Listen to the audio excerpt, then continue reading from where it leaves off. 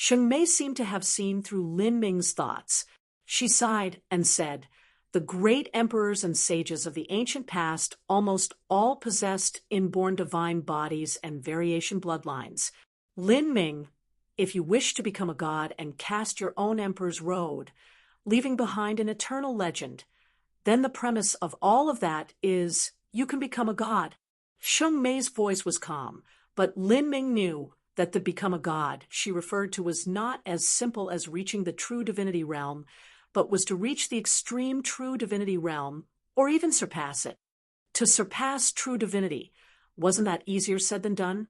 Even if humanity were at peace and he possessed the entire legacy and resources of his race, he still might not be able to accomplish that. Much less now, when humanity was experiencing a great calamity soon. Lin Ming would lose his backing and struggle in the endless, surging waves. If he were just a little bit careless, his body and soul would be destroyed. "Empress, I have a question. How many heavens do the saints control?" Lin Ming asked. He wanted a rough approximation of the saint's strength. That would be greatly helpful to him. 7. The same as my Spiritas, although their overall strength is slightly inferior. Sheng Mei said with certainty, in a sense, the Akashic dream universe, to a race, was far more useful than the primeval realm ruins. After all, the army-style training of the Akashic dream battlefield was something that the primeval realm ruins didn't have. 7. Then, if the Spiritas and saints each possess 7 heavens, the numerous ancient races possess 1, and the divine realm is also 1, then I only know of 16 heavens. There are also the universes of 17 heavens remaining. Are there other races? Lin Ming asked, feeling a bit depressed. In the past, humanity stood on par with the saints and Spiritas, but now they only possessed a single heaven. Of course, there was still a large number of humans. Many of them were distributed across the various territories of the saints and Spiritas, and could be called slaves. Now humanity, which had once been one of the 3 great peak races, only had the advantage of numbers left for them. Sheng Mei shook her head. There aren't that many races. Of the 33 heavens, many of them are gaping death traps or wildernesses. Some of them have chaotic laws, some of them have thin origin energy, and some of them are even filled with powerful vicious beasts. All of these problems are the ongoing consequences left behind by the great wars of the 100 races from ancient times. But the truth is that this isn't a problem.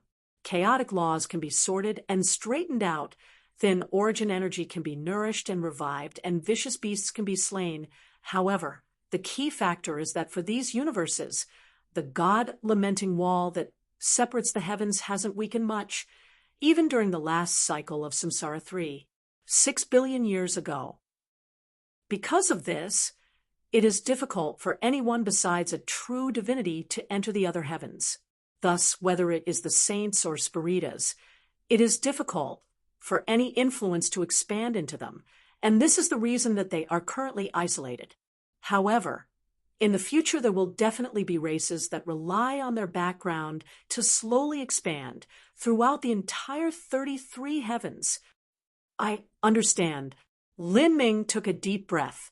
It was clear that the martial arts civilization was at its most glorious 10 billion years ago.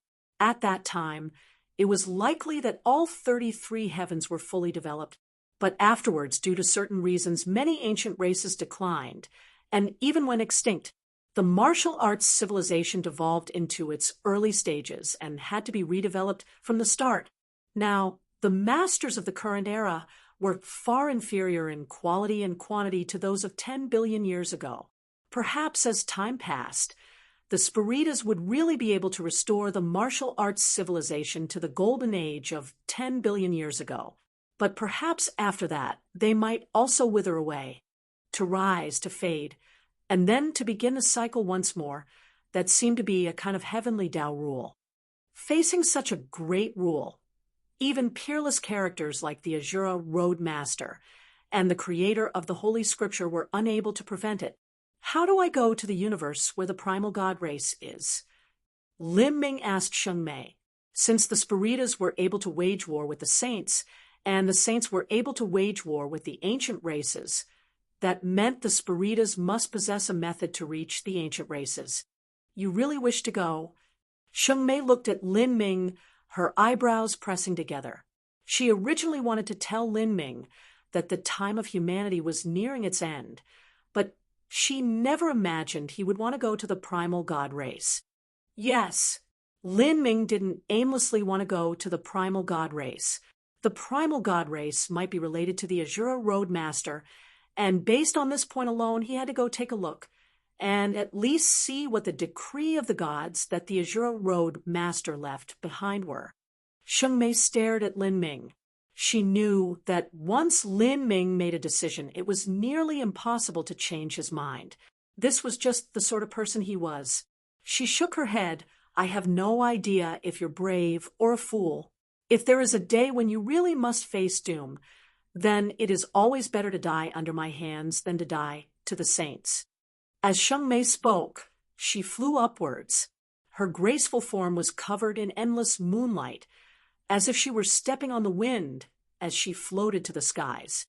Like this, she left, not even turning her head, once as she brought her previous confusion and her new decisiveness away with her. Lin Ming watched Sheng Mei disappear into the horizon. He felt a sense of sudden melancholy that he couldn't explain. The next time they met, what would the situation be like? The vicissitudes of life were ever-changing, being flipped and turned in the surging waves. In this great world, no one was able to do as they liked. Lin Ming was a young eagle that had just learned to fly. Facing the upcoming storm, he was unable to reach the lofty skies. However, Sheng Mei was powerful and had completed her 7th revolution of reincarnation. Once she stepped into the Empyrean realm once more, her true combat strength might reach the boundaries of a true divinity. Even so, in her life she was burdened by a tremendous weight, one that left her lonely and lost. As Sheng Mei had said, whether it was him or her, they were both moths flying towards the fire. Even though they both clearly knew there was a raging flame in front of them, they still desperately rushed into it. Beneath the arrangement of fate, even if the initial moments were happy, the results might surpass all imagination. Even friends could turn into foes, opposing each other to life and death. However, even knowing this, they would still follow the paths they had chosen and walk down their roads. This was because they both held fast to their hearts and possessed their own beliefs. If only life stayed like the first time we met. Suddenly, looking back through the rivers of time, nothing fills the eyes but mist. I must struggle in the dust and chaos. Even if I am only a small wave, I will still bravely move forwards. Chapter 1862, Primeval Universe. Chapter 1862, Primeval Universe. Brother Lin, are you leaving? A shy voice sounded out. It was Ruby. I must leave. If I have the chance to return, then I will definitely help you solve the riddle of your life. Sheng Mei had long since left the vast forest. Lin Ming had been standing beneath the great starry skies for several hours. He didn't want to bring Ruby away. She was an energy body formed from pure soul force, and if she left the Akashic Dream universe, she wouldn't have a physical body. Although she would still exist, it would feel like a bird losing its wings. If she went to the catastrophic universe where the 100 ancient races dwelled, she might not be able to play a major role and would easily fall into danger. Plus, with the uncertainty of Lin Ming's own continued existence lying on the edge, he decided to leave by himself. Then I will wait for you to return. Ruby clenched her small fists and vigorously nodded. Towards Lin Ming, she felt a natural affinity. This was because of the magic cube and the eternal soul. Over the years, Lin Ming's soul had been nourished by the magic cube and had become extremely pure. It now possessed a trace of never-changing attributes. This was also another reason why Lin Ming was special in Sheng Mei's eyes. Lin Ming deeply looked at Ruby. Then he floated upwards and decisively turned away, welcoming the endless night winds as he quickly flew. This was a desolate and bleak universe. In this universe, the heaven and earth origin energy was particularly thin, only 60 to 70% that of the divine realms. But this universe was actually flooded with a boundless primal aura, as if it had existed for 1 trillion years. There weren't many stars in this universe. As for those that still hung in the skies, they seemed gloomy and dark, as if they were on the verge of being extinguished. Lin Ming calmly sent out his divine sense and discovered that in the starry skies there were many hidden black holes. Black holes were formed from the death of stars and were one of the most terrifying types of celestial bodies to exist in the universe. They were condensed from the overwhelming might of the heavenly Tao laws, and even an Empyrean wouldn't be able to come out if they entered. This universe seems to be fading. Lin Ming stood before the porthole of a spirit ship. He sighed. In the boundless universe, there was life as well as death. When a universe had existed for a long time, many stars would begin to die out one after another, becoming black holes. This was one of the signs of a universe moving towards entropy. This process took an incomparably long time, perhaps even 100 billion years. I never thought that the universe of the primal god race and other ancient races would be like this. Although Sheng Mei was almost hostile with Lin Ming, she had still arranged for people from the Soul Rapture Holy Lands to help Lin Ming enter the universe that the saints ruled over and subsequently enter this primeval universe. This was a long journey. They had to pass through several god-lamenting walls, and the process lasted for over a year. Wishing to make a trip that crossed several universes wasn't easy at all. One had to use great void shifts countless times, consuming endless amounts of energy stones like 9 sun jades. Even a great world king would lose all their wealth in this attempt. And at this time, Lin Ming discovered that in the starry space there was a giant floating temple. This temple shimmered all over, dazzling to the eyes. From this temple, Lin Ming could feel a familiar aura that was astral essence, an energy as deep and vibrant as the sea. The saints, halt, identify yourself. Thousands of miles away from Lin Ming, a group of martial artists rapidly flew towards him, blocking his way. These saint martial artists wore golden combat armor and held thick halberds and lances in their hands. They surrounded Lin Ming's spirit ship. "Come out!" the leading saint martial artist shouted, his voice causing space to shake. Lin Ming calmly flew out from the spirit ship. He had already used the bodily rebirth technique to change his appearance, and had even concealed his status as a human. Even an Empyrean wouldn't be able to see through Lin Ming. Someone of our race. What influence are you from?" This aggressive squad of saints had a holy lord as their leader. It was naturally impossible for them to see through Lin Ming's disguise. "I am just a lonely wandering martial artist. I came to the primeval universe in order to fight and temper myself in a war that involved 2 races. It wasn't something that could be accomplished by several influences. Rather, all martial artists within the race could freely enter as they pleased to sharpen their skills in battle and also obtain valuable war loot. For instance, the attack on the primal god race was coordinated by the Good Fortune Saint Sovereign. It involved over 150 Empyrean influences participating in addition to countless World King and Holy Lord level influences. With all of these influences gathered together, the temporary army they formed was incomparably massive and chaotic. Many saint martial artists could temporarily enter the army and become members of the army. They could take this opportunity to temper themselves, just like Lin Ming had said. Thus, it wasn't sudden or a surprise for Lin Ming to appear here. "Don't move," the leading Holy Lord martial artist said. He took out an array disc and scanned Lin Ming, confirming his status once more. This was to prevent any spies from infiltrating their ranks. However, it was impossible for such an ordinary array disk to penetrate through Lin Ming's bodily rebirth technique. The array disk didn't have any response. The Holy Lord Sergeant nodded and tossed a token towards Lin Ming. Lin Ming took this token and glanced at it. The writing on it said, Sergeant Number, Holy Lord Level 12,968. Subordinate under Empyrean White Heaven. 1st Mixed Legion. Seeing these words, Lin Ming was shocked. In a battle between races, the scale was truly astronomical. In a legion led by an Empyrean, there were over 12,000 holy lords.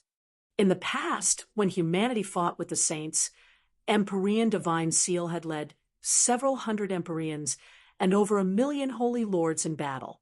This left a deep impression on Lin Ming in such a dreadful war. Unless one's individual strength reached that of a peak Empyrean or true divinity, it was difficult to display much of an effect. Lin Ming received the token and like this joined the saints' army.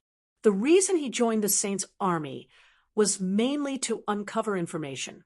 He had come to the primeval universe alone. In such a vast world, he didn't have a map or a guide, and he didn't know anything at all. If he continued like this, he could wander around for 1,000 years without finding the primal god race. But if he joined one of the saints' legions, that was different. Like this, Lin Ming stayed in the saints' army for several days, carrying out training exercises and combat practice. Fighting in a legion was completely different from fighting one-on-one. In a situation with outstanding martial artists present, a short period of training could improve the overall combat strength of the team. During this training period, Lin Ming deliberately stayed far away from the giant temple. This was because he could faintly feel a horrifying aura emitting from the temple. It was likely that this Empyrean white sky was in command of the temple. With Lin Ming's current level of strength, he didn't want to come into any contact with an Empyrean. If he had to face an Empyrean, he wouldn't be able to run, much less escape.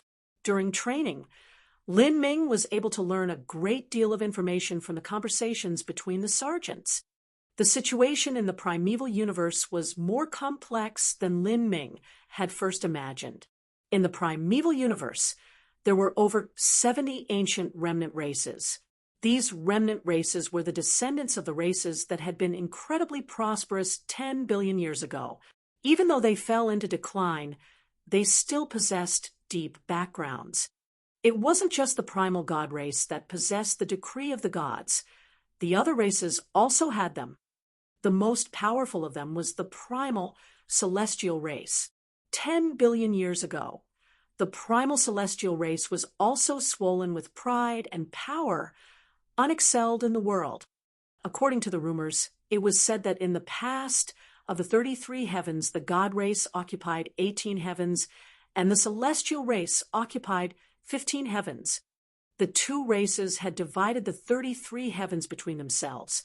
Unlike today, where many universes existed in a semi-obsolete state. During ancient times, the other races were in truth races that coexisted in the universes that the god race and celestial race had captured. Now, since the saints wanted to annihilate the primeval universe, their main threats came from the god race and celestial race.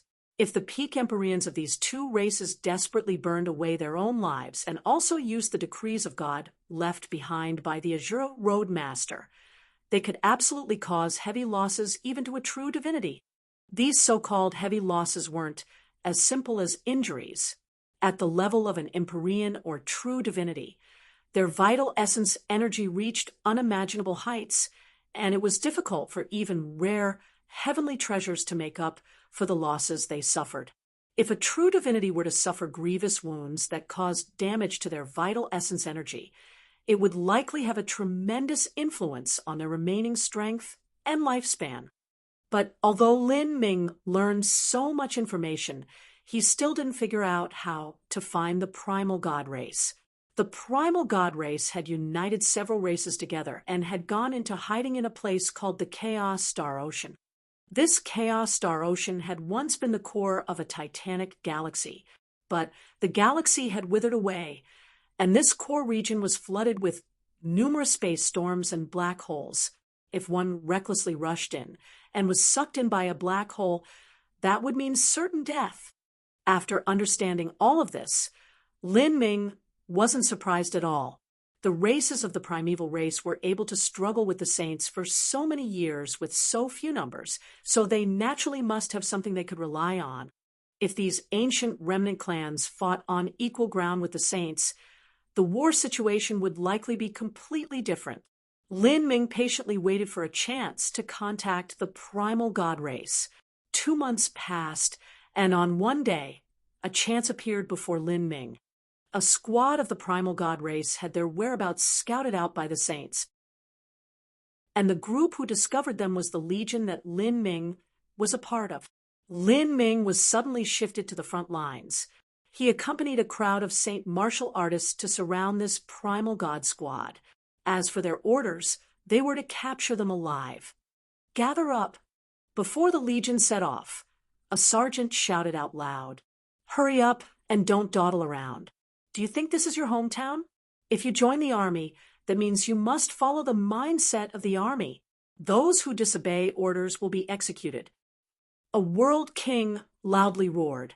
He came from the White Sky Holy Lands and could be called part of the true army.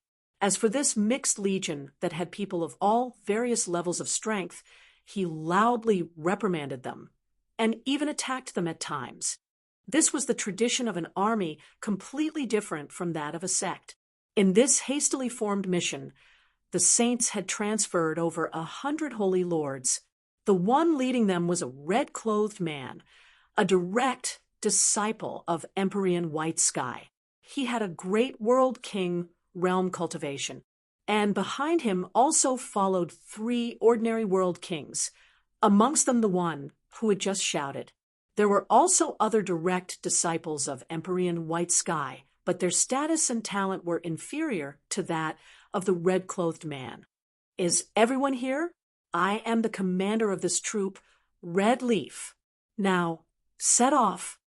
The red-clothed man dispensed with all the small talk. He brought the mixed legion and soared to the skies. Chapter 1863. Entering the God Race. Chapter 1863. Entering the God Race. Kia. Primeval Universe. Chaos Star Ocean. Blood surged, the sounds of death and battle boiled in the air. Beams of brilliant light shot out like eternal rainbows, colorful and heroic, piercing through the void and shaking it. Kacha! Kacha! In the midst of the violent fluctuations of energy that ripped through all directions, massive asteroid belts broke up and disintegrated. This area had long been eroded through the endless years, decayed to the point of collapse. Now that this exceptionally brutal war broke out, the asteroids instantly turned to ash. The war drums of the saints rumbled, echoing through this ancient universe like billowing thunderclouds. Woo! Woo! Horns bellowed into the air, cracking open the starry skies. Sonic ripples spread through, inciting the morale of the Saint martial artists. Where drums and horns beat together, endless massacres broke out. Beams of divine light ripped through the battlefield. Lin Ming mixed his way into the spirit ship of the Saint martial artists. As he passed through this part of the battlefield, he saw many ancient remnant races still desperately fighting and crying out. These ancient remnant races were mostly celestials and the followers of the celestials. The primal god race only accounted for an extremely small portion of these martial artists. The entire god race consisted of only several tens of millions of people, compared to the other larger races of the 33 heavens who consisted of unknown quadrillions of people. The god race couldn't even be considered a drop in the bucket. In fact, even 10 billion years ago, the primal god race didn't have a high population. At the very least, they couldn't compare to the raw numbers of the great races of the current era. At that time, within the universes ruled by the primal god race, The main residents were the other races that followed the primal god race. These races often had populations several hundreds of millions of times greater than the primal god race. The primal god race was just like their name to these races. Their powerful members were the same as gods. Gods could control the universe, but the number of gods was always far less than all other living beings. The scenes of war were merciless and tragic. Some of the ancient race martial artists possessed 3 heads and 6 arms. Some had glowing golden bodies, some exuded shining auras of power, some possessed billowing blood vitality, some had massive horns, but all of them were incredibly talented when it came to fighting. When these powerhouses gathered together, their blood energies seethed and fused, seemingly boundless and containing endless fighting strength. But although these ancient races were powerful, they were surrounded by enemies 10 times their numbers. The saint martial artists encircled them like ants. These saint martial artists weren't weak either. Each one had extraordinary talents, powerful bloodlines, or formidable martial arts inheritances. As they all activated their bloodlines, their appearances became fierce and savage, and even when they died, they would go down biting and kicking at the ancient races. Although the ancient race martial artists fought bravely, 2 fists could not fight 4 hands. Their boiling blood vitality and fierce actions were soon submerged by the sea-like offensive. Moreover, some influences of the ancient races were separated by the saint martial artists using calculating methods. They were divided and then conquered, suffering massive casualties. This battle is intense. Although the ancient races are using the terrain to their advantage and engaging the saints in guerrilla warfare, the saint martial artists eventually find them. Once the saints find them, it's just a mass slaughter from then on.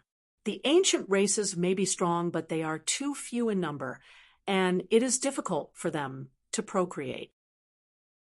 If this continues, then they won't be able to last for much longer. Lin Ming grimly thought, his heart heavy. Seeing these ancient races heroically battle with the murderous saints, an inexplicable feeling of frustration and sorrow shook Lin Ming's heart. Dozens of years from now, would this be the same scene in the divine realm?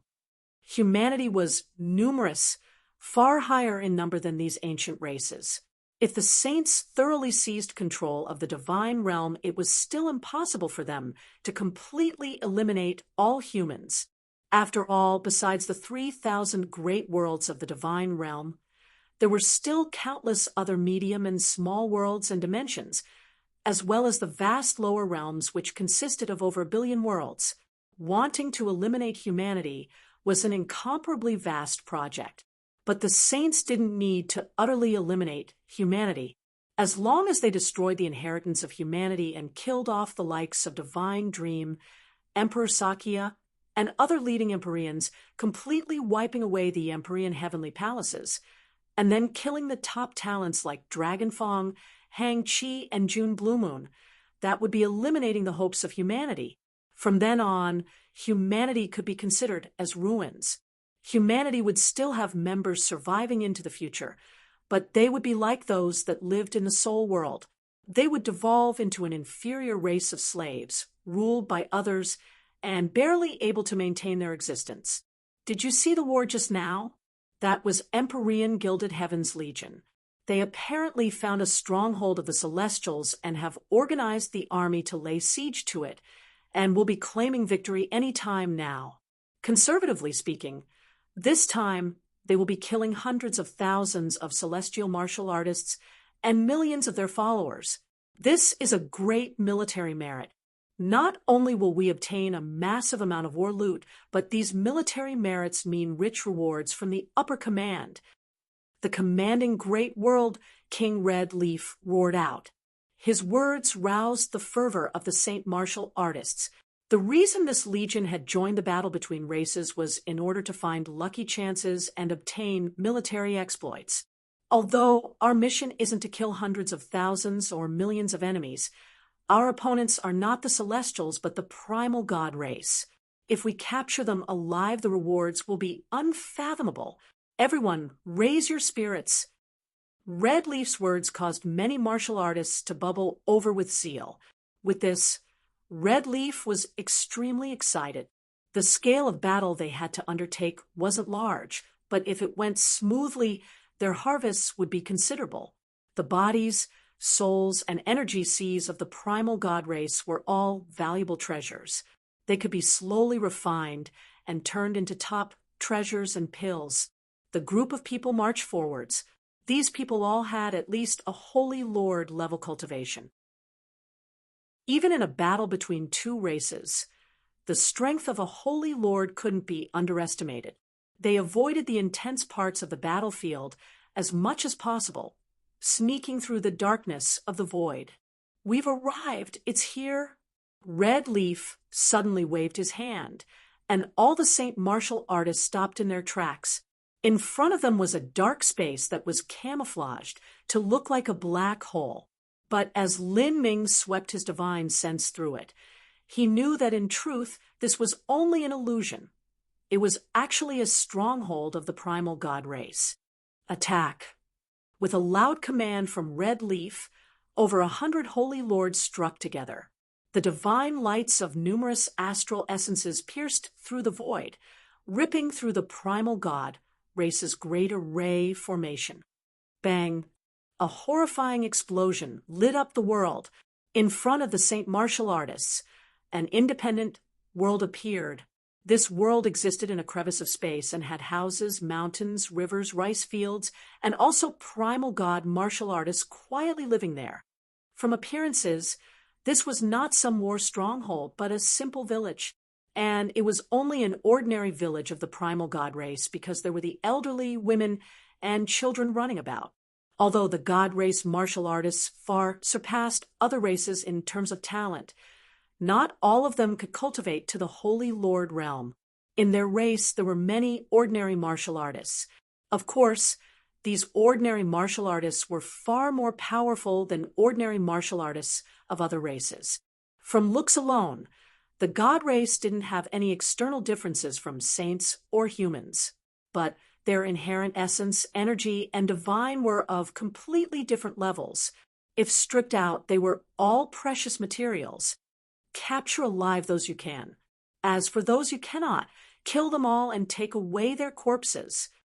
Red Leaf ruthlessly ordered. A manic bloodthirst clouded his eyes.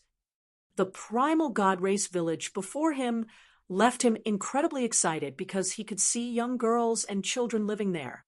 The young girls of the god race, if they were virgins, would be extremely nourishing to his cultivation if he were to ravish them. As for the children of the god race, they could be turned into medicines. The effects were even better. In the private transactions of the Saint Race legions, the prices of the god race's young girls and children were dozens of times higher than other members. Ha! All of you die. Kill them all. More than 100 holy lords and 3 world kings attacked together. The god race village in front of them wasn't too large. No matter how heaven-defying the talent of the god race was, it was impossible for a tiny village like this to harm a great world king. Whoosh! Suddenly, a divine arrow cut through the skies, and a saint holy lord in the front was pierced through the chest, immediately sent flying backwards. During the time he was sent flying away, the divine arrow twisted apart the Saint martial artist's heart and lungs, causing blood to gush out from his body and sever his life. Red Leaf sneered. Interesting, there's a fierce youth here, and his skills aren't too bad. Red Leaf thoughtfully looked towards the center of the village. There was a youth holding a bow with an early holy lord level cultivation. But this early holy lord was able to kill a late holy lord with an arrow and even ignore the powerful bodily defenses of the saints. This strength was extraordinary. He was surely some astonishing genius. Bang! The youth hurtled into the skies. His body was covered in war armor, and dense arcs of electricity wrapped around him. His eyes were angry and defiant. He kicked out and sent a Saint martial artist hurtling 1,000 miles away, causing him to violently vomit blood. Chapter 1864, God Race Royalty, Chapter 1864. God Race Royalty. This God Race youth's 2 continuous attacks caused the locust-like swarm of St. Martial artists to halt their advance. Seeing this, Lin Ming was slightly surprised. This youth's talent already surpassed many Empyrean descendants. A small God Race village actually had such an outstanding elite. If a large influence of the God Race with a deep background were to raise such a genius, how terrifying could he be? Interesting. Senior apprentice Brother Red Leaf, let me play with him. A world king standing behind Red Leaf grinned and moved forwards. He took out a spear, a flame burning on its tip, facing this Saint World King. The God Race youth's complexion was solemn. He could feel the terrifying aura rolling off this opponent, and from what this World King had said, the senior apprentice Brother Red Leaf, he referred to as clearly stronger. From Red Leaf's body, the God Race youth could feel an aura as deep as the sea, making his heart race. Behind the God Race youth, the other primal God Race villagers all had worried and fearful expressions. Their tiny little village didn't have much war strength, so how could they ward off the assault of 100 holy lords, several world kings, and a great world king? What enmity does my primal God Race have with you saints? You want to annihilate my people's bloodline and use our children for alchemy? The primal God Race youth angrily shouted. Thunder gathered in his palms, and a vast lightning storm seemed to grow within his maddened eyes. Ha ha! What sort of question is that? How pathetic! In this universe, the strong devour the weak, who made it so that your flesh and blood are valuable medicines, and that the women of your people are the best living furnaces for dual cultivation. Who told you to possess so many resources? Your people were once brilliant in the past, but now it's time for you all to permanently leave the stage of history. My saint race will rise without stopping, and you will perish while we do so. The Saint World King laughed. The God Race youth simmered in grief, hatred roiling in his heart. He flew straight up from the ground, impacting into the skies. Even if I must die, I will drag you down with me. The God Race youth bellowed. His flesh and blood began to emit an even more dazzling brilliance, and his skin started to shine with a golden light. Runes flashed on his body, exuding an inexhaustibly potent power. The void shook, and his crystalline bones emitted a majestic aura that caused the world to shake. This bloodline, Lin Ming was startled. He could feel that this bloodline was slightly similar to the Azura blood the Azura Roadmaster had left behind. Of course, compared to the Azura Roadmaster, the difference was far too great. When he had heard Sheng Mei say that it was rumored that the Azura Roadmaster came from the primal God Race, it seemed that these weren't baseless stories.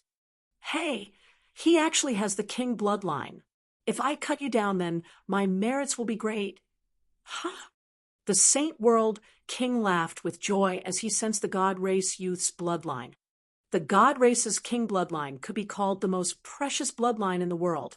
The pure king bloodline had already vanished from existence, but there were still some lineages left behind. Although they were impure, they were still extremely valuable. What an accidental harvest! Many holy lords were excited. They were part of a mixed legion, so they were often sent to the edge of the battlefield. Because of this, they had some complaints in their hearts. They thought they would never be able to seize some of the primal God Race's treasures or important figures, but they never imagined they would find a God Race youth with a king bloodline in this tiny village. But something was strange. This God Race youth with the king bloodline, why would he be in this small village? All of us will capture him together, Red Leaf suddenly said. He was preparing to attack himself, and the other 2 world kings moved forwards with him, all of them approaching the God Race youth. He was afraid that this God Race youth possessed some uncommon status, and there would be reinforcements arriving. Seeing this, the martial artists in the God Race village were filled with despair. Ego, the elderly in the village, gripped their fists. A young girl's eyes filled with tears. The youth fighting in the skies was named Egu.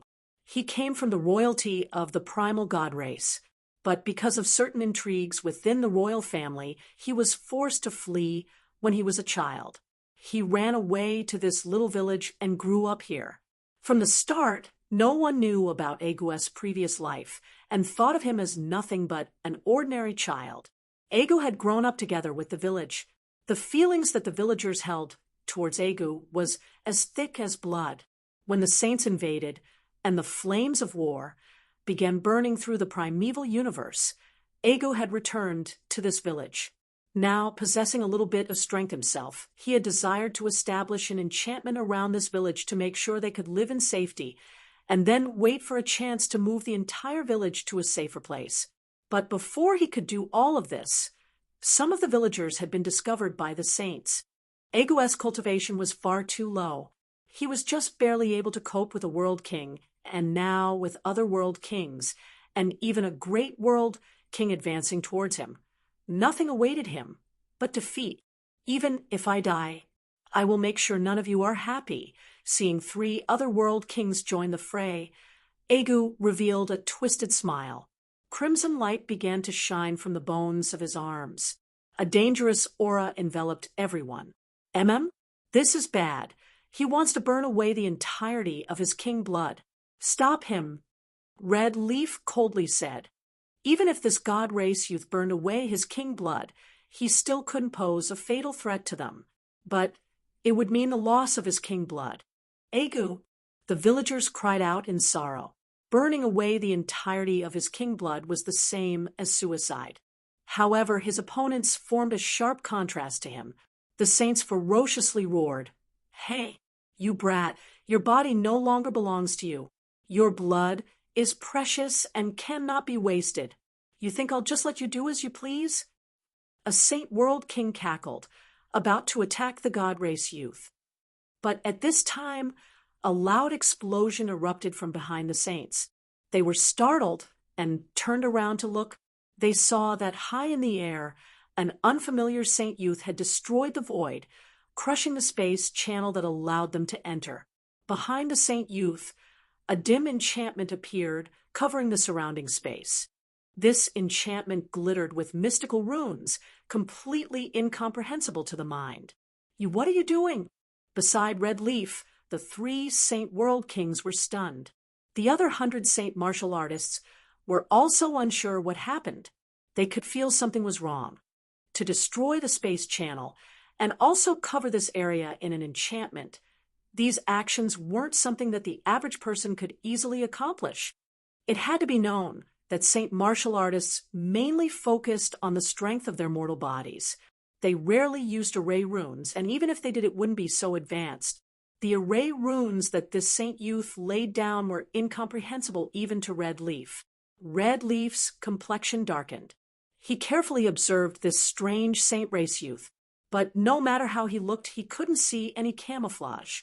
This person's cultivation, race, and appearance didn't seem fake at all. But his actions proved he wasn't here with good intentions. What is the meaning of this? Who are you? Red Leaf suspected that this person was a spy who had infiltrated into their ranks. After all, in a great war between races, the origins of members in a mixed legion were extremely complex, and it wasn't surprising for a spy to sneak their way in. After destroying the space channel and laying down an enchantment, the saint youth drew out a spear from his spatial ring. This saint youth was Lin Ming, who had used the bodily rebirth technique. He had been biding his time for so long and had only taken action now because he wanted to take advantage of the time when the saints were attacking the god race village to lay down the sealing enchantment. This enchantment had array symbols of the Azura heavenly Tao engraved into it, and its purpose was to prevent these saint martial artists from escaping. Lin Ming's identity was far too sensitive, especially to the saints. Although he could hide his appearance with the bodily rebirth technique, he couldn't hide his moves. Moreover, his cultivation was at the Middle Holy Lord realm, when his combat strength was contrasted with his cultivation. And in addition to his moves, if any saint martial artists ran away and spread news of what they saw, perhaps even including a battle array disc, then people like the good fortune saint's son would definitely be able to guess his identity. Once the saints discovered he had come to the primeval universe, what would happen then? Lin Ming didn't dare to imagine it. Thus, choosing the correct time to attack was extremely important to Lin Ming. Defeating these people wasn't hard, but to kill off every single one of them was a challenge. Chapter 1865. Egu. Chapter 1865. Egu. This brat, he's looking to die. After seeing Lin Ming block off the space channel, everyone began to emit a faint killing intent. The Saint martial artists were furious. As for the primal god race villagers, they never imagined such a sudden change would occur. Egu, do you know this person? Did the royal family send him to rescue you? A beautiful blue-clothed girl sent Egu a sound transmission. She had adored Egu for a long time, and the truth was that even as a common village girl, her feelings were reciprocated. But because of the difference in their backgrounds, neither of them had the courage to be open about their emotions. No, I don't know him, and he doesn't seem like a member of the ancient remnant races. Egu looked at Lin Ming, finding it hard to discern his cultivation. If this person was only a middle holy lord, how could he possibly be the match of so many powerhouses? I don't know this brother's good name, but let's join forces. Egu said in the common language of the saints. He was worried that Lin Ming wasn't a match for these people. But just as he spoke, Lin Ming moved. Behind Lin Ming, colossal stars appeared, floating up and down. As soon as he moved forwards, he opened the 9 stars of the Dao Palace and simultaneously galvanized the power of thunder and fire within his body. He couldn't hold back here. When dealing with the entire Saint Legion, as well as the great world king, it would be difficult to make sure not a single one of them escaped. Who? Flames surged in the skies, and the void was flooded with lightning, as if countless purple and red snakes were twining themselves through the world. The scene was bizarre and horrifying. Then Lin Ming thrust his spear. The spear he used was the Black Dragon Spear.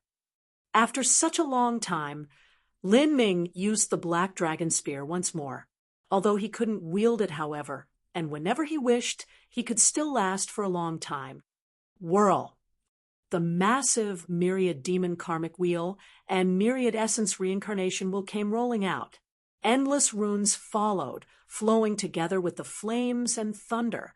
It was like a river of stars had exploding into existence, completely covering the Saint martial artists.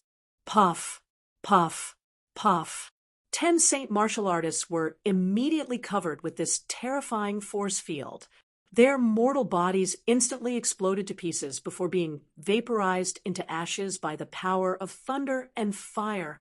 Right after, their souls and energies were absorbed by the myriad demon karmic wheel and the myriad essence reincarnation wheel. What? Seeing this, many people paled. They had guessed that Lin Ming was powerful. Otherwise, it would have been impossible for him to lay down an enchantment that they couldn't break free from. But they never thought he would be powerful to such a degree. 10 holy lords had been executed just by facing him. Get in formation. A Saint World King shouted, already frightened. 100 Saint warriors were all in a critical situation, facing a powerful opponent.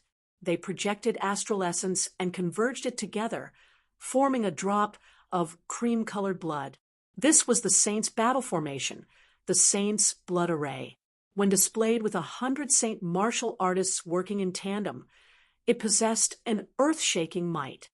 The superiority of this battle formation lay in the fact that it was easy to learn and practice, and thus suitable for a mixed legion like this. This blood was strange.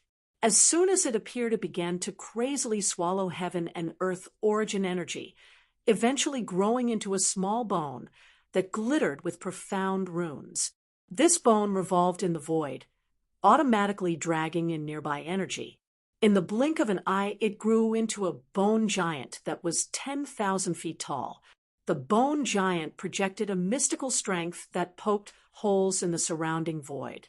Roar! The bone giant hurled itself towards Lin Ming, but at this moment, a brilliant light bloomed between Lin Ming's eyebrows. The Davik eye slowly flickered open. This was Lin Ming's fourth Dao Palace, the Davik Eye Dao Palace. Beneath the illumination of the Davik Eye, the energy flow within the bone giant became absolutely clear down to the minutest detail. Lin Ming could see every weakness, every point where the fusion was incomplete. The Mixed Legion was nothing but a hastily crafted force, and their coordination couldn't be considered spectacular. Beneath the gaze of Lin Ming's Davik Eye, numerous weaknesses were exposed. Lin Ming grasped the Black Dragon Spear and impacted forwards. His body turned into a beam of spear light that thrust into a point 70 feet below the bone giant's ribs. Rumble, rumble, rumble. With a loud bang, Lin Ming's energy flooded into the bone giant, causing the originally unstable energy structure to collapse. Soon, the entire bone giant caved in on itself. Many people were stunned silent. The battle formation formed by 100 martial artists was directly smashed to pieces by Lin Ming's spear strike. Just who was this person? This is impossible. The Holy Lords could not accept this, although their individual strength wasn't worth mentioning when their strengths all superimposed upon each other. Even a half-step Empyrean would have to earnestly defend against their attack. Still, it had been easily broken by Lin Ming. He clearly saw the weakness of the bone giant. Someone cried out in alarm. He was unable to imagine how Lin Ming had instantly seen through the flaws of their battle array. They didn't have time to respond. At this time, Lin Ming had rushed into their ranks. Peng, a holy lord, had his head smashed open by Lin Ming's spear, immediately dying where he stood. Then Lin Ming erupted with energy. The strength of the 9 stars of the Dao Palace gushed out from within him. He was unstoppable, like a tiger diving into a flock of sheep. All that remained was slaughter. Lin Ming had already recently experienced 2 great killing scenes within the Akashic Dream universe, and was now familiar with what to do. Moreover, at the Fallen God Mountain range, the peerless geniuses Lin Ming faced were far more formidable than these Saint Holy Lords. Who is he? Seeing Lin Ming instantly kill over 20 people like some unrivaled demon god, many people began dripping with a cold sweat. The vast skies were dyed red with blood, and corpses fell like rain. Some saint martial artists already had thoughts of escaping. The martial artists of this mixed legion had mostly joined the war of races in order to find some lucky chances. But if they knew with certainty they would die, no one would want to sit around and wait for their death. You are courting death. Red Leaf attacked. He was enraged upon seeing Lin Ming slaughter his troops. As soon as he attacked, he did so with all of his power behind it. His body rose, growing taller, and scales appeared on his skin. His blood vitality soared to the heavens, making him seem like a bloodthirsty demon lord. Kacha! His attack collided with Lin Ming's. The two could both feel the horrifying strength of their opponent. In the violent strike just now, Lin Ming and Red Leaf were both forced back. But at that time, 2 figures flew out from Lin Ming's inner world. They were Lin Ming's avatars, the Essence Spirit Embryo Stone, and the Soul Springs Divine Embryo. These 2 avatars had also changed their appearance, looking exactly like the current Lin Ming. Although their appearance-changing technique wasn't too exquisite, in the confusion and chaos of battle, it was impossible for Red Leaf to see through them. Red Leaf was panic-stricken. He saw 2 figures that looked exactly like Lin Ming rush out from within him and realized these were his avatars. But because he had just attacked, it would be hard to resist their strikes. Junior Apprentice brothers. Red Leaf summoned the 3 Otherworld Kings. They recklessly hurtled forwards, but how could they be a match for Lin Ming's 2 avatars? A crazy and brutal collision occurred. In a single exchange, they were sent flying away, one of the world kings heavily wounded. The primal god villagers watched all of this in a daze. They certainly knew just how strong those three Saint World Kings were, but they watched on as this mysterious Middle Holy Lord realm youth fought, his cultivation not much higher than Aegues. Fierce, a brilliant light flashed in Aegues' eyes. He took this chance to rush forwards, grasping his long bow, and using it as a sword to wildly slash forwards. He had to take advantage of this opportunity to assist Lin Ming. The bow's bowstring was sharp beyond imagination. It could even slice open space. With a pitiful cry, the World King that had just been heavily wounded by Lin Ming was sneak attacked by Aegu.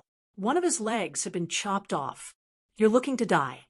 This World King turned to strike Aegu, but Aegu wasn't much weaker than an ordinary World King to begin with, and this enemy was already exhausted.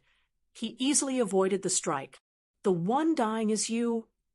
Aegu launched another brutal attack.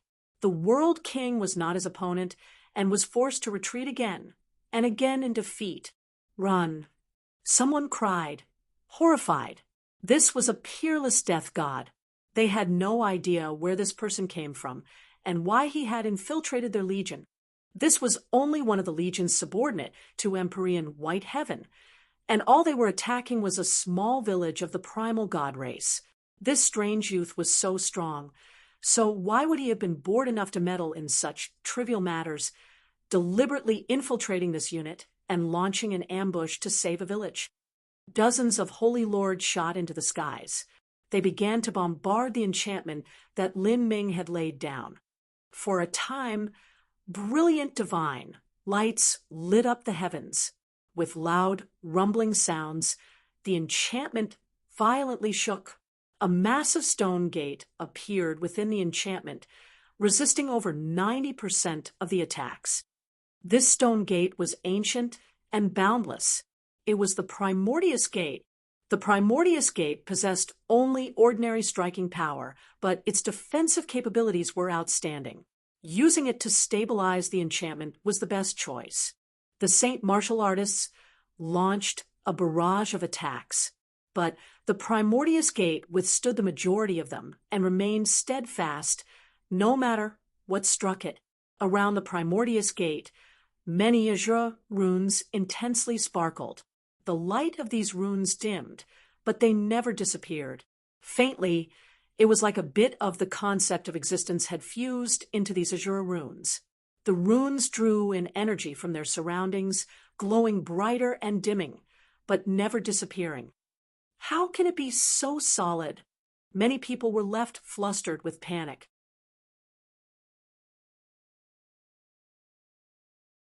Chapter 1866, God Ray's Headquarters.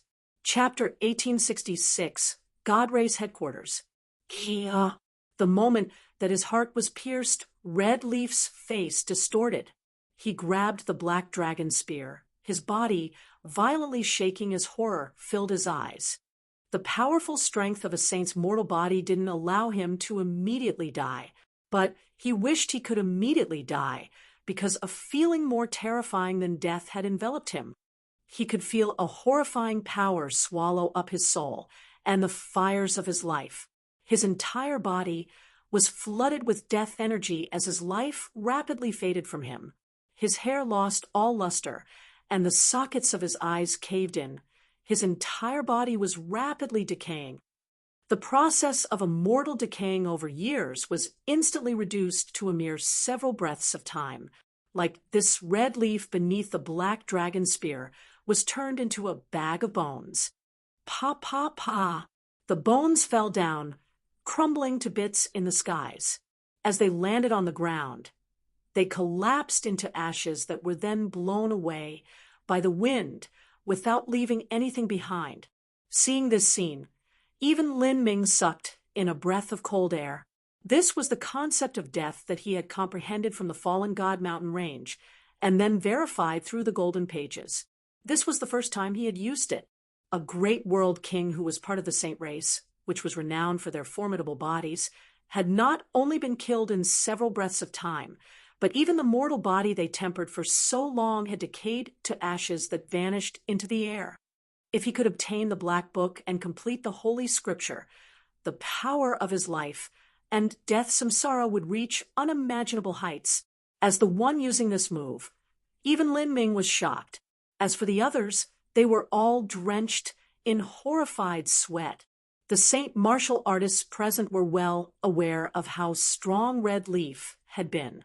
Even among great world kings, he was in the upper echelons in terms of strength. Yet he had been slain by Lin Ming without even bones remaining. His cultivation is just a small boundary higher than mine. So how could he? Aga grasped his bow, unsure of what to say.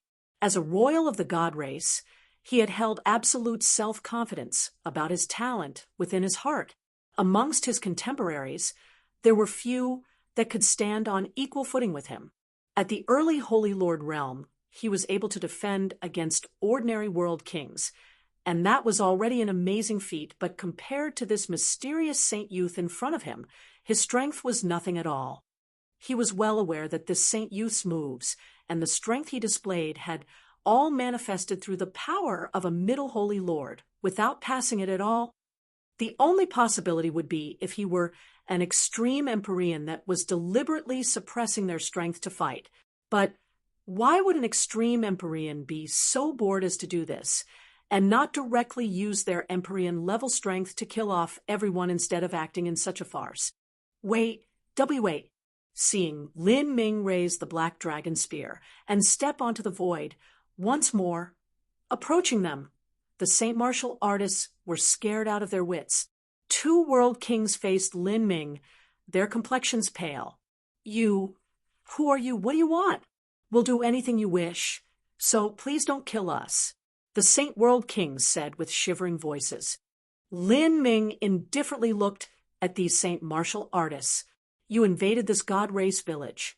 When you invaded other races, did you ever think that their lives were as valuable as your own?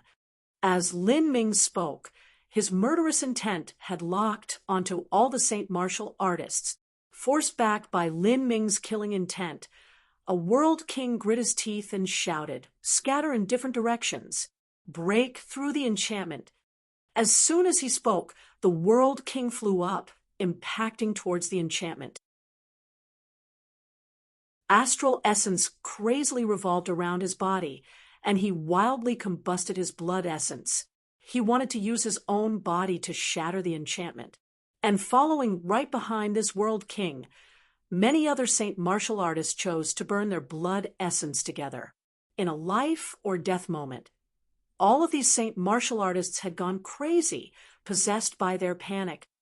Compared to their lives, what could burning their blood essence be considered as?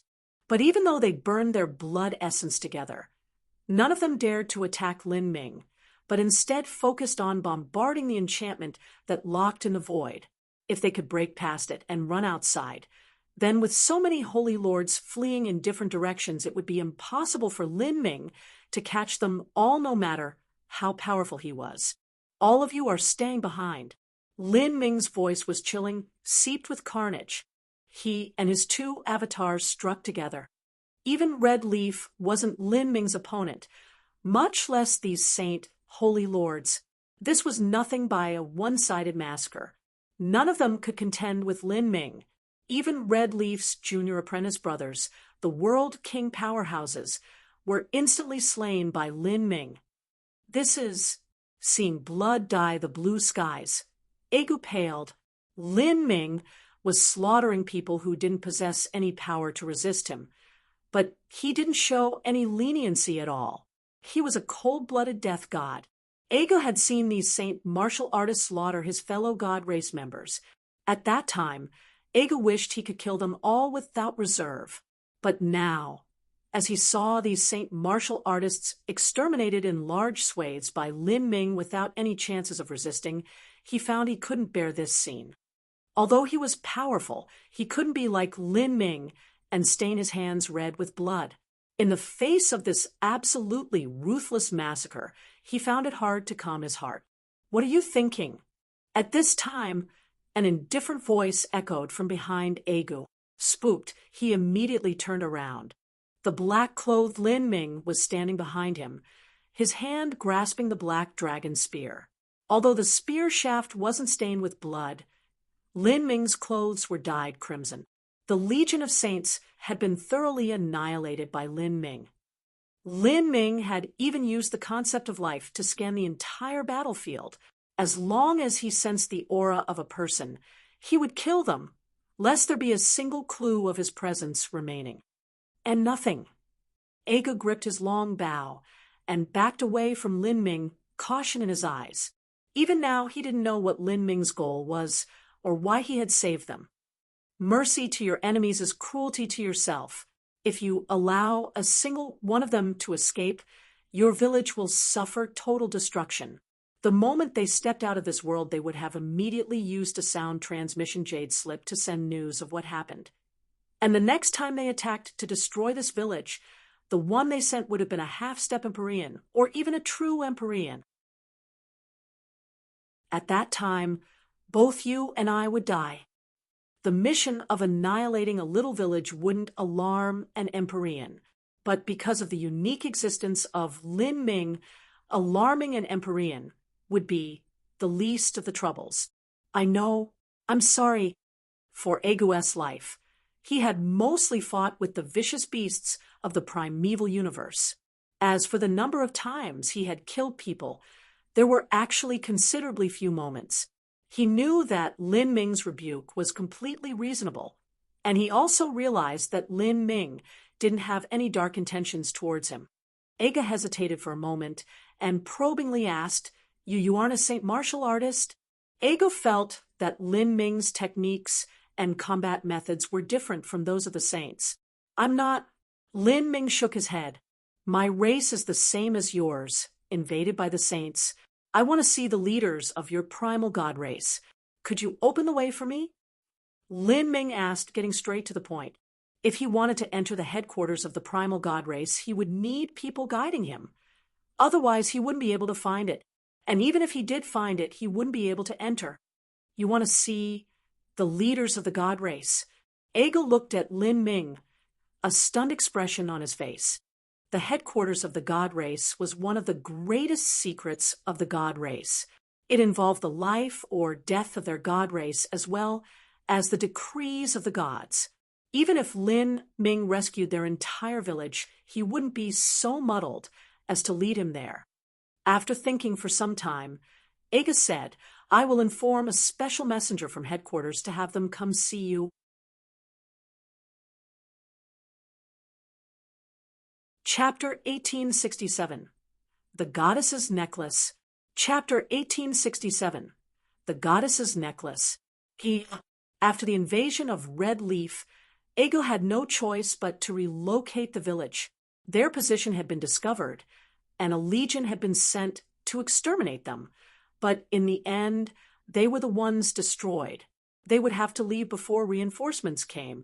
Who are you? In the void, a middle-aged man in Golden War armor stood in front of Lin Ming. He was the messenger from headquarters that Aga spoke of. If Lin Ming wanted to enter the God Race headquarters, he would first have to obtain this person's trust. To lead someone of unknown origin into their headquarters was undoubtedly a dangerous and foolish action. I am from the human race, and wish to see the leader of the God Race. As Lin Ming spoke, he had already lifted his disguise. Going to the God Race headquarters, there was sure to be a number of detections cast on him. An appearance-changing technique wouldn't be able to deceive these people. Seeing Lin Ming's appearance, the God Race messenger was stunned.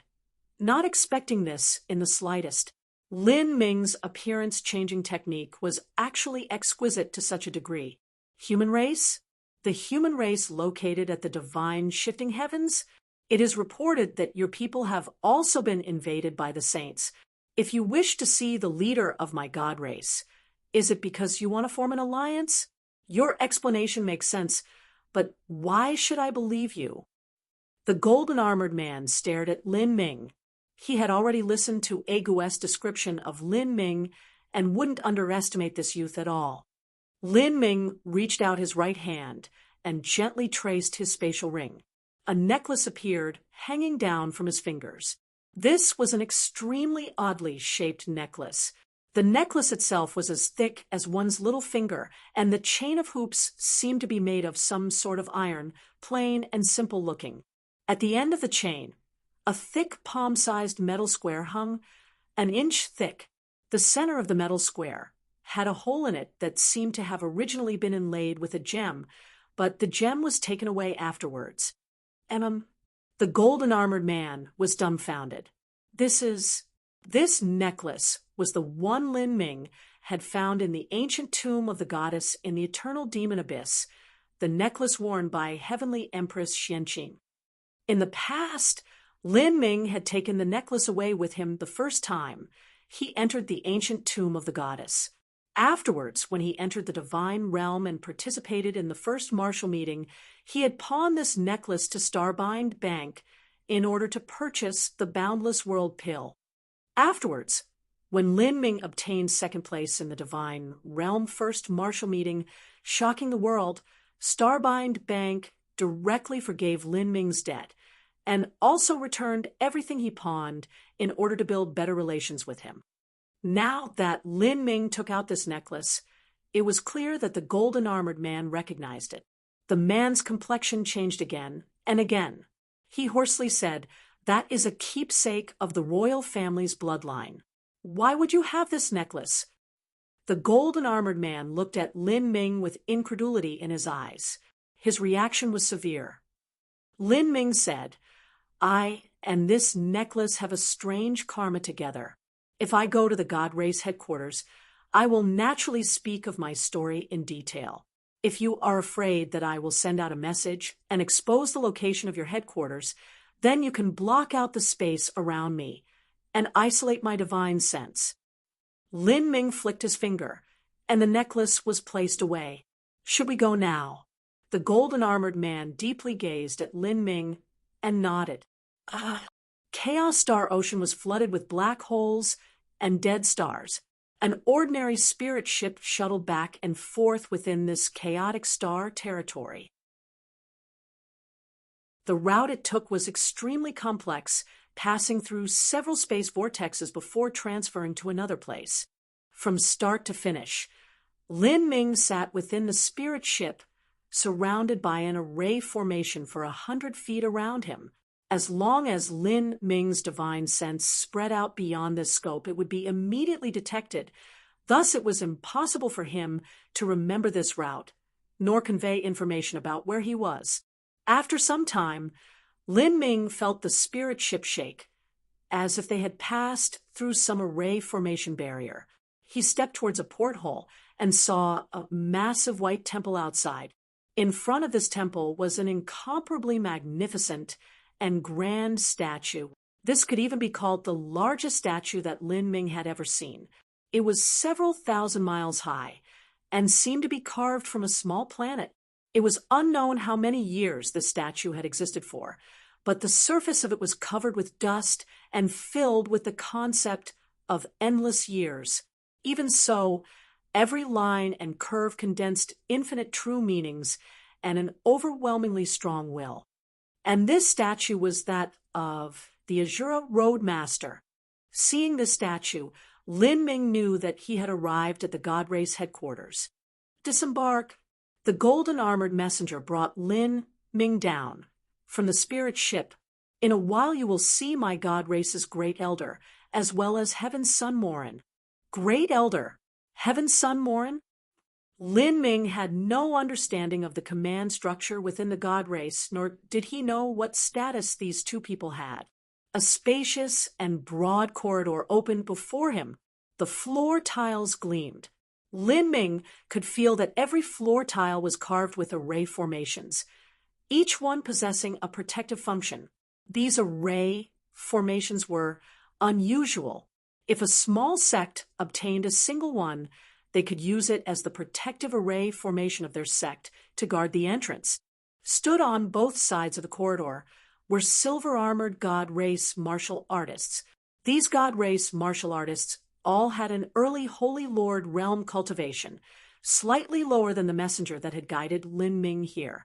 And Lin Ming could faintly feel that these god race holy lords all possessed the ability to jump ranks to fight, at least able to cross one or two small boundaries.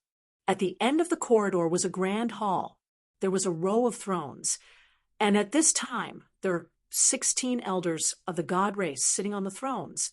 Among these 16 people were both men and women, and the three in the center each had Empyrean realm cultivations. The others were either half-step Empyreans or great world kings. And besides these 16 people, there was also a god race youth standing in this hall. He had an ordinary world king cultivation, but his aura was as vast as a sea. It was clear he possessed an extreme talent. With the 16 sitting elders and the youth, there were 17 god race members here, all of them exuding a tremendous pressure. This pressure covered the entire hall. Because of this, trying to get the god race to take him seriously was impossible. Lin Ming wasn't naive enough to believe that the leader of the god race would warmly receive him just because he saved a small village. It was because of Heavenly Empress Xianxin that Lin Ming wanted to come to the primal god race and repay his debt of gratitude to them. At the same time, he also wanted to use the primal god race to further delay the saints and give humanity a chance to breathe. But the primal god race didn't know any of this. All they knew was that Lin Ming was just a hairless little child whose cultivation wasn't even at the world king realm. In a race that possessed many Empyreans, wasn't it ridiculous to think that a mere hairless little child could save them? Still, even though Lin Ming knew he couldn't obtain the approval of the god race, he didn't expect them to demand the goddess's necklace as soon as he arrived. It was obvious that once they took the necklace, they wouldn't return it. It seemed that he had far underestimated the value of this necklace. I didn't say that I wouldn't return the necklace. It's just the reason I came to the god race is to see your leader. His Majesty the God Sovereign is currently in seclusion. You cannot see him, but I can stand in his place. Is this about forming an alliance between the humans and our god race? You only need to speak to me about this. First, return the keepsake of my people. The great elder directly interrupted Lin Ming. Although his tone was calm, his expression clearly stated he had little patience remaining.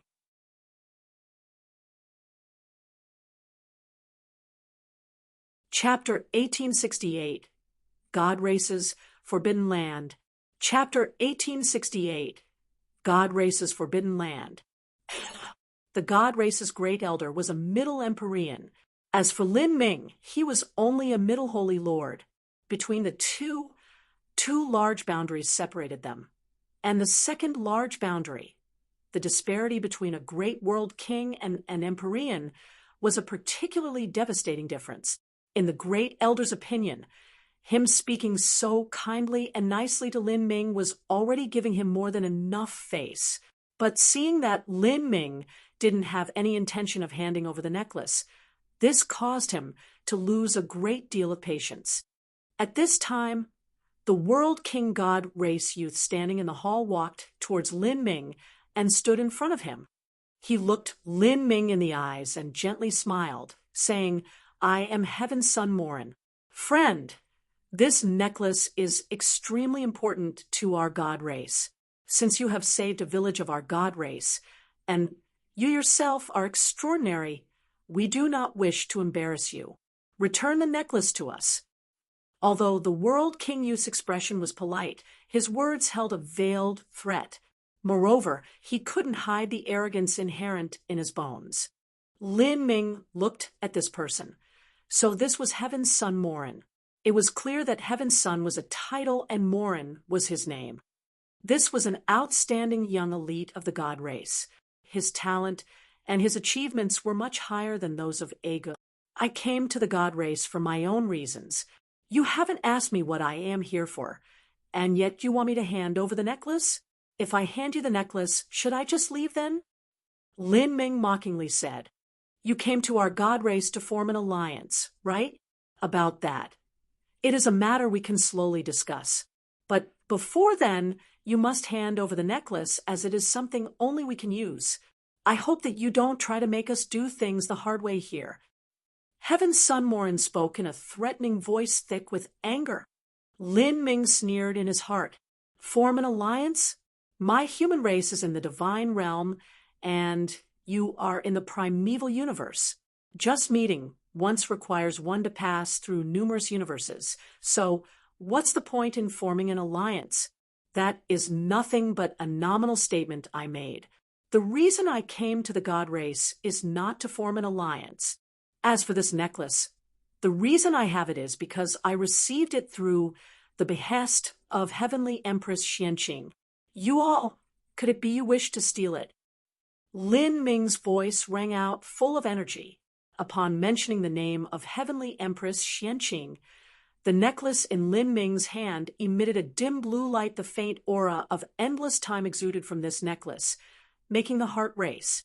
And this aura quietly swirled around Lin Ming, as if taking Lin Ming as its master. This caused the God race martial artists present to change their complexions. This necklace had followed Lin Ming this far, and with the bidding of Heavenly Empress Xianqing, there was the momentum of it recognizing him. Seeing this scene, and also remembering Heavenly Empress Xianqing, the elders present felt their hearts skip a beat. For a time, the entire hall fell silent. Everyone glanced at each other, not speaking. Heavenly Empress Xuanqing's death had been an enormous attack to the God race.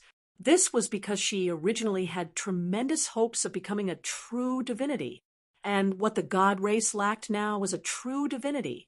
If Heavenly Empress Xianqing had been able to become a true divinity, then the saints would have rethought their decision to attack the God race, because the God race also possessed the decrees of the gods. Even if you received the behest of the Heavenly Empress, that cannot solve everything.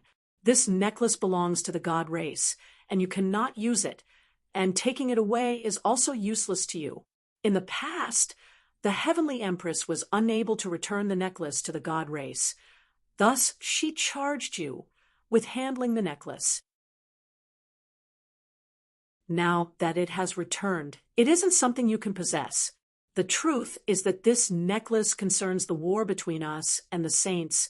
Therefore, I hope you understand our situation. Even if we must force you to turn your back on the orders of the Heavenly Empress, we still must take it back." Another elder said.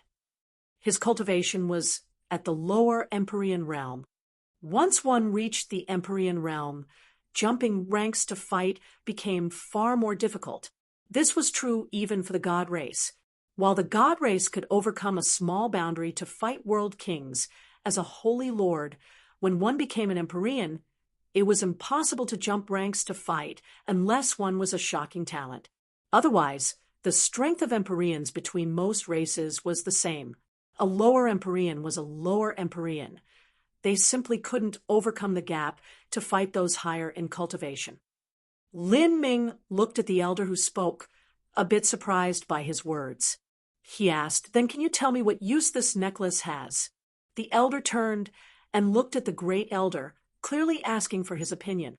Seeing the great elder nod, the elder slowly said, "This necklace is in itself a true divinity-level spirit treasure, and its core is a heavenly god stone that is mounted in the center. Unfortunately, this necklace was damaged once, causing the heavenly god stone to break out from the necklace. You only have the necklace and not the heavenly god stone. Thus it has no current uses.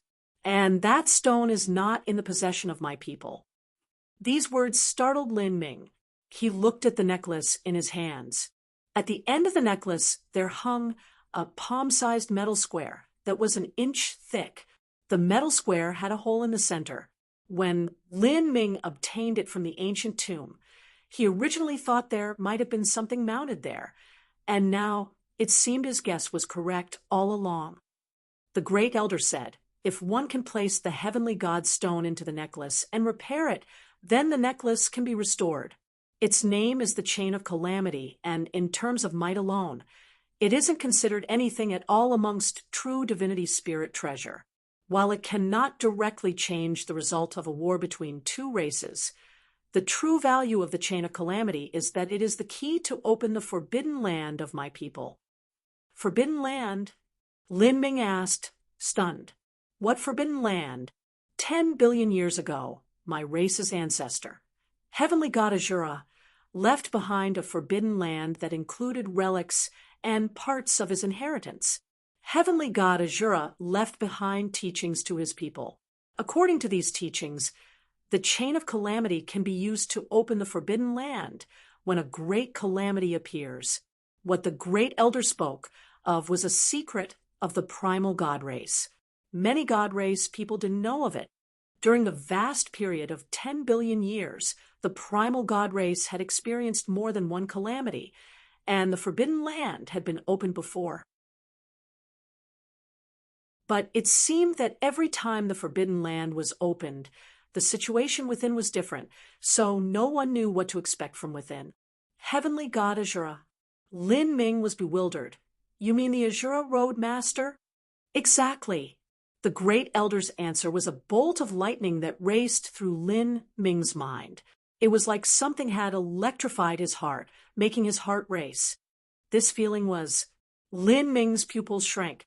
If the Azura Road Master's relics were located within, then perhaps. He didn't know why, but he had an intense premonition that the third Emperor Jade was located within this so-called god race forbidden land. The Azura Road Master had left behind 3 Emperor Jades, each representing one of essence, energy, and divine. Once one gathered them all together, then they could open the last level of the Azura Road's final trial. But obtaining these 3 Emperor Jades all depended on one's destiny. At the entrance to the 7th level, the Azura Road Master had left behind these words: 33 heavens, Azura inheritance, passed down to the unrivaled genius, passed down to the one with great destiny, passed down to the fated one, the word of fate, to be predestined or not.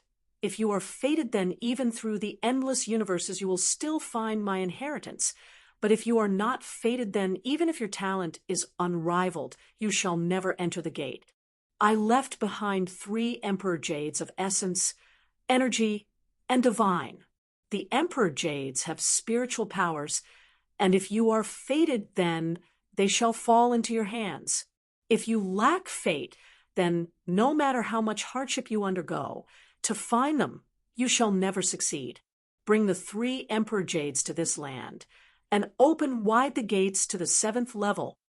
Since the Emperor Jade of Fate was termed fate, then in order to obtain it, everything depended on one's fate. The Emperor Jades contained profound and strange rules. If one was fated, then even if they didn't seek out the Emperor Jades, they would still be able to inexplicably gather them all. Now, the reason Lin Ming had this strange premonition was because of the effect of this so-called fate. It was even possible that the Azura Road Master had already pierced through the secrets of heaven and had used this to calculate his own destiny as well as the destiny of his successor. These 3 Emperor Jades might have been arranged in advance by the Azura Road Master, everything falling within his plans. The 3rd Emperor Jade, is it really in the God Race forbidden land? Lin Ming's heart wildly raced. He gripped his fists, finding it hard to compose himself. No matter what, he had to go to this forbidden land. If he could collect the entire Azura Sutra, then his strength would rise by astronomical leaps. Now, return the necklace to my people. The great elder looked at Lin Ming and thrust out a hand. He had said everything he could say, and even explained some of the secrets of the god race. This was naturally because Lin Ming came to their god race with good intentions and had even saved one of their villages. Currently, he was already showing a tremendous level of tolerance towards Lin Ming. If Lin Ming couldn't appreciate this, then he wouldn't hesitate to attack. Lin Ming looked at the great elder and tightly grasped the necklace in his hands. He slowly and calmly said, I can return it to you, but I have a condition. I wish to enter the forbidden land.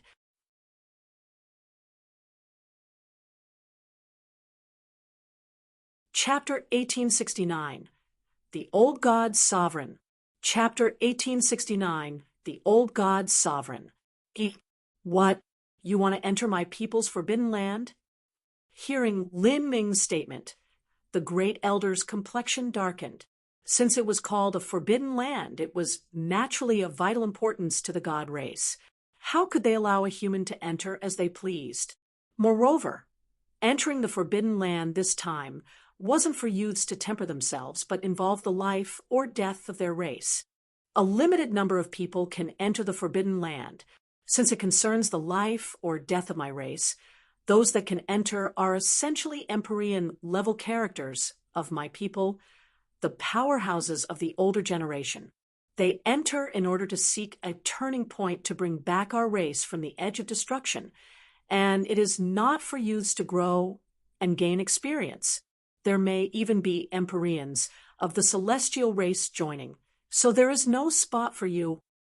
The great elder didn't want to waste a precious spot. His refusal was clear. However, as Lin Ming heard these words, all he heard were loopholes.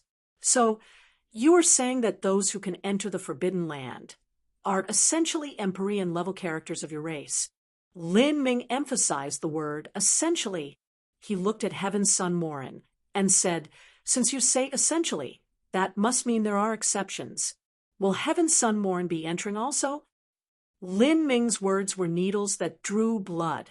Heaven's Son Morin was part of the younger generation, so what use could he play in the great calamity?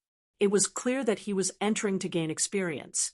Lin Ming's words caused Heaven's Son Morin to scowl. He angrily said, whether I enter or not is an internal matter of my god race. It isn't something that an outsider like you could be pointing fingers at. Lin Ming sneered. I may be an outsider, but this chain of calamity was passed to me by Heavenly Empress Xianqing. It was I who inherited her request, and I who brought this necklace here. If it wasn't for me, you wouldn't be able to open the forbidden land to begin with. As Lin Ming spoke, energy spontaneously surged from his body. As for the chain of calamity in his hands, it faintly echoed with Lin Ming's energy and emitted waves of blue light. This blue light was similar to the light of endless years, bringing with it a simple and boundless feeling, as if this blue light had flowed from the beginning of time. Seeing this, the god race martial artists present felt their pulses quicken. They didn't know whether or not the chain of calamity had truly recognized Lin Ming as its master, but they could confirm that it was indeed absolute truth that this human youth had received the will of Heavenly Empress Xianqing. If you really disregard this human and ignore the will of Heavenly Empress Xianqing, it is hard to imagine what could happen. If an accident occurs when we repair the chain of calamity, a god race elder sent a sound transmission. It had to be known that this chain of calamity was a true divinity spirit treasure. In ordinary circumstances, repairing a true divinity spirit treasure required a true divinity to do so. But their god race lacked true divinities, and thus they could only have several Empyreans join forces, and even use a part of the strength from the decrees of the gods to repair the necklace. Old Three, your thoughts are overwrought. The great elder shook his head. The Heavenly Empress once attempted to use the Samsara road to snatch back our god race's destiny and rid us of the curse that hinders us from reproducing. But the result is that the saints stuck their foot in and caused everything to fall into failure. Even the chain of calamity was lost in the divine realm. In this case, the Empress shouldn't have been able to find someone appropriate to return the chain of calamity to us. Thus, she was forced to choose this human boy. Heavenly Empress Xianqing exhausted every method and all of her strength in order to restore our god race. So how could she possibly allow an accident to occur in a matter that concerns the life or death of our people just for a human boy? When we repair the chain of calamity, the Empress will surely bless us. The great elder said with utter confidence. Everyone also felt this was reasonable, but the third elder frowned. Your words may not be wrong, but the Empress was kind, and this human has shown graciousness to our god race. It is unreasonable for us to directly refuse him like this, but a spot is too precious, And after deducting the spots that we must give the Celestials, we just don't have any left over. How about we establish a qualifying test so that he can give up on his own? Test? The great elder's fingers rapped against the armrest. He shook his head. Don't underestimate this human youth. He is an outstanding individual, and perhaps he might not be much worse than Morin. As the great elder spoke, the god race elders present were astounded. Some people felt incredulous, and even Heaven's son Morin slightly frowned. Heaven's son Morin acknowledged that Lin Ming was an outstanding young elite, but he wasn't convinced that the difference between them wasn't too far. Lin Ming was a genius, but he was only at the Middle Holy Lord realm. As for Morin, he was a world king. The difference in age and cultivation would both appear in a qualifications test. Great Elder. Heaven's son Morin spoke with a sound transmission, but the Great Elder interrupted him. I know you aren't convinced of this, but we will not discuss this matter for now. First, let us consider a test. Old Three's words have reminded me of something. There is one test that I believe he cannot pass because he is not of the god race. As the great elder spoke to here, he smiled. The other people immediately understood just what the great elder was plotting. Lin Ming's talent and potential were formidable, but in the end, he couldn't change his race. If a test concerned the god race bloodline, then Lin Ming would have to admit defeat. Lin Ming, if you want a spot, it is possible. However, you must pass the assessment of my people. The contents of the assessment are impartial, and if you cannot pass, then I am sorry for that. The great elder leisurely said, already crossing out Lin Ming in his heart. Lin Ming frowned. He had no idea just what they were saying with sound transmissions just now. As Lin Ming was thinking of what to say, the atmosphere in the entire grand hall suddenly changed. A vast but gentle sea-like power slowly swelled forth. The pressure released by the Empyreans and the other elders was completely washed away by this strength. This is... Lin Ming was shocked. This was a terrifying strength. He turned his head to see an old god race man slowly walking towards him, holding onto a walking stick made of withered wood. This elderly man had long silver hair that shimmered with a brilliant luster. In contrast to that, his face appeared aged, and his fires of life were fading away, as if on the precipice of death. Even so, he gave off an incomparably horrifying feeling, as if a universe were contained within him. Your Majesty, God Sovereign. Seeing the old man enter, the other elders all rose up in salute, deeply bowing in respect. As for the stubborn and unruly Heaven's son Morin, he knelt down on a knee, showing even deeper courtesy than the elders. For a time, the only one standing tall and straight was Lin Ming. This old man was the god sovereign of the god race. Lin Ming was amazed. As he looked at this old man, he wasn't able to distinguish his cultivation at all. But according to what Sheng Mei said, the god race shouldn't have any true divinities. In other words, this old man was an extreme Empyrean. But for some reason, the feeling that this old man gave off was even more terrifying than other extreme Empyreans, as if the entirety of the universe had to submit to him. Since you've seen His Majesty the God Emperor, hurry up and kneel, the great elder angrily shouted. Lin Ming bowed. This was the respect one owed to seniors and elders, as it should be. Lin Ming's bowing manners were the same as the god race elders. This caused Heaven's son Morin to feel ill at heart.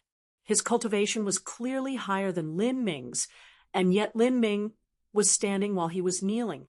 Just as Heaven's son Morin was about to say something, the god race god sovereign heaved a deep sigh.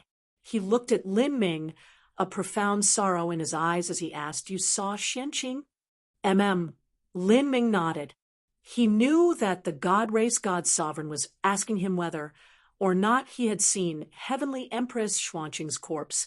Heavenly Empress Xuanqing's remains were calm and at peace.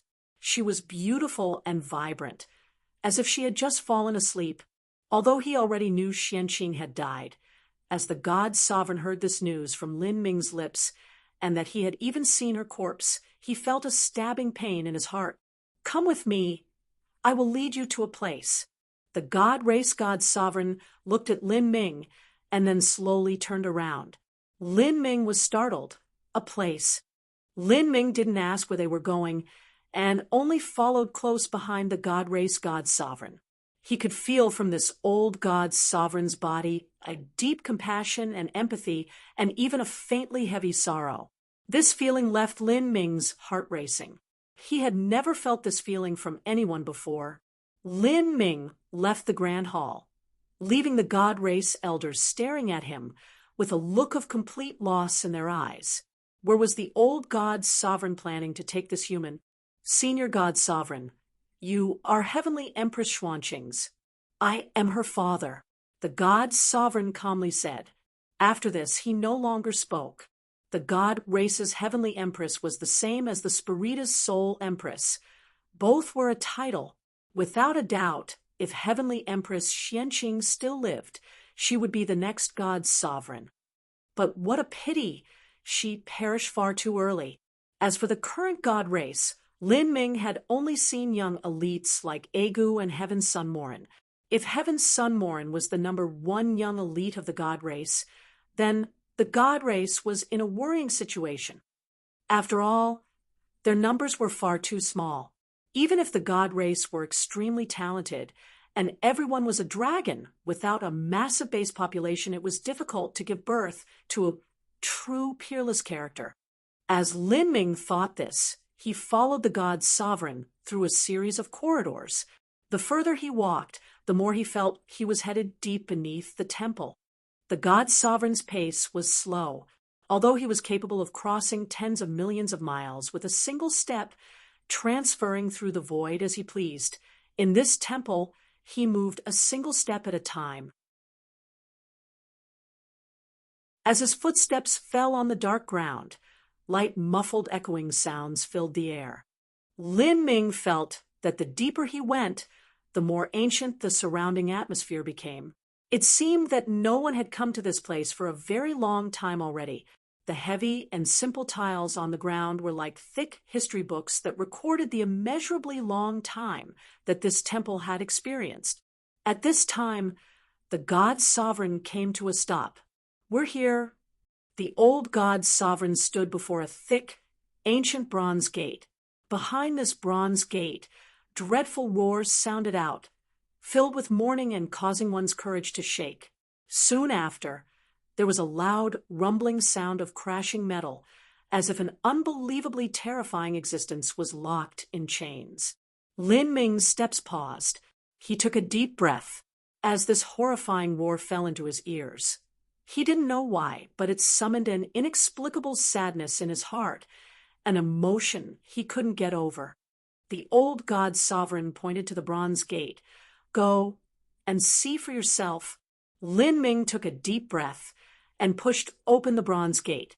In that moment, Lin Ming felt as if he wasn't opening a gate, but a thick tombstone. Behind the ancient gate was a dark and isolated world, similar to a pitch-black abyss.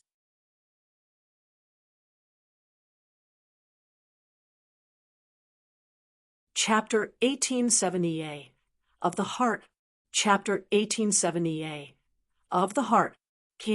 A chilling cold gloom rushed outwards. In this dark world, Lin Ming could see ancient bronze coffins.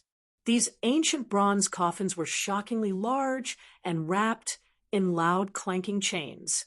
It was unknown just whose corpses lay inside. There are 12 ancient bronze coffins altogether. Lin Ming thought, startled. He could faintly feel that within each bronze coffin slumbered a horrifying existence, but he simply didn't know what they were. However, what caught Lin Ming's attention was not these 12 ancient bronze coffins, but what lay at the end of these coffins. It was an incomparably fierce and hideous beast. This vicious beast had 4 thick legs and alarmingly sharp claws. Its entire body was covered in scales, and thick black hairs grew out from its body, making it seem like some legendary demon beast from hell. Lin Ming could sense from within this vicious beast a smell of blood that was as deep as an ocean, as if this beast had taken countless lives. At this time, the horrifying vicious beast was staring at Lin Ming with its ghostly green eyes. Its 4 limbs and its titanic form were entangled in layers of chains. When Lin Ming heard the crashing of metal from outside, it was clearly because this vicious beast had been struggling against the chains. As Lin Ming looked at this demonic beast, he was inexplicably shocked. He didn't know why, but he could feel a familiar aura from this vicious beast, one that left him filled with disbelief. This is... Lin Ming stared at the demonic beast. It was wrapped in black energy, and this black energy was incomparably familiar. That is... Lin Ming looked at the race's god sovereign, his eyes filling with fear. Roar. At this time, the demonic beast let out an earth-shaking roar.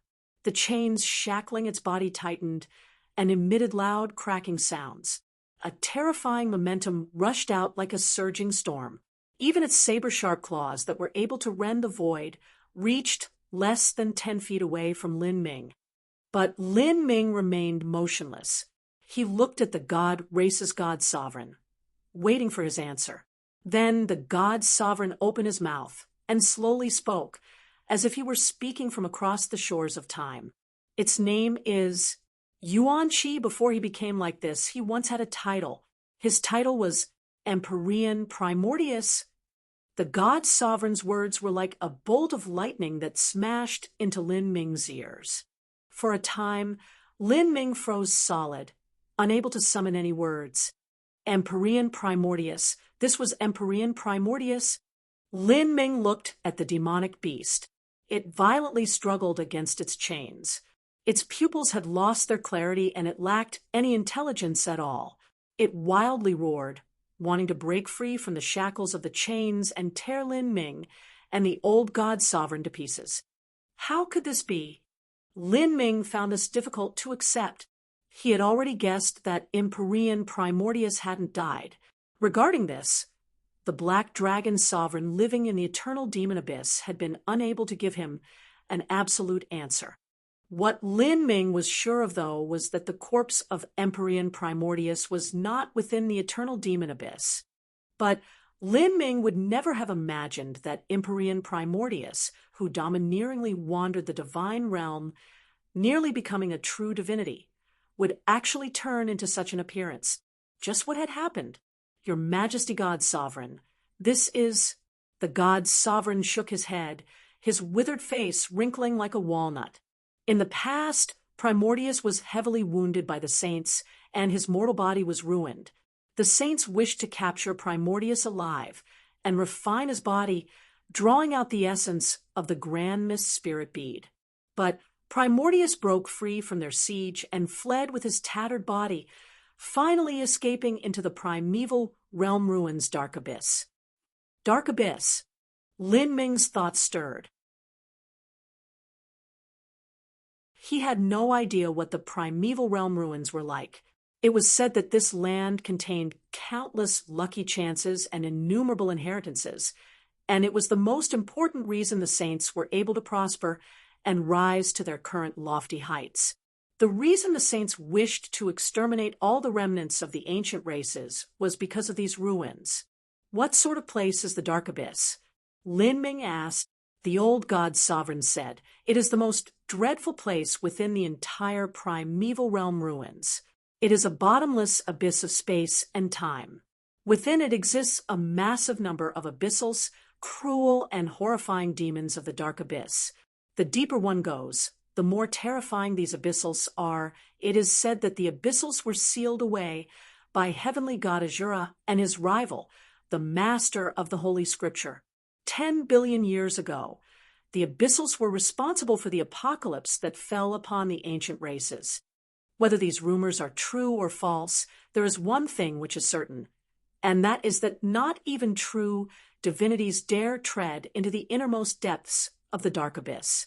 In the past, Empyrean Primordius was forced into the dark abyss, but because his mortal body was ruined, and he himself was nothing but a lamp without oil, He was unable to survive in that land, let alone take revenge. So, in order to live on, he did something that no one had ever done before. What did he do? Lin Ming looked at Empyrean Primordius, his heart racing with fear. He seized the body of an abyssal. As the old god's sovereign spoke to hear, he let out a long breath. Normally, when a martial artist seized the body of another, they would carefully consider the process again and again. First, a martial artist would make sure that the body they seized was far weaker than themselves, and their talent also had to reach the extremes. At the same time, all sorts of preparations were required in order to ensure that the spirit mark of the target was cleanly wiped away. But even in such a situation, after successfully seizing the body of another, all sorts of residual leftovers would remain. After all, the body wasn't their own to begin with. If body and soul weren't perfectly compatible with each other, then that would cause one's talent to drop and their cultivation to rise at a snail's pace. If the will of the seized target was too strong and there were spirit marks remaining, these spirit marks would invade the soul of the seizer and cause a split personality. For instance, the ancient devil that emerged from the sea of miracles hadn't seized Yun's body in the past. Rather, he used Yun as a chess piece and chose Lin Ming as his final target. But in the end, the ancient devil failed to seize Lin Ming's body. As for Empyrean Primordius, what he took over was an abyssal. In terms of soul force, mortal body, or inner energy, they were powerful in all aspects, like incarnations of demons. Wanting to seize their bodies was easier said than done. The old god's sovereign said, "It is more accurate to say that Primordius fused his ruined body and soul with an abyssal, melting them together as one. Now, I fear that Primordius has lost any remnants of his mind and has completely fused with the abyssal's soul, becoming like he is now." He fused as one with the demon. Lin Ming looked at Empyrean Primordius, unsure of what to say. In the past, he had fantasized that because of some reasons, Empyrean Primordius had hidden himself away in some corner of the universe. Or maybe when the great calamity erupted, Empyrean Primordius might appear at a crucial moment, perhaps even making another breakthrough and coming close to the realm of true divinity. Although he might not have been able to turn the tide, his appearance would have at least given humanity a chance to recover. But reality was cruel. A generation's peerless proud son of heaven had ended up with such a fate. Lin Ming silently stepped in front of Empyrean Primordius and deeply bowed. However, even though Lin Ming's body exuded a vague grand mist energy, the pupils of Empyrean Primordius were still filled with bloodthirst, completely disregarding Lin Ming's status as the grand mist successor. Roar.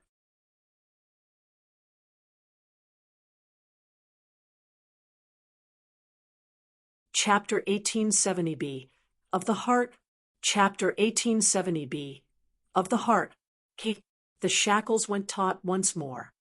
The fierce and sharp claws were like swords, able to pierce through stars.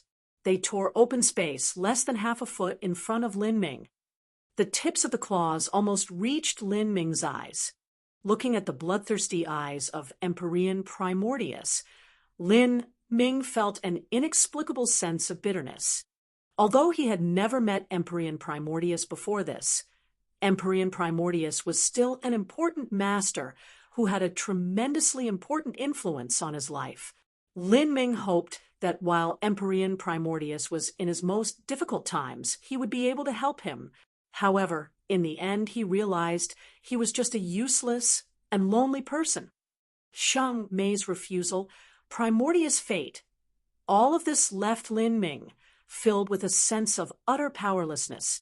He cannot return to how he was? Although Lin Ming already knew what the answer would be, he still asked this question with unwillingness in his tone. The old god's sovereign shook his head.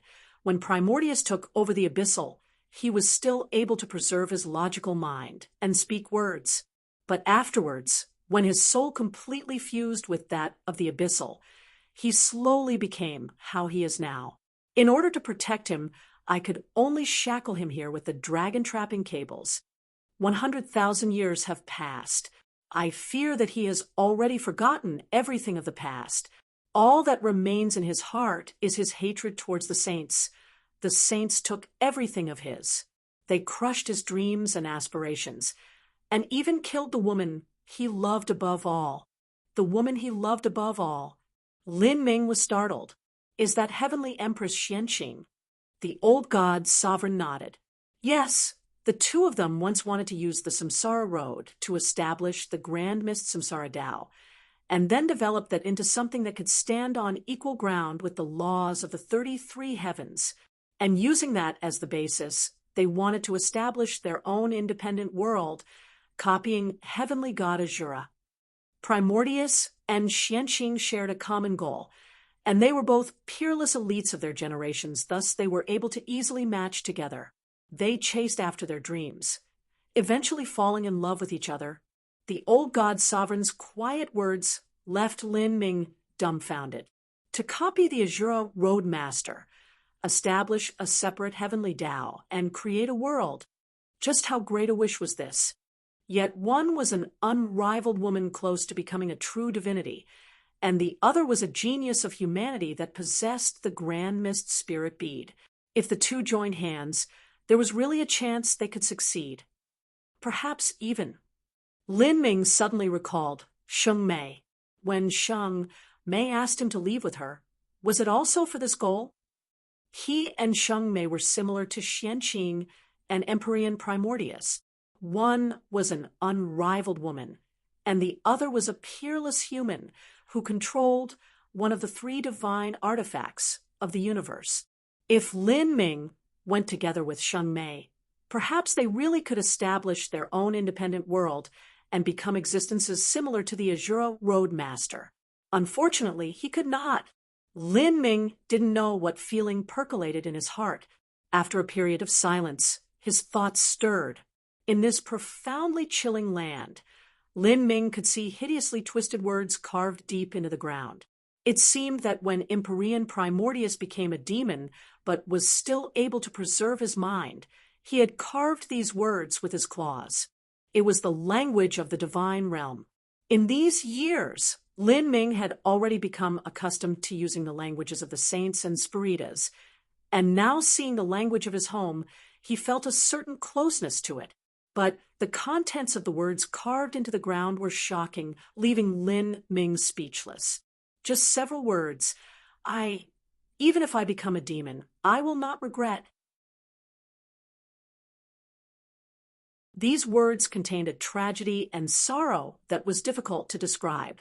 Lin Ming fell silent for a long time. Become a demon. Lin Ming recalled the first time he had stepped into the road of Emperor and saw the words Empyrean Primordius had left behind, the masterless rivers of stars in the endless cosmos. I shall rewrite the infinite history. In the past, just how daring and high-spirited were these words. But now, there was only sadness. And besides these words, there were also other characters. Moreover, there were many of them. They connected together in rows, also carved by claws. The strokes twisted like worms without any sense of beauty, but the rugged and fierce way in which they were carved left the soul shaking. Kill, kill, kill, kill, kill all enemies. Hate, hate, hate, hate, hate forever. I have become a demon, and I fear death no more. But once I die in this strange land, will my ashes return to my homeland? Time to time clarity returns to me. Time to time I am lost in chaos. I know that one day I will devolve into a base beast. On that day, do not kill me, and do not seal me away forever. Wait until the great army of the saints arrives, and let my demon body enter the camp of the saints, drinking thirstily of their blood, devouring my fill of their flesh. Let me die heroically in battle. I have made a vow. I will suffer the most bitter and excruciating pains in the world, all for a single chance to slaughter the saints and have them perish. Xianqing, if there truly is life after death, I hope that I will be able to walk beside you again, hand in hand, building our world of samsara, living 100 million years without regret. The writing became increasingly distorted until finally it was difficult to recognize. Sometimes thick demonic energy was emitted from the words, shocking the heart. Sometimes they were pitiful and pained, as if recalling the nostalgia and guilt that Primordius felt towards Xianqing. Seeing these words, the heart quaked and the eyes became wet. Lin Ming stood there for a long time, seeming to relive the scene from tens of thousands of years ago, when Empyrean Primordius was locked away in this dark world with dragon-trapping cables, left to struggle with this pain by himself. After seizing the body of an abyssal, he would have to resist the soul-rending pain and terror of being invaded by the abyssal spirit mark. Such a pain was unfathomable. And originally, Empyrean Primordius had possessed a magnificent future, as well as the Grand Mist Spirit Bead. He should have been able to create his own history, but because of the saints he had lost everything, and even his lover died for him. Beside Lin Ming, the old god sovereign quietly said, "Not many of our god race know that Primordius seized the body of an abyssal and is locked away here. I still remember the past, when Primordius was about to fall into depravity. During those brief moments of clarity, he still cultivated the body transformation laws and the 9 stars of the Tao Palace, all in order to temper his demon body and prepare for the final war with the saints. At that time, the pain he withstood to his soul cannot be imagined, and he was well aware that there would come a day when he wouldn't be able to persist. I once asked him whether or not he would like me to end his life for him. Primordius said that he had already expected this result when he seized the body of an abyssal, but he wasn't willing to die like this, because even if he fell into madness and lost the last traces of his sanity, becoming nothing more than a mindless beast, he still desired to one day break into the camp of the saints and perish together with the saint powerhouses. Many years have passed, and I often come to see him. He has already fallen into madness for a long time and lost all memories he once had. Now the saints have arrived and started to kill my people and annex our lands. But I still cannot be cruel enough to unleash Primordius into battle.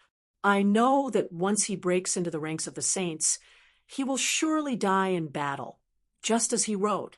But no one would be able to recover his bones, and his corpse would remain forever unable to return home. The old god sovereign's faint words were filled with inexhaustible grief. In a sense, Primordius was his son-in-law. Towards Primordius, he likely felt the same love as a father felt for their son. The old god sovereign let out a long breath and looked at Lin Ming. "Child, I can feel the same aura as Primordius emanating from your body. In addition with the chain of calamity you took out, I expect that you have gone to the place where Primordius fought and Xianqing died in battle, even obtaining their inheritance." What the old god sovereign felt within Lin Ming was the Grand Mist energy. This was the only reason he brought Lin Ming to this place where Primordius was caged and allowed him to see Primordius. Lin Ming quietly nodded.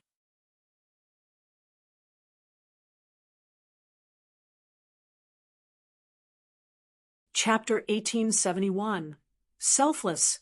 Chapter 1871. Selfless.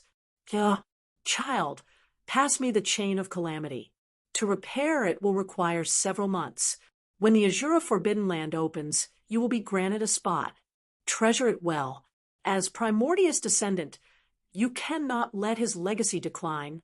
The old god sovereign stretched out his right hand, and his fingers that resembled withered tree branches emitted a phantasmal light.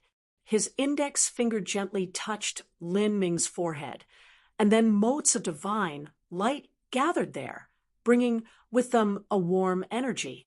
Lin Ming didn't resist. He could feel the essence, energy, and divine that was gathered within the old god sovereign's body. a power of divinity that also embodied a universal love and compassion. Finally, this light formed a mark between Lin Ming's eyebrows. Lin Ming could feel this wasn't a normal mark. It also possessed protective properties. After placing this mark, the old god's sovereign gently gasped, as if a little tired. It seemed that what he just did had consumed a considerable amount of strength. Lin Ming's thoughts stirred. Your Majesty God, sovereign you. I'm fine. The old god's sovereign waved his hand. Child, I have placed the rune of the god's sovereign within you. Now that our great calamity is arising, the god race is panicking in places high and low with the opening of the Azura Forbidden Land. Many people wish to enter and seek out a lucky chance in order to protect themselves during this misfortune. Your arrival in the god race may have brought a sliver of hope to us, but you have also become competition to those in the god race. I will give you one of the spots, but there will inevitably be those who criticize my decision. There may even be some people who act against you. In my eyes, you are still a child. Although your talent is good, you are too weak. This god's sovereign rune is personally placed on you by me and will protect you from harm within the god race. The old god's sovereign lightly said, as if this were a minor matter, not worthy of mention. But Lin Ming was moved by these words. He didn't think that the old god's sovereign would treat him like this. He remembered that even Morin, who obtained the title of Heaven's Son, didn't have such a god's sovereign rune between his eyebrows, but the old god's sovereign had actually marked him. Moreover, Lin Ming could sense that placing this god's sovereign rune within him wasn't easy at all. The old god's sovereign had given him and not Heaven's Son Morin this mark, and this was also the first time they had met. Senior god's sovereign, Lin Ming wasn't sure what to say. Towards this person who had given him a drop of graciousness, he had to return it with an entire spring's worth. Don't feel sorry. The old god sovereign could see through Lin Ming's thoughts. He shook his head and said, You returning the chain of calamity to my race is already a great favor to us. Moreover, I can feel an extraordinary strength from your body. Your aura even surpasses that of Primordius during his youth. Primordius possessed everything, but in the end, what he lacked was that last point of destiny. Before he grew, the saints sent out numerous Empyreans to strangle him to death. Child, let me give you a piece of advice. As long as you live, there is nothing more important than that. But if you can live, then you will be the future. As the old god's sovereign spoke these words, he gently patted Lin Ming's shoulder and then turned to leave. Lin Ming looked at the hunched back of the old god sovereign slowly vanish into the darkness, an inexplicable sorrow in his heart. He could feel that the old god's sovereign didn't have much time remaining in this world. The fires of his life were dwindling away, as if they would extinguish at any moment. Throughout Lin Ming's many years, he had seen and experienced many elders who had looked after him as much as they could. For instance, she who seemed icy cold on the outside, but actually deeply worried about humanity in the depths of her heart, Empyrean Divine Dream. There was also the one who seemed carefree and easygoing, but was stubbornly loyal and kind-hearted, Empyrean Vast Universe. But none of them were like the old god's sovereign, whose heart seemed as broad as the skies and as deep as the earth, seemingly able to tolerate everything. The power of divinity that wrapped around his body was filled with a selfless love. His appearance was old yet kind, and his soul held an immensely profound wisdom and intellect. Such a person was naturally born to be a spiritual leader of his people. Towards Lin Ming, the old god sovereign didn't ask what race he was or what his background was. It was only because he recognized Lin Ming that he provided all the help he could to Lin Ming. The concern he showed was just like an elder taking care of a junior. This sort of selfless sentiment was rarely seen even amongst the humans. The love of parents could be called selfless, but that was because a child was an extension of their parents' life. To love one's own child was naturally how things should be, but loving the children of others was rare. As the old god's sovereign left, there was only Lin Ming and Empyrean Primordius remaining in this dark space. In the darkness, Empyrean Primordius opened his ghostly green eyes that were bloodshot and filled with a hungering thirst. Lin Ming sat down before Empyrean Primordius. His entire body exuded the misty aura of the Grand Mist laws. Faint traces of Grand Mist energy surrounded Empyrean Primordius. Lin Ming galvanized his martial intent, trying to connect to Primordius' heart. In this situation, he moved forwards a step at a time, trying to approach Primordius. After being shrouded by this familiar Grand Mist aura, Primordius' eyes seemed to be a tiny bit less confused. The hostility that rolled off of him had reduced a little. Lin Ming held his breath, revolving his strength to the limit. Black protective scales appeared on his body. He knew how terrifying Primordius was.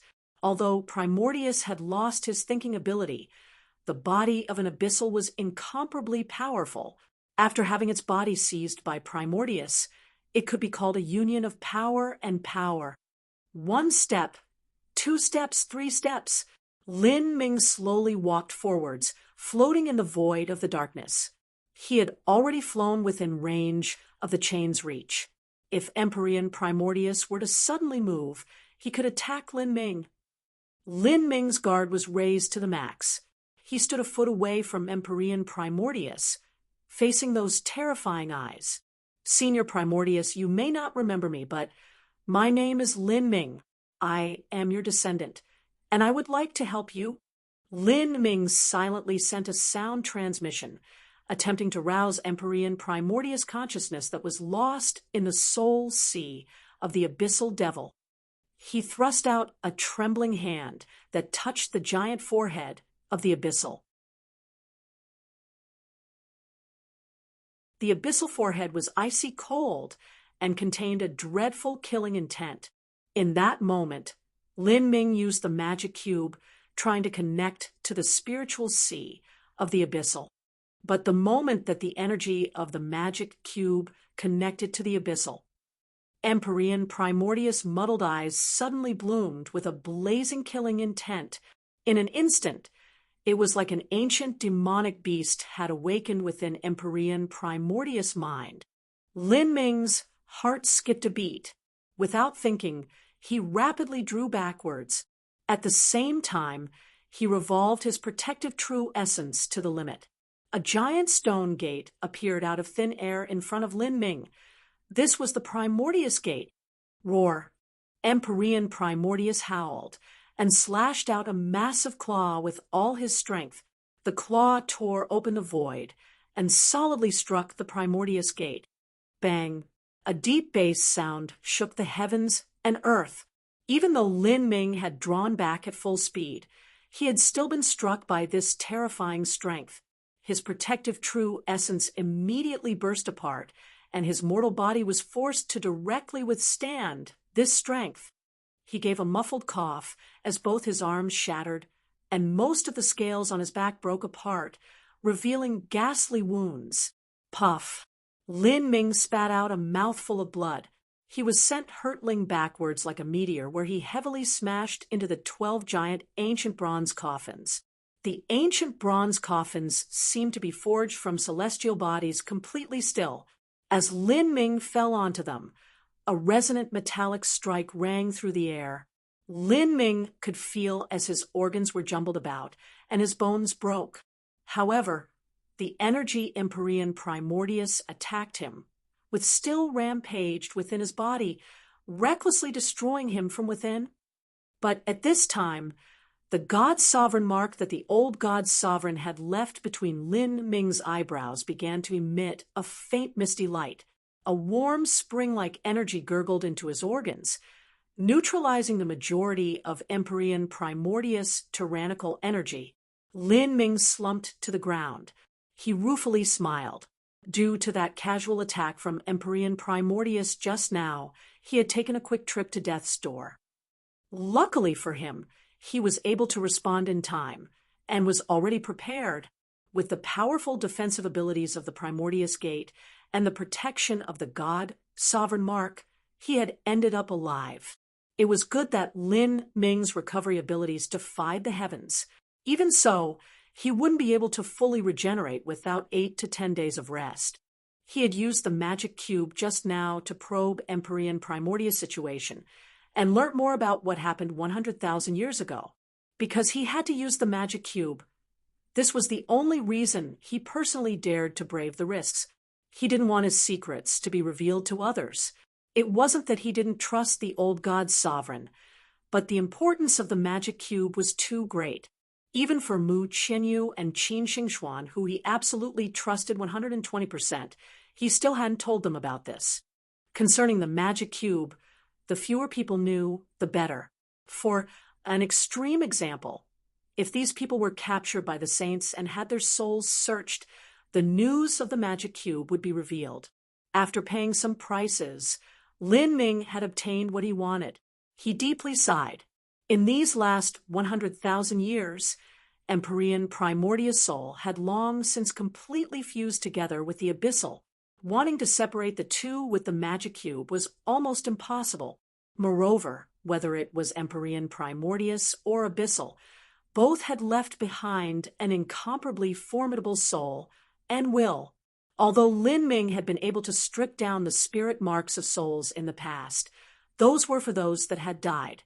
To do so to living souls, and such powerful ones at that, was sure to produce resistance and a strong backlash. This was an impossible task. Lin Ming sighed again. Then, at this time, he felt something in his heart.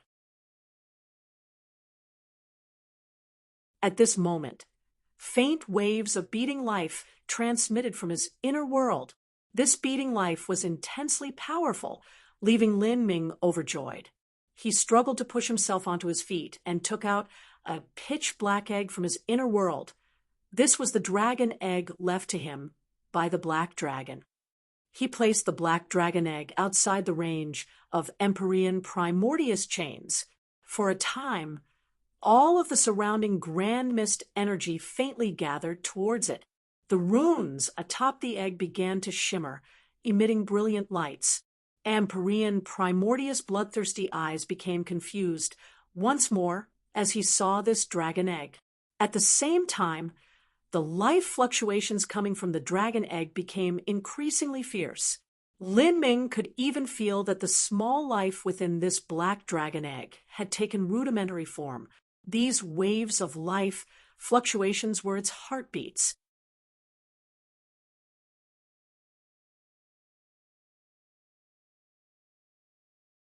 Chapter 1872, Primordius Heart. Chapter 1872, Primordius Heart. Seeing this, Lin Ming was aware that the black dragon would soon hatch. Of course, this so-called hatching process would take years. The hatching of a god beast was an extremely long process to begin with. With the black dragon egg following Lin Ming, it had already taken numerous shortcuts to get where it was. Thus, it only used a short 100 years to grow to such a degree.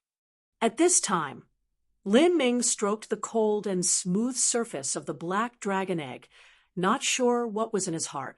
In the brief moment when Lin Ming tried to probe Empyrean Primordius' mind, as well as combining it with what the old god sovereign and Empyrean divine dream had told him, he could imagine what had happened 100,000 years ago. With this, he was able to confirm the reason and process of what happened in that great war atop the sky spill world 100,000 years ago. Before, Empyrean divine dream had said that Empyrean Primordius' homeland was the sky spill continent, and he also had an extraordinary link with the sky spill planet. Empyrean Primordius cultivated the grand mist, heavenly Tao, and dual cultivated body and energy. As for grand mist energy, it was the source of all matter that eventually evolved into all of existence during the formation of the universe. In the universe, whether they were planets, stars, or other celestial bodies, they were all evolved from grand mist energy. If Empyrean Primordius wished to cultivate the grand mist laws to the peak, he would need to draw support from a celestial body and fuse it to himself and the Sky Spill continent as Empyrean Primordius' homeland, and in addition to the amazing link between them, was perfectly suited to aiding Empyrean Primordius with the power of a planet. Thus, the Sky Spill planet became the starting point for Empyrean Primordius to form his own world. Empyrean Primordius wanted to establish his own separate heavenly Tao, that was the Grand Mist Samsara Tao. At the same time, the woman that Empyrean Primordius loved above all, Heavenly Empress Xianqing, also wished to join him in forming a great world that stood independent of the 33 heavens. At that time, she had wished to use the Grand Mist Samsara Tao to reverse the cruel destiny of the primal god race, breaking free of the curse that hindered their ability to procreate and caused their decline. The two of them had enormous ambitions. Everything they wished to do was heaven-defying, but the two of them had incredibly lucky chances that defied logic as well as talent that matched their aspirations and ambitions. They constructed the Road of Emperor in the Sky Spill continent.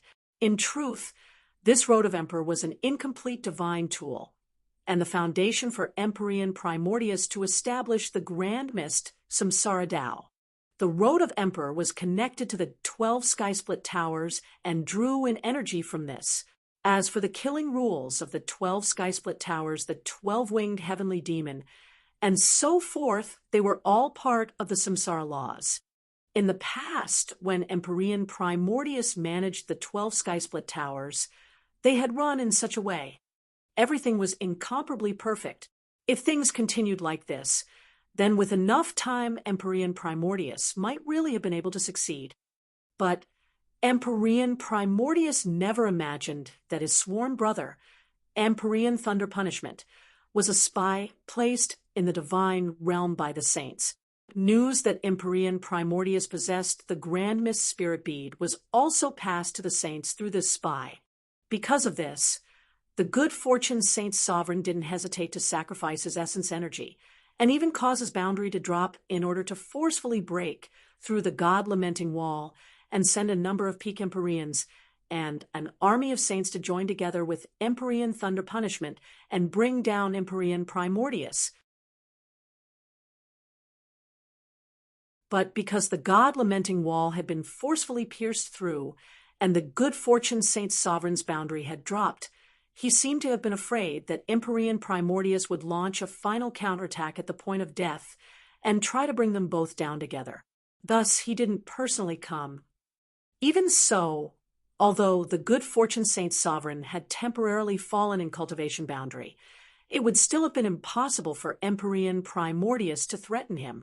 But because the Spiritas were also greedily eyeing the situation, the good fortune Saint Sovereign had to be extremely careful. He didn't want to add wounds upon wounds. Thus he remained in the Saint Convocation heavens to manage the war. This war was incomparably brutal.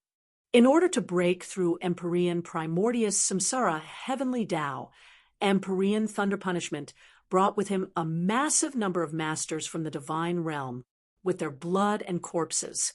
He sundered the incomplete Samsara Tao field that Empyrean Primordius had laid down. And following that was a battle between Empyreans that even included the entire Sky Spill planet being pierced through. A permanent curse was left behind on the blood slaughter steps, and as long as a divine sea powerhouse or above entered, they would have sufficient energy to activate the curse and would be killed by the blood slaughter steps. This caused all life on the Holy Demon Continent to dread this land. In the final battle between Empyrean Primordius and the Saint Empyreans with Empyrean Thunder Punishment, the result was that both sides had been grievously wounded. Empyrean Thunder Punishment died, and the numerous peak Empyreans of the saints also approached death. The great strength of Empyrean Primordius and Heavenly Empress Xianqing had completely surpassed their imaginations.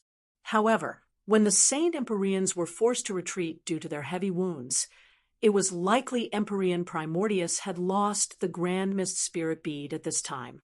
He lost his love, lost the Grand Mist Spirit Bead, and everything he had tried to form over tens and hundreds of thousands of years had been utterly destroyed. During this time, Empyrean Primordius fell into fathomless despair. He hated to the extreme. He wanted to slaughter his way into the world of the saints and kill the good fortune saint sovereign, using the good fortune saint sovereign's blood to pay homage to Xianqing. But with his strength, this was far too unrealistic. Moreover, what left him in despair the most was that he wouldn't even have the chance to endure the pain and cultivate, finally being able to take revenge. This was because at the time, the God-lamenting wall had yet to recover. The divine realm and saint convocation heaven were still open as before, being able to pass between the two universes. He could even feel that he had been marked by the good fortune saint sovereign's divine sense. Although this was only Lin Ming's speculation, he didn't doubt it. It was just like when he had been at the fallen God mountain range, only to be suddenly marked by the great Brahmic God King. If a true divinity possessed this ability, why couldn't the good fortune saint sovereign mark Empyrean Primordius? It had to be known that Empyrean Primordius had already possessed the Grand Mist Spirit bead for a long time by then, and his mortal body had been tempered repeatedly, making it an extremely precious treasure, one that was powerful to unimaginable levels. In a way, it was similar to the eternal soul which Lin Ming nearly had. In this situation, could the body-cultivating saints really give up on Empyrean Primordius' mortal body? Moreover, Empyrean Primordius' talent was too heaven-defying. If such a peerless character, who possessed such a deep hatred for the saints, was left behind, that would eventually lead to tragedy. If he were allowed to freely go, then perhaps in the true great war between saints and humanity, the saints would have a true divinity opponent. Thus, the saints had to choke Empyrean Primordius to death. Empyrean Primordius also knew what was happening because he could feel the true divinity mark on him. Thus, after quickly leaving behind his inheritance, he made a resolution that was to sacrifice himself. He was fully aware that after being locked on to by a true divinity, no matter where he went, the saints would find him. Even his battle comrade, the Black Dragon, might die, and the inheritances he left behind would be destroyed. If so, then his final hopes would be dashed. In order to preserve his inheritances and protect his Black Dragon friend, Empyrean Primordius had no choice but to break into the space channel that the good fortune saint sovereign had opened and rush into the saint convocation heavens. This was equal to entering the tiger's den by himself. As for doing this, he had already resolved his determination to die here. He knew it was impossible to return to the divine realm ever again. He didn't tell the Black Dragon of his departure. And the Black Dragon might not even have been aware that Empyrean Primordius had been locked on to by the divine sense of a true divinity. It was because of this that when Lin Ming returned to the eternal demon abyss again and asked the Black Dragon about Empyrean Primordius' whereabouts, the Black Dragon hadn't known anything at all. When Empyrean Primordius left by himself, he knew his situation couldn't even be described as 10 chances of death and 1 chance of life. Thus, he left the most valuable Empyrean spirit treasures he had, which included the Primordius Gate, Primordius Bell, and Primordius Heavenly Palace, all behind for his future descendants to come and take. He didn't have the heart to watch the unparalleled beauty of Heavenly Empress Xianqing slowly fade away after her death, eventually rotting and turning into bones. Thus, he gouged out his own beating heart and placed it within her body, where it lay beating for 100,000 years. He knew there was no significance behind this, that it was impossible to revive Heavenly Empress Xianqing. But the reason he did this was to forever protect the woman he loved, to protect the final pure bliss in his heart. Until he died, he wanted those beautiful days to live on. Thus, when Lin Ming found Heavenly Empress Xianqing's body, she still seemed filled with life as before. From this point alone, it was clear how deep Empyrean Primordius feelings were towards Heavenly Empress Xianqing. Lin Ming recalled the words that Empyrean Primordius had left behind. Xianqing If there truly is life after death, I hope that I will be able to walk beside you again, hand in hand, building our world of samsara, living 100 million years without regret. These words, how much hate did they contain? How much unwillingness? After finishing all of this, Empyrean Primordius left. He concealed himself from the black dragon and brought his pursuers chasing after him. No one knew where he went. No one knew how lonely and tragic the road he had taken was. In the Saint Convocation heavens, Empyrean Primordius was naturally hunted down once more. It was even possible that those chasing him down had passed back through the space channel between the divine realm and Saint Convocation heaven. Under the besiegement and hunting of so many people, Lin Ming found it hard to imagine how Empyrean Primordius had crossed the Saint Convocation heavens and entered the primeval realm ruins. At this time, Primordius no longer had his heart and hadn't even brought Primordius' heavenly palace, the Primordius Bell, or the Primordius Gate with him. By sheer willpower alone, he slaughtered his way into the primeval realm ruins, tumbling down in a shower of blood. Empyrean Primordius had long since chosen the dark abyss. Perhaps before Empyrean Primordius had first started establishing the Grand Mist Samsara Tao, he had gone to the primeval realm ruins, just like how Divine Dream had gone to the soul world. Empyrean Primordius knew that the deepest depths of the dark abyss were a place where even true divinities dared not venture. He didn't want his body to be used by the saints, thus he hurtled towards the dark abyss. Following that, it was like what the old god sovereign had described, when Empyrean Primordius fled into the Saint Convocation heavens, struggled his way into the dark abyss, and even seized the body of an abyssal. Lin Ming couldn't imagine just how much hardship and how many bitter tribulations he had gone through. Now he had become a demon. All that was left over in his heart was a thick hatred, one that would last until the ends of time. After straightening out all of these events, Lin Ming could only sigh about where fate led a person. A peerless individual like Empyrean Primordius, who knew favor and gratitude, who had dominated the world, had actually ended up in such a state. How heartbreaking was this? The only thing worth celebrating was that Primordius' inheritance still remained, as well as the Black Dragon, and the protections he discarded also remained intact. This was likely because the saints didn't think that the inheritances of a single Empyrean could change anything, and as the lamenting god, walls slowly closed. Wanting to return to destroy them would have cost a considerable price.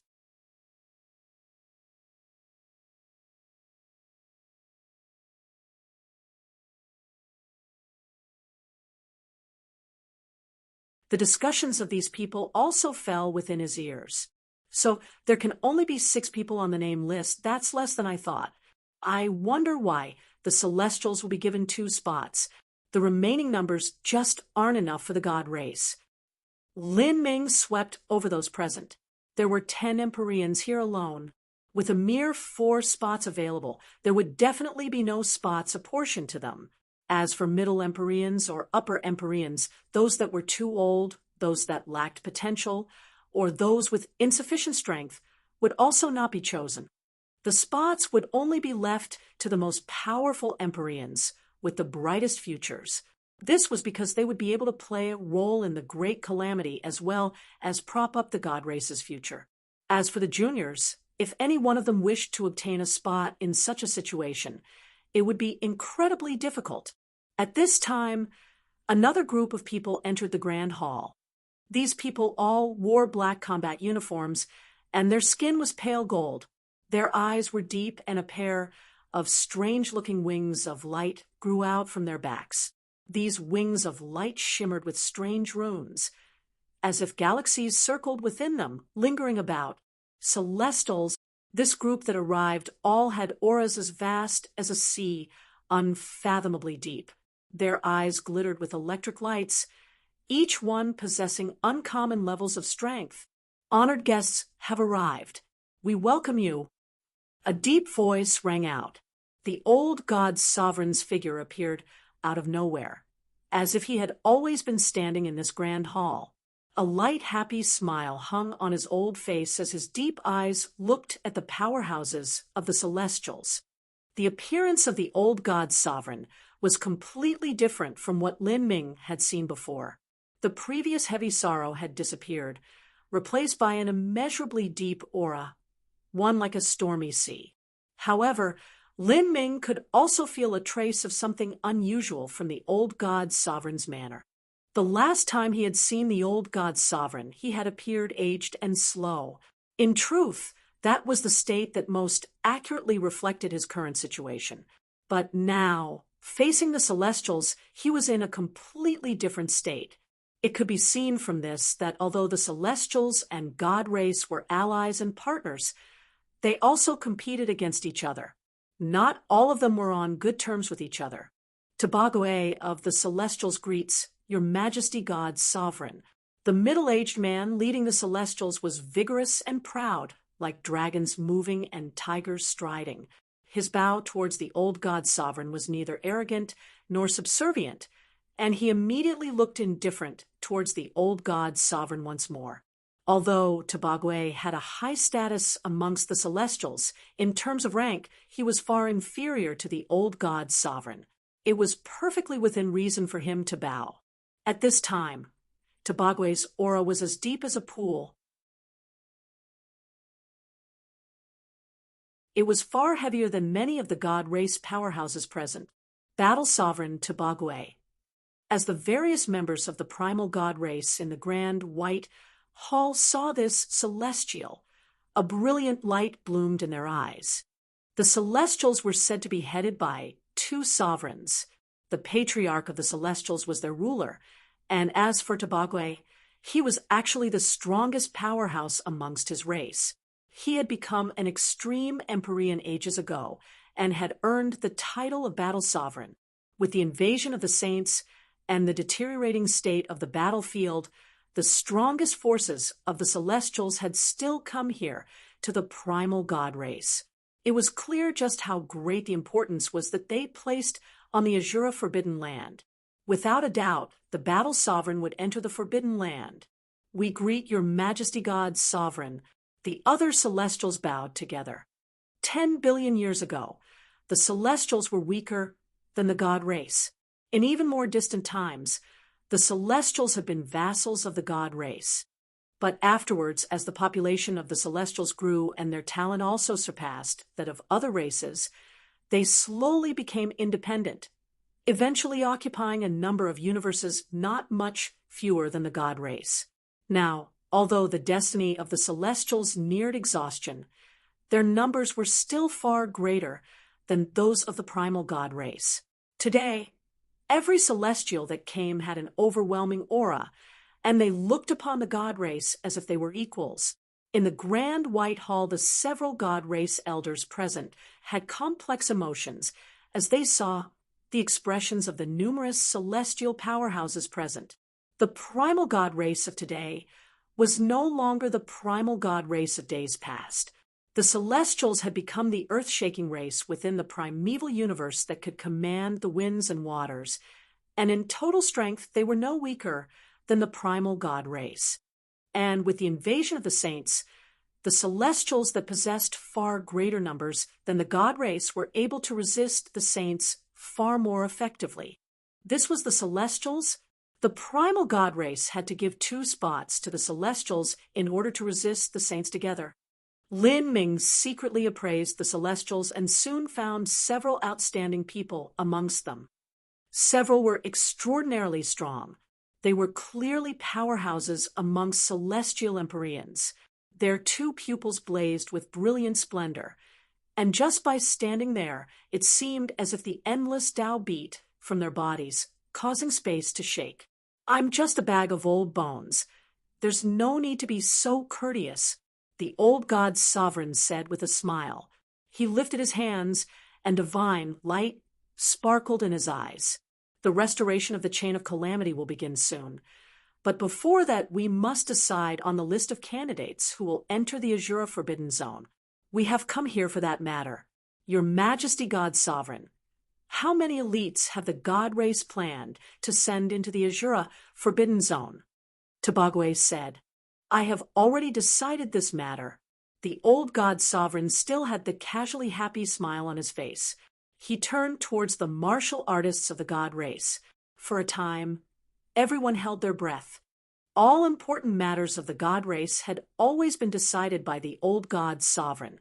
Only when the God Sovereigns decided to relinquish their authority on matters was it the turn of others to speak. But it was obvious that the old God Sovereign had decided who would enter the Azura Forbidden Zone by himself.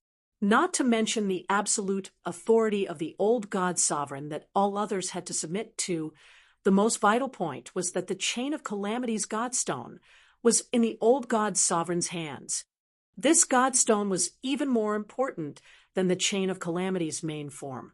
Without it, opening the Azura Forbidden Zone was nothing but empty talk. Tabagwe and the other celestial powerhouses were silent. Only Tabagwe's eyes twinkled. It was unknown what he was thinking.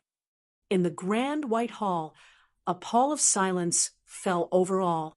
The primal God race only had 4 spots for those that could enter the Azura Forbidden Zone. But there were more than 4 martial artists who met the required conditions. Some God race powerhouses knew that they wouldn't be chosen, but they also belonged to their own respective factions within the God race and those that they favored. They naturally wished to push these people forwards. Without a doubt, this would be an extremely difficult game. The silence was shattered by the old God Sovereign. Then, I will now announce the names of those that will enter the Azura Forbidden Zone. The first person is Shinku. The old God Sovereign said with an even tone. Just as his voice fell, the eyes of all God race martial artists present turned to a middle-aged man. This middle-aged man took a deep breath and stood up. A God race Empyrean, Shinku. He was only a middle Empyrean, but he was a mere 80,000 years old. He had a wonderful future awaiting him. And although it wasn't likely he would become a true divinity, becoming a peak Empyrean wouldn't be a problem. Second person, Lanlu. The old God Sovereign spoke the name of another person, this one a woman. Her temperament was elegant and ethereal. Her cultivation was lower, only at the early Empyrean realm, but she was a mere 13,000 years old. Compared to humanity's war Buddha Emperor Sakya, she was only 2,000 to 3,000 years late in becoming an Empyrean. Third person, Daiwahen. The old God Sovereign spoke another name. This person was the youngest peak Empyrean amongst the God race and was only 2 million years old. His strength was incomparably deep, and he ranked amongst the top couple of martial artists of the God race. In truth, there was nothing to say about these 3 candidates being chosen. Many people had already guessed that they would be the ones selected. Now was the key moment, the 4th spot.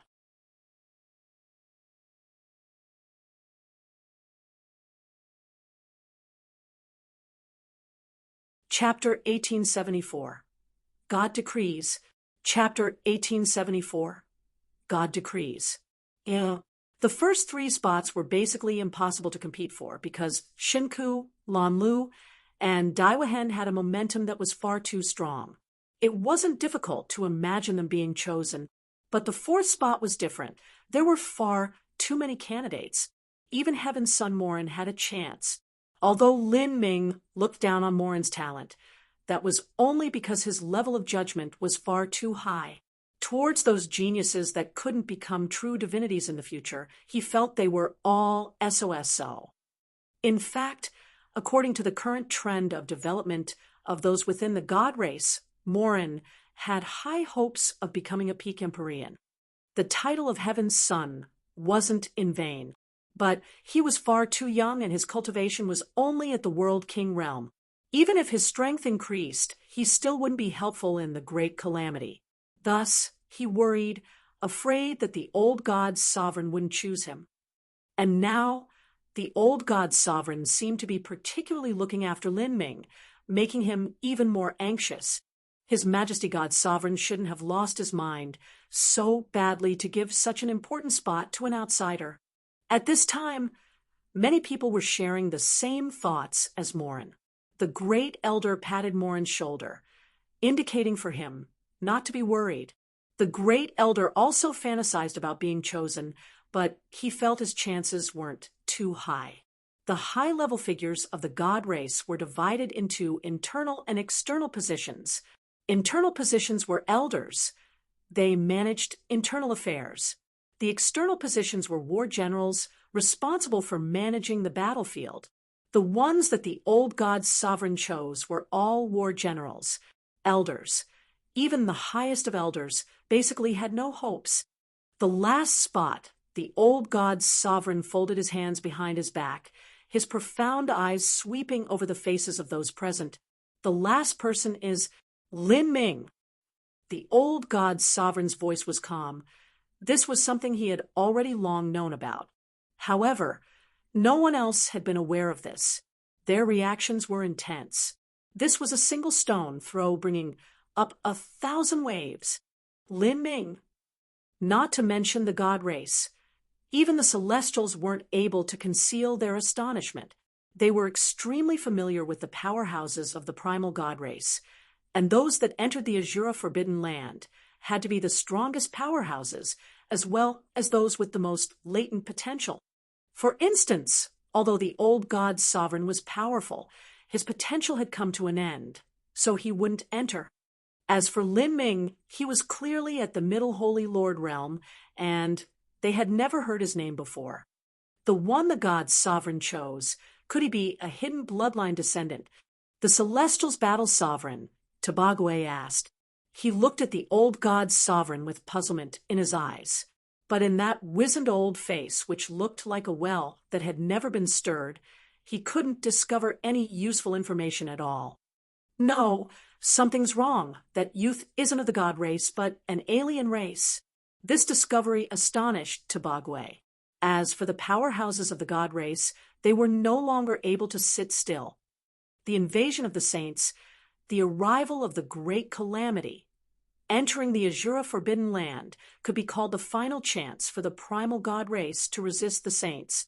Priority for such a valuable chance first needed to be given to Empyreans that could help in the war. And if a spot was to be given to a junior, that spot should at least be given to a genius of their own race. How could they give such a massive lucky chance to an outsider? After the shock came the anger. Your Majesty God Sovereign, I cannot understand this. An elder directly stood up. To question the God Sovereign was deeply disrespectful, but in such chaotic times many people couldn't attend to these formalities. I beg your Majesty God Sovereign to reconsider. Another elder stood up. The great elder and Heaven's son Morin were forcefully holding themselves back from standing up.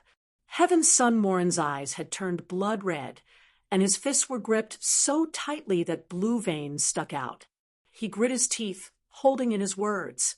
Other powerhouses of the primal god race spoke in turn, their words deeply sincere. But the old god sovereign only said, "Have you all forgotten who brought back the main body of the chain of calamity?" Without a doubt, Lin Ming had done a great favor for the god race. Of course I remember. At this time, the great elder spoke up. When Lin Ming first came to our god race, I was the one who received him. But these matters must be separated. Lin Ming passed through multiple universes to return Heavenly Empress Xuanqing's chain of calamity to us. This benevolence, our god race will remember. But it cannot be forgotten that the chain of calamity originally belonged to our god race to begin with. So Lin Ming was simply returning something to its rightful owner.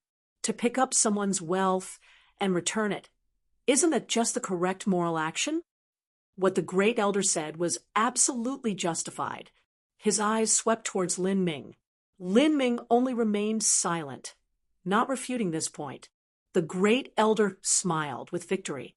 He continued to say, "Your Majesty God Sovereign, our god race aren't those that forget favors or don't know how to express thanks. Regarding Lin Ming, I believe we should heavily reward him. The god race has many treasures, and these can be granted to him at will, and even ancient divine techniques can be wholeheartedly taught to him. But the Azura Forbidden Land was left behind by the ancestor of our people. In order to enter, one needs the accumulation of destiny. As a human, Lin Ming doesn't possess the god race bloodline at all. If he enters the territory of the Azura Forbidden Land, he will not be able to penetrate as deeply as the young elites of our primal god race. It is simply a waste of nature's gifts. And with the great calamity approaching, Lin Ming is only a junior with a middle Holy Lord realm cultivation. There isn't any use for him at all. The spots are limited. I ask your Majesty God Sovereign to please think carefully of this decision. The great elder's words were approved by many god race martial artists present, not to mention those that had hopes of struggling for the fourth spot. Even those that didn't have any hopes of entering the Azura Forbidden Land didn't want to see a human like Lin Ming take away one of the lucky chances of their people. For a time, many elders stood up, opposing the god sovereign. Seeing this scene, the great elder was more than satisfied.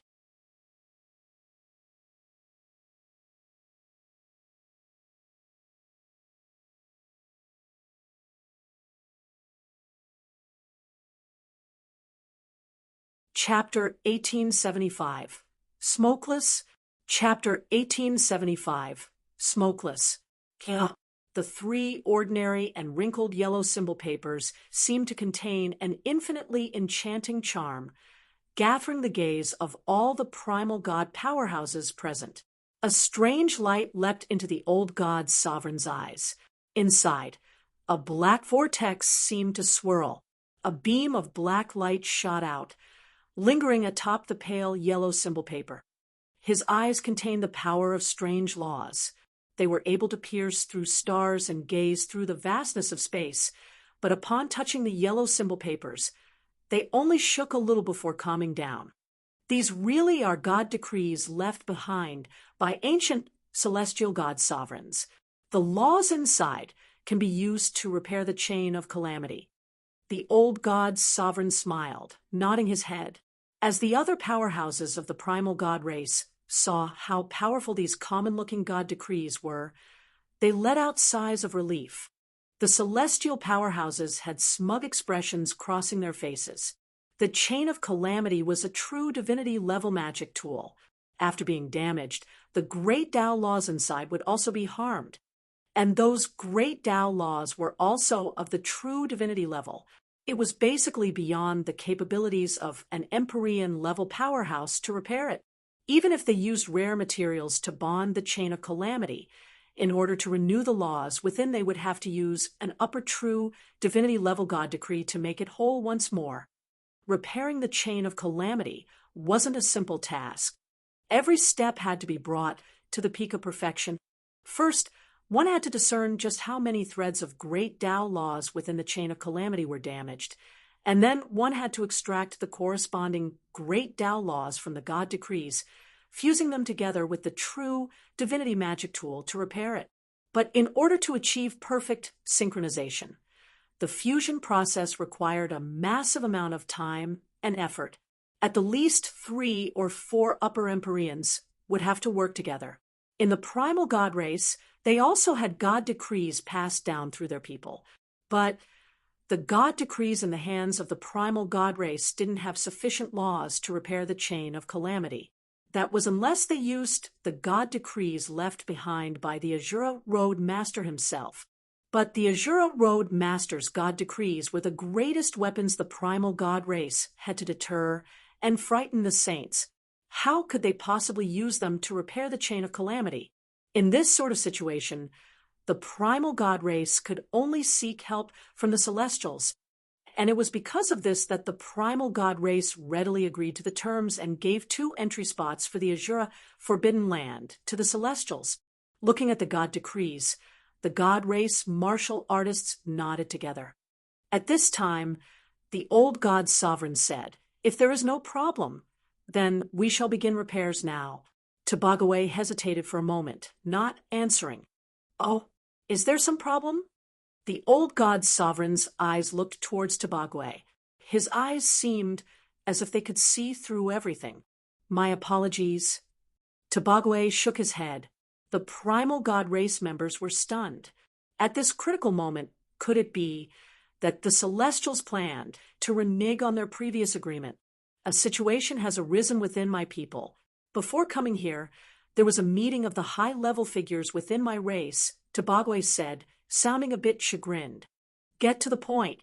The old god sovereign still had a kindly expression, but his eyes became several points sharper and fiercer, making it so that others didn't dare to look at him. Tabagwe took a deep breath and frankly said, "Everyone here should be aware just how precious the god decrees are to our ancient races. Using one means there is one less, and they aren't things that can be duplicated." For numerous hundreds of millions of years, whether it is the Celestials or God race, there were many superbly talented individuals who had given everything to research these God decrees.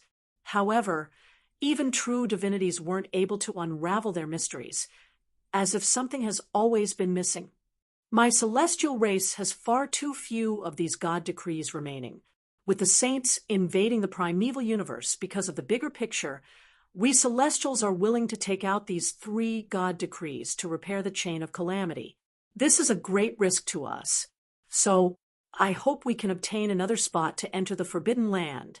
Tabagwe's words seemed as if he were trying to negotiate, and one could even sense an incomparably sincere and friendly tone to them. But from how overwhelming his eyes were, the God race martial artists knew that this matter was something the Celestials had decided far in advance, and they also wouldn't budge on this issue either. For a time, the entire meeting site was stirred into a great uproar. Many primal god race martial artists felt suffocated within their chests, as if their hearts were being set on fire. Just what sort of lucky chance was the Azura Forbidden Land?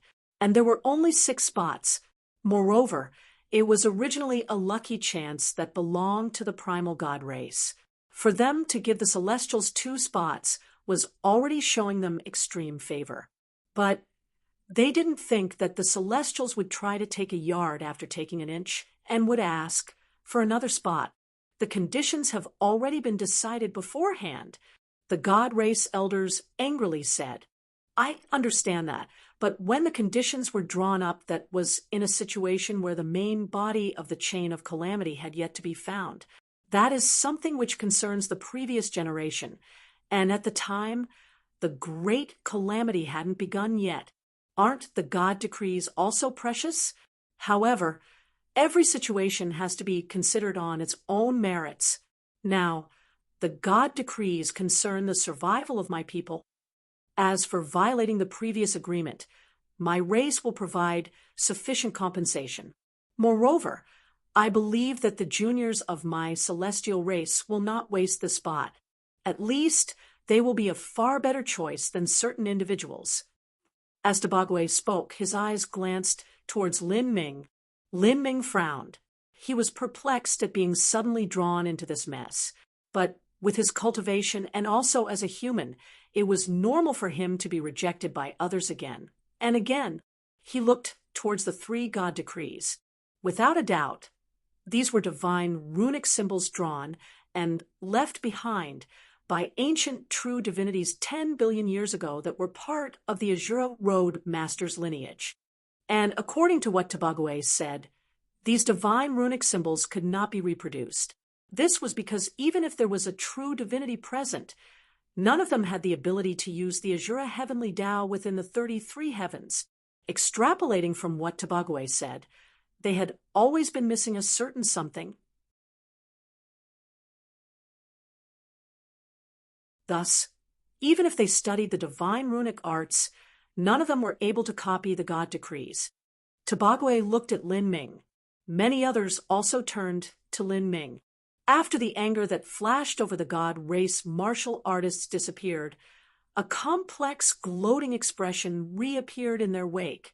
Although the Celestials had broken their promise and slapped the God race in the face, this was a matter that didn't concern them. The one that should be worrying the most was that young human boy. Many people were already unhappy that the old god sovereign had designated Lin Ming as one of the people to enter, but because they were overwhelmed by the old god sovereign's pressure, none of them dared to argue this point. Now, with the Celestials exerting their own pressure, if one person had to be removed from the four chosen, that person would be Lin Ming. Otherwise, the old god sovereign's apprentices wouldn't agree with him either. Now, how would the old god sovereign deal with the situation? Battle sovereign, your conditions are far too much.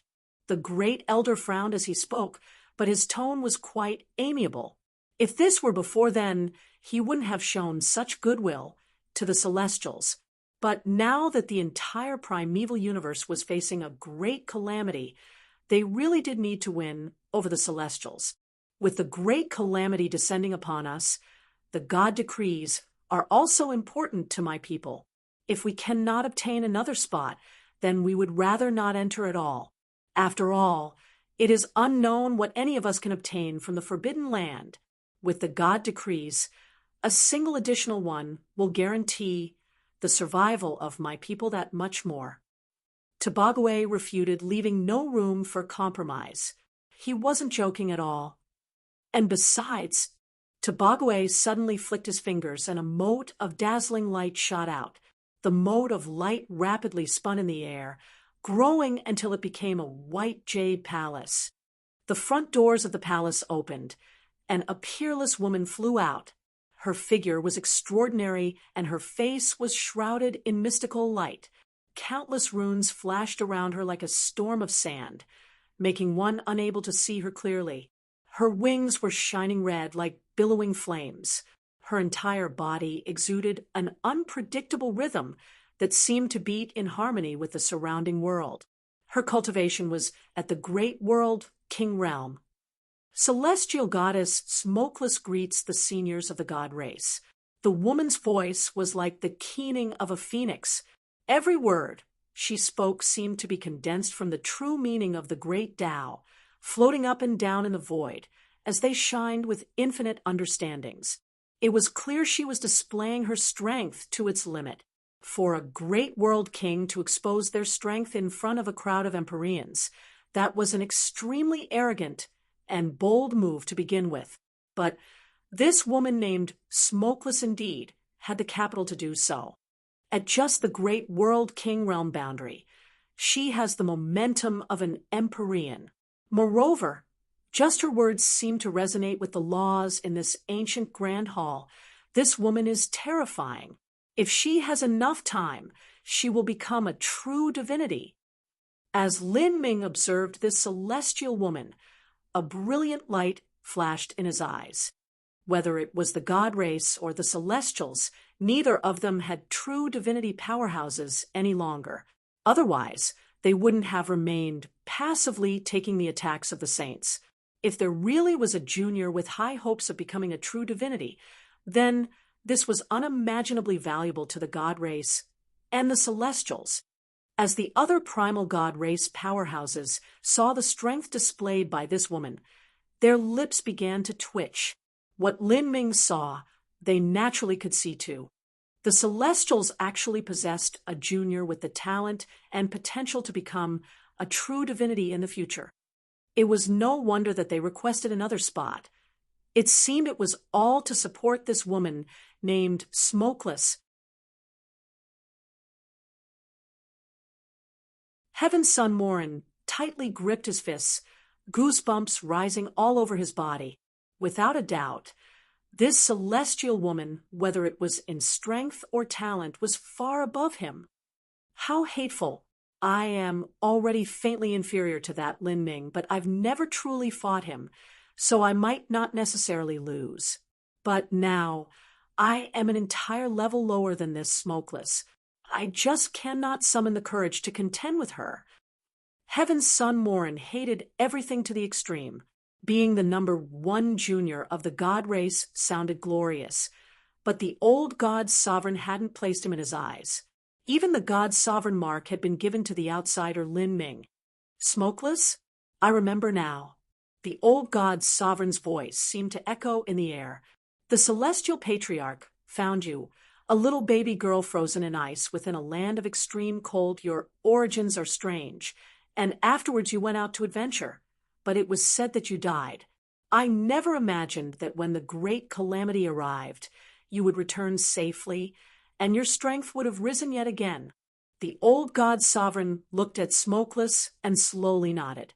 How rare, after experiencing a catastrophe and not dying, you instead made a breakthrough. Your future achievements are without limit. In all my years, I didn't expect such an outstanding character to appear once more. The old god sovereign's voice was touched with a trace of sadness. The ancient remnant races had indeed declined. In the far-off past, they once ruled the entirety of the 33 heavens. Even if the saints and spiritas were added together, they had still been several of times stronger. But now they didn't even have a single true divinity. Your Majesty God Sovereign, what do you think of Smokeless? Does she have the qualifications to enter the Azura Forbidden Land? Tabagwe asked with a smile.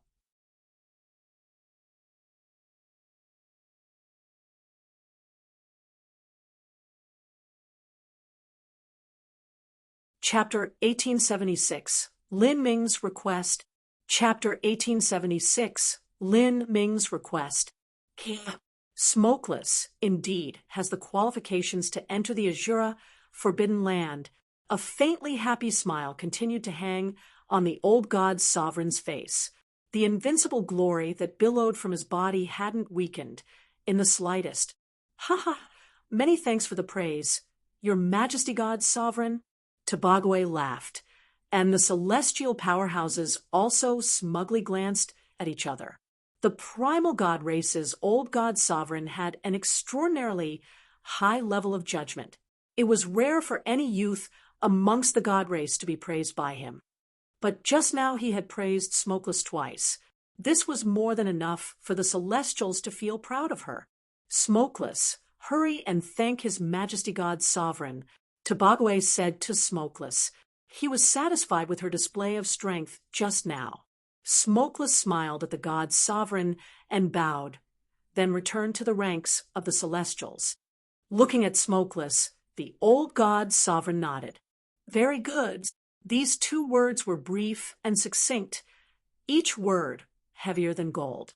However, the old god sovereign changed the topic. Of those that I chose, the child Lin Ming also possesses the qualifications to enter the Azura Forbidden Land. His talent is almost the highest I have seen in my life. The old god sovereign's words shocked all the martial artists present. Almost the highest he has seen in his entire life. None of them dared to think that the old god sovereign would use such words to describe Lin Ming. Lin Ming was also dumbfounded. In truth, he had never exposed his true strength in front of the old god sovereign, so he didn't know why the old god sovereign had come up with such an estimation. This judgment was just a bit too incredible, right? Your Majesty God Sovereign's assessment is indeed high. Tabagwe faintly smiled, but he didn't believe in the old god sovereign's words. He felt that the old god sovereign couldn't back down from his words. Thus he had forcibly elevated Lin Ming with praise. Between Lin Ming and Smokeless, it was obvious who had the qualifications to enter the Azura Forbidden Land.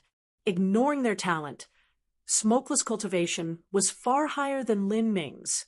In addition to that, for better or worse, Smokeless was also part of the ancient remnant races, and Lin Ming was a human. In terms of bloodline, Lin Ming didn't have any advantage at all. Talent can only be determined through competition, but what a pity little friend Lin's cultivation doesn't seem too high. There is no way to compare their talents. Tabagwe's voice was faintly mocking, as if he were deriding Lin Ming's cultivation. If Smokeless was also a middle holy lord, she could fight around with Lin Ming. But currently, Smokeless was a great world king, an entire large boundary higher than Lin Ming. If they fought, wouldn't that just be bullying? Let alone the celestial powerhouses. Even the powerhouses of the god race didn't believe the old god sovereign's words. His words seemed completely unfounded. The old god sovereign was left speechless. The current scene had left him in a dilemma. He truly hoped that Lin Ming could obtain one of the spots. This wasn't just because Lin Ming had returned the Chain of Calamity, but because his talent was also extremely high. Moreover, Lin Ming was the successor to Empyrean Primordius and also shared a strand of fate with Heavenly Empress Xianqing. These were all reasons why the old god's sovereign favored Lin Ming, but they weren't every one. Lin Ming was able to obtain the Chain of Calamity and pass through multiple universes to safely arrive at the primal god race at the time when they needed to open the Azura Forbidden Zone the most. The difficulty to accomplish this, just how great was it? The old god sovereign felt that Lin Ming was fated to enter the Azura Forbidden Land, as if the reason he passed a trillion miles was all in order to enter the Azura Forbidden Land. With such a fate supporting him, it was highly likely that Lin Ming would find his good fortune within the Azura Forbidden Land. But now, the Celestials had hidden their depths and had revealed the miraculous woman known as Smokeless. Smokeless was clearly very young, even younger than the primal god race's Heaven's son Morin. Yet her achievements were higher than his. Her potential was infinite. The calamity has arrived. So how come such youths with unlimited potential haven't appeared within my primal god race? Perhaps the destiny of my god race has really come to its natural end. The old god sovereign silently sighed. Your Majesty God Sovereign, have you made your decision? Will you agree to the request of my people? Tabagwe aggressively asked. If the old god sovereign didn't agree, then they would have no means to enter the Forbidden Land. The Celestials weren't trying to be threatening. It was also because the god decrees were far too valuable. For a time, the eyes of everyone focused on the old god sovereign, facing pressure from the Celestials, facing Smokeless infinite potential. And with the invasion of the Saints behind all of this, if the old god sovereign continued to choose Lin Ming to enter the Azura Forbidden Land, then he would inevitably have to bear the consequences of doing so. His prestige would suffer a major blow. Seeing the old god sovereign remain silently lost in thought for such a long time, Lin Ming hesitated for a moment, and then stood up. Your Majesty God Sovereign, to discuss the spots to enter the Azura Forbidden Zone before repairing the Chain of Calamity, that seems far too early to do so. Wouldn't it be better to repair the Chain of Calamity and then discuss matters again? Lin Ming said in a bass voice, his words thick with sincerity. For a time, everyone in the Grand Hall turned to Lin Ming. Repair the Chain of Calamity first, and then discuss the spots? Ha! Are you suspecting that even with my race's god decrees, the Chain of Calamity still cannot be repaired? Tabagwe coldly sneered. If my celestial race helps repair the Chain of Calamity, what will happen to that spot? Your Majesty Battle Sovereign seems to have misunderstood. I am not suspecting whether or not the Celestials have the ability to repair the Chain of Calamity, but am only thinking of other possibilities. Perhaps your repair method might not be the best method. What? Lin Ming's words caused the celestial martial artists to glare at him in rage. The god race martial artists were also left speechless. Could this Lin Ming have gone mad? As a holy lord, he was wondering whether the many celestial Empyreans possessed the ability to repair a true divinity spirit treasure. Those that could help to repair a true divinity spirit treasure were all upper or peak Empyreans. Moreover, god decrees left by superior true divinities had to be used. How could a mere junior think of questioning the process? Who gave you the courage to dare question us? How ridiculous! Tabagwe's words became gradually colder because the old god sovereign appreciated Lin Ming. He had given several points of respect to Lin Ming. He could feel that there was something unusual with Lin Ming. Otherwise, how could the respected old god sovereign hold him in such high esteem? But as Tabagwe heard Lin Ming's current words, he only coldly humphed again and again. This junior was arrogant to the point of stupidity. On the side of the god race, the old god sovereign also faintly frowned. He didn't know what Lin Ming was thinking, but he didn't think that Lin Ming would do something muddle-headed like this. Although your words are stupid to the point that I don't even want to bother arguing with you, since you've said them, I will personally demonstrate the ability of my celestial race. If my people can smoothly repair the chain of calamity, you will give us your spot. As Tabagwe spoke, he placed the 3 god decrees on the black table. Lin Ming had already seen the Celestial's god decrees. These 3 god decrees were indeed left behind by outstanding existences amongst true divinities. True divinity. In the current 33 heavens, only peak races possessed them, and there were only a scant several of them. Even in ancient times, 10 billion years ago, they were still extremely rare existences. As for outstanding true divinities, they were even rarer. Moreover, only the lineage of the Azura Road Master was able to leave behind god decrees. And with the endless flow of time, in the current age, the god race and celestials had an extremely limited number of god decrees in hand. The 3 god decrees in front of Tabagwe had been safely preserved for 10 billion years already. No matter how powerful a force field, no matter how powerful the laws, after such a long time it was inevitable that there would be weakening. From 10 billion years ago until now, these god decrees had already fallen by a level. The god decrees created by upper true divinities might only be as strong as those created by ordinary true divinities. Originally, in order to repair the chain of calamity, the truth was that using ordinary true divinity god decrees was more than enough. But as the power of laws within the god decrees slowly faded away, only the god decrees left behind by upper true divinities would work. After carefully observing these 3 god decrees, Lin Ming, who had been standing behind the old god's sovereign, suddenly walked forwards. May I look at one of these god decrees? Insolence! The celestial elders were enraged. Human brat, you shouldn't bite off more than you can chew. The god decrees are 10 billion years old. Supreme treasures passed down from generation to generation amongst my people. They are incomparably sacred treasures. Moreover, each one has immeasurable influence within the primeval universe. Do you think you can look at one just because you want to? If you damage a single one, not even 1,000 deaths can make up for it. I only want to probe with my divine sense. I won't move it at all.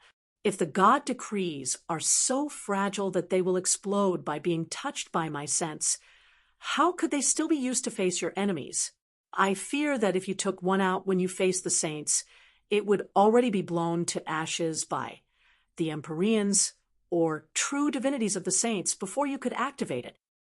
Lin Ming's words were slightly mocking. The numerous celestial powerhouses angrily glared at Lin Ming. So many Empyreans were present, and yet a mere Holy Lord Realm Boy was brashly talking like this in front of them. Wasn't this too improper? And at this time, Tabagwe waved his hand, quelling the anger of the celestial powerhouses.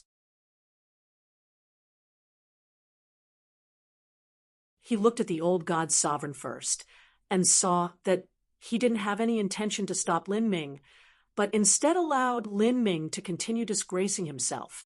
If so, then he didn't plan on giving the old god's sovereign any face either. He sneered and said, "How interesting!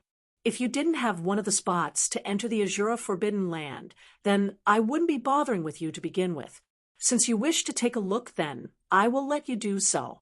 I would also like to see what sort of mess you will make, and just how you'll settle things then." As Tabagwe spoke, he pressed his hands on the black stone table. The 3 god decrees slowly fluttered in front of Lin Ming, falling 3 feet before him. The power of divinity gathered around the god decrees, slowly forming a black force field. As they agreed, Lin Ming wouldn't be able to touch them, and even if he wanted to, he couldn't pass this force field. Your Majesty God Emperor, what is he thinking? Our god race will become a laughingstock to the Celestials. The god race powerhouses didn't know what Lin Ming could possibly accomplish, but the old god's sovereign seemed to be tacitly allowing his actions. Even the previous god's sovereign wasn't able to perceive anything. So, what can this human brat do? The many god race Empyreans were left speechless. The god decrees had been passed down for so many years, not to mention the ancient past. Even just 1 billion years ago, there had been a god race god sovereign who had broken into the realm of true divinity and had studied the god decrees, but in the end his efforts had come to nothing. And the truth was that he had used a 1,000 years to deduce many of the laws. These laws formed a self-contained system. They seemed perfect, each one mutually complementing others, as if there were endless possibilities in how they could grow. But it was still no use. A perfect set of laws that couldn't be learned by everyone, that couldn't attack, couldn't defend, and couldn't even be used in alchemy or anything else. What was the use of it? Thus, the god decrees could not be perceived, nor could they be copied. They could only be considered one-time use magic tools. Every time one was used, there was one less in existence.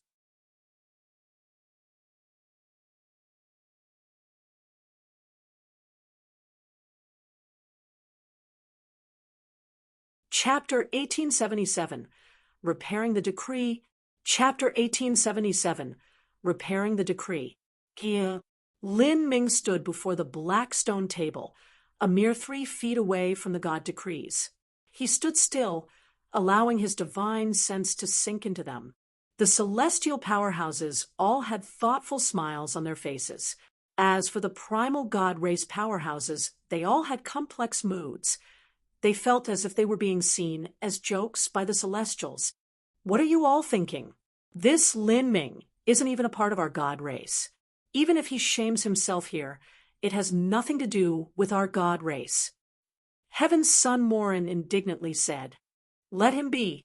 If he loses face, then that is the same as his Majesty God's sovereign losing face. But since his Majesty had consented to this, then there is nothing we can do." The great elder said with finality before composing his mind. And at this time, Lin Ming didn't pay attention to the reactions of the many powerhouses around him. He had already entered into the fused, martial, intense state, his mind completely focused on the 3 wrinkled yellow god decrees before him. In his eyes, a mystical aura began to gradually flow over from them. He could see the revolution of the Azura heavenly Tao. Faint traces continuously circulated within the god decrees. These 3 god decrees were the work of ancient upper true divinities. They were far beyond normal. With Lin Ming's current level of strength, it was absolutely impossible for him to create imitations of them. But just comprehending the truths within and polishing some of the flaws might actually be possible. After all, the laws were interlinked, and Lin Ming had obtained the true legacy of the Azura Roadmaster. In particular, after he entered the ancient galactic battlefield within the Akashic Dream world, his comprehension of the Azura Sutra and his ability to utilize the power of the Azura heavenly Tao laws had reached frightening degrees. Suddenly, a strange light flashed through Lin Ming's face. He could feel his divine sense falling into an endless black hole, as if he were being sucked in by the energy of the god decrees. The Celestials' 3 god decrees have eroded through 10 billion years of time, and sections of the great Tao that formed them have been damaged. Thus, in the lines, there are energy black holes that swallow my divine sense. Understanding what was happening, Lin Ming didn't take back his sense. Instead, he allowed it to revolve around the energy black hole, constantly deducing how to repair it. These are true divinity-level god decrees after all. My ability is lacking, but I should be able to unravel some of the laws. Lin Ming's eyes became increasingly bright. Without noticing it, over an hour had passed. To the martial artists present, this amount of time wasn't anything at all. Since they believed Lin Ming was playing games with them, they started to become impatient. "Your Majesty battles sovereign. How long will we continue waiting?" Smokeless asked. She wasn't impatient. but she simply felt that for so many powerhouses to surround a junior and watch him play around with treasures and also wait for such a long time, this scene was far too stupid. And at this moment, Lin Ming suddenly stopped. He looked towards the old god sovereign and said, "Your Majesty God Sovereign, do you have a god decree drawn up by an ordinary true divinity? I would like to reference it." Lin Ming had made far too many requests, again and again playing tricks. Many people felt they were nearing the limits of their endurance. Looking at these 3 god decrees wasn't enough, but now he wanted to play around with the old god sovereign. The old god sovereign didn't refuse him, nor did he ask Lin Ming what he wanted to do with an ordinary true divinity god decree. He simply flicked his fingers, and with a flash, a god decree flew out from his spatial ring, shooting towards Lin Ming. If a martial artist could break through to the realm of true divinity, that meant their talent was enough to overwhelm all, far surpassing all others in the vastness of space. There were few true divinities as it was, and upper true divinities were even rarer. Even in ancient times, this was also true. Thus, there were correspondingly few god decrees left behind by upper true divinities. As for god decrees left behind by ordinary true divinities, there were many more of them. After the old god sovereign tossed out the ordinary true divinity god decree, Lin Ming grasped it in his hand. He placed it between his middle finger and index finger, probing it with his sense. A god decree left behind by an ordinary true divinity was far simpler. And at the same time, over the last 10 billion years, these god decrees had also been eroded by time. The great Tao lines had received minor damages. As for the strength within these god decrees, a great deal had leaked out. However, a true divinity was still a true divinity. Even if the strength had leaked out, the god decrees drawn by a true divinity could not be compared to those drawn by an Empyrean. This was because the height of the laws was completely different. Lin Ming investigated this god decree for another hour. Many of the celestial martial artists had reached the end of their fuse. "He's playing so many tricks," someone derided. But seeing that Tabague was calmly watching without any worry, these people also silently waited. Let him stumble around until he falls over. At that time, I wonder if the god race will still fight for his spot. At that time the god race's old god sovereign won't have anything to say about it either. Thinking that they would receive the spot from all of this, many of the celestial Empyreans began to warm up with happiness. Of the 3 spots for the Celestials, the battle sovereign would take one, and the second would undoubtedly go to Smokeless. But as for the last spot, they all had a chance to obtain it. Such a lucky chance, who wouldn't desire it? As all these people were plotting their strategies, at this time, Lin Ming suddenly stirred. He placed the old god sovereign's god decree together with the 3 other god decrees. The 4 god decrees were lined up together. At the same time, Lin Ming began to activate the Azura Heavenly Tao diagram within his body. The Tao diagram had been obtained from the Azura Road's final trial and had fused together with his flesh and blood. It was equal to creating a miniature Azura Road world within his body, allowing him to utilize the power of the Azura Heavenly Tao laws as he pleased.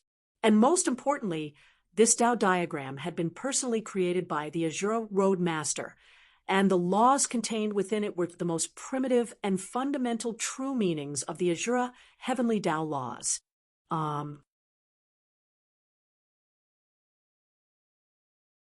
As the Azura Heavenly Array diagram began, Lin Ming's aura started to change, as if the essence of the 33 heavens' heavenly Taos was gathering unto him.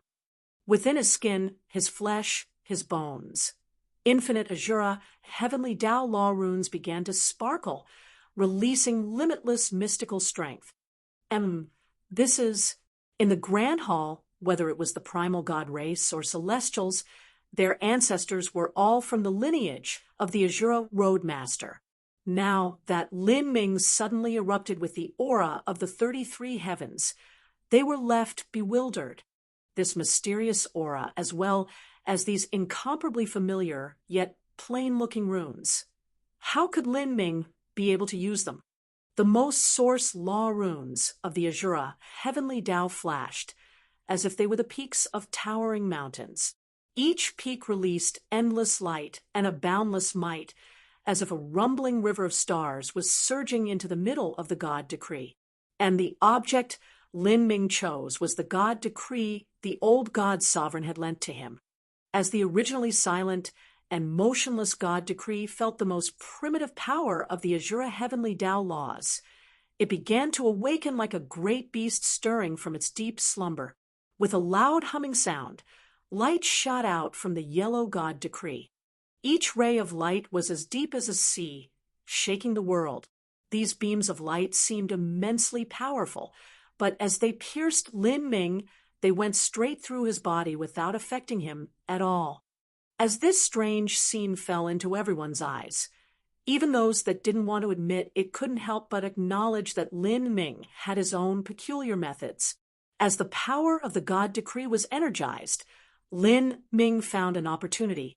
His hands traced exquisite arcs in the air, causing a wisp of the Azura heavenly Tao laws to change paths and flow into the middle of the God Decree. The path of this wisp of light was unpredictable. The power of strange laws surged, heartily wandering within the God Decree. What is he doing? Many people felt that something was wrong. At this time, no one dared to look down on Lin Ming again. They could clearly see that Lin Ming was carving a rune into the God Decree. This was a God Decree left behind by a true divinity. How could a mere Holy Lord leave a rune atop it? Lin Ming's 10 fingers flashed, his face solemn. Beads of sweat ran down his forehead and temples. As his understandings into the internal structure of the God Decree became more profound, he became increasingly alarmed. A trace of his life essence followed along the ghostly path of the God Decree's Azura heavenly Tao laws. It was like he was continuously bumping into an endless wall of steel. Here, after a long period of time, he suddenly saw a trace of damage within the interior of the God Decree. In terms of repairing divine runic symbols, Lin Ming could be called a veteran. His fingers slowly swiveled in the air as he formed beautiful runes that constantly marked the area where the law lines were broken. Within each path, an infinite number of changes was possible. To repair these divine runic symbols that had existed for 10 billion years already, Lin Ming didn't even need materials because the materials were already gathered and readied. They had all been incorporated into the symbol paper. Everything would be fine as long as Lin Ming could rewrite the damaged laws. Lin Ming focused his mind, constantly deducing the Azura heavenly Tao laws and patching up the damages. However, these were still God Decrees drawn up by true divinities. Even a minor repair, not worthy of mention, required Lin Ming to use up a tremendous amount of energy.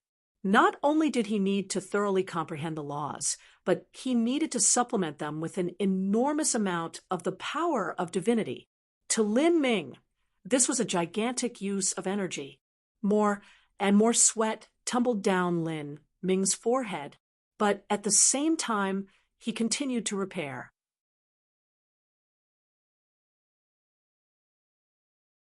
The God Decree emitted a brilliant light, blazing to the eyes and making one unable to look directly at it. Lin Ming's figure was enveloped in this radiance, making him seem blurry. What is he doing? Whether it was the martial artists of the god race or celestials, they were all stunned. Even an Empyrean couldn't understand Lin Ming or the laws he was using. Although they couldn't understand, they were still all people with extremely sharp vision. This light and the charm of these laws were not only mysterious but contained unimaginable truths within. What Lin Ming was doing, none of them could understand. Something's wrong. No, the power within the God Decree, is increasing. A celestial powerhouse's eyes popped wide open. He could clearly feel that in the blazing light, the God Decree beneath Lin Ming's hands was slowly strengthening. That ordinary true divinity God Decree was now slowly overtaking the three God decrees created by an upper true divinity. How is this possible? Could this boy have referenced our celestial race's God decrees to transform the old God sovereign's God decree and make it stronger? Am I dreaming here? Tobagwe suddenly thought of this possibility, but this was a completely absurd conclusion, one he couldn't accept at all.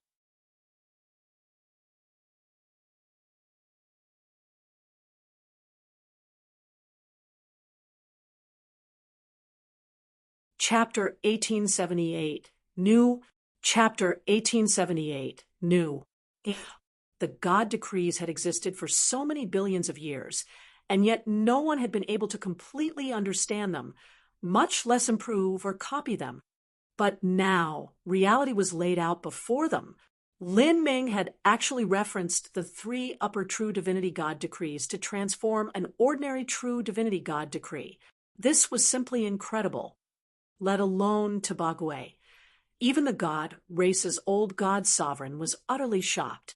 The old God sovereign had lived for innumerable years, and his judgment had reached a nearly omniscient level. He intuitively felt that Lin Ming was extraordinary, but no matter what his intuition told him, he never would have imagined that Lin Ming could repair God decrees.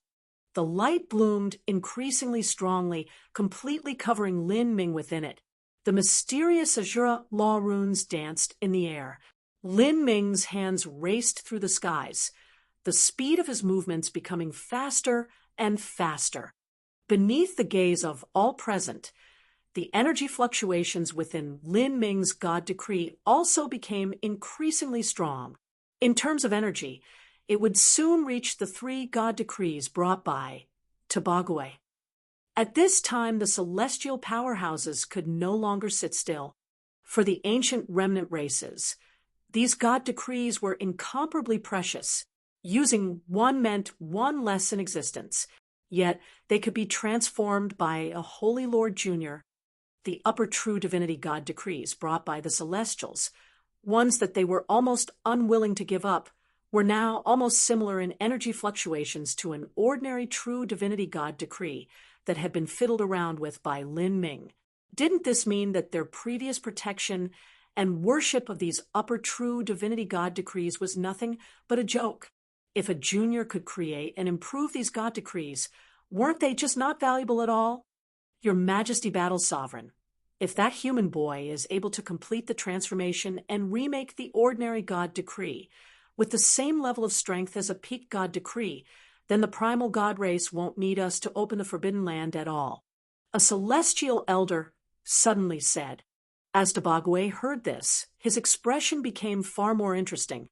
The reason that the primal God race would request the help of the Celestials and ally with them was because they only had the strongest God decrees left behind by the Azura Roadmaster, as well as those left behind by ordinary true divinities. They were lacking God decrees left behind by upper and middle true divinities. This was because there were far too few upper true divinities. The primal God race had also inherited God decrees left by upper true divinities, but for various reasons, they had used them up. But with Lin Ming, this problem no longer existed. The peak Empyreans of the primal God race would absolutely be able to repair the chain of calamity by themselves. How could this be? I just cannot understand. Tobagwe felt his thoughts fall into utter chaos. He didn't know how Lin Ming accomplished what he did, but this was the indisputable truth. He originally wanted to blackmail the God race into giving up even another spot, but now the God race didn't need them at all. They might not even receive a single spot. Everything had been lost. Tobagwe fell into depression.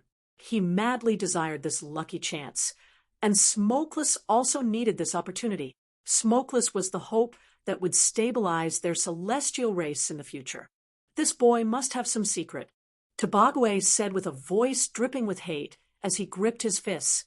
Even if someone killed him, he would never have believed that Lin Ming's perception was so powerful that he could unravel the God decrees that not even true divinities could understand, and do so in a short 2 hours. In other words, The peerless god sovereigns of the ancient remnant races were nothing but a joke before him.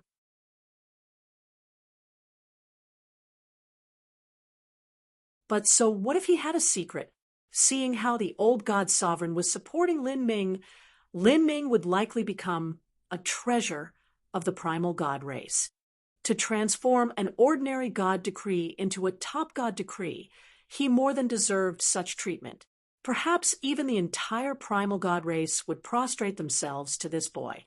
At this time, no matter what anyone else was thinking, Lin Ming paid no attention to any of them. His focus was tense, and his forehead was dripping wet. He had underestimated just how terrifying a true divinity-level divine runic symbol was. Even if he thoroughly understood the laws, he still lacked strength. Wanting to completely restore these divine runic symbols that had been eroded over 10 billion years was excruciatingly difficult. Moreover, his physical condition was in a poor state. His body shook. Because he was exhausting himself of his strength, Lin Ming's fingers trembled, and the runes nearly exploded around him. If the runes collapsed, then even though the god decree would be fine, most of the work Lin Ming put into repairing it would be destroyed. Lin Ming frightened himself for a moment, and this scene was noticed by the old god sovereign. The old god sovereign was able to clearly feel that Lin Ming, wrapped in the blazing light, had a much weaker aura than before. That's right, Lin Ming was injured before, and he had yet to fully recover. Many people recalled that when Lin Ming first entered the Grand Hall, his blood vitality had been unstable and his meridians and organs had been broken in various places. His injuries were due to Empyrean Primordius. These were deep wounds caused by a peak Empyrean. Even if Lin Ming had prepared himself earlier and had blocked over 95% of the damage, the remaining amount was still no laughing matter. This boy, he can still repair the god decree after being injured? This is... Heaven's Son Morin was speechless. Lin Ming's actions had left him lacking even a little bit of confidence. The difference was too great. At this time, the old god's sovereign flung wide his sleeves, and a great sun seemed to explode from within his body. Billowing strength rolled towards the old god's sovereign before transforming into a gentle divine light that shot into Lin Ming's body. This gentle divine light slowly sank into Lin Ming. Normally speaking, the power of an Empyrean powerhouse was formidable and unruly. If it entered the body of a junior, they simply wouldn't possess the ability to control it. But the power shot out by the old god sovereign was gentle to the extreme, allowing Lin Ming to freely use it as he wished. For a time, Lin Ming felt like his body was a dry field that was suddenly experiencing a revitalizing rain. His strength immediately returned, with the laws guiding the way, and with the support of the old god sovereign's power, the repair process of the god decree became extremely smooth. Another 2 hours passed. Lin Ming's repair process was nearing its finale.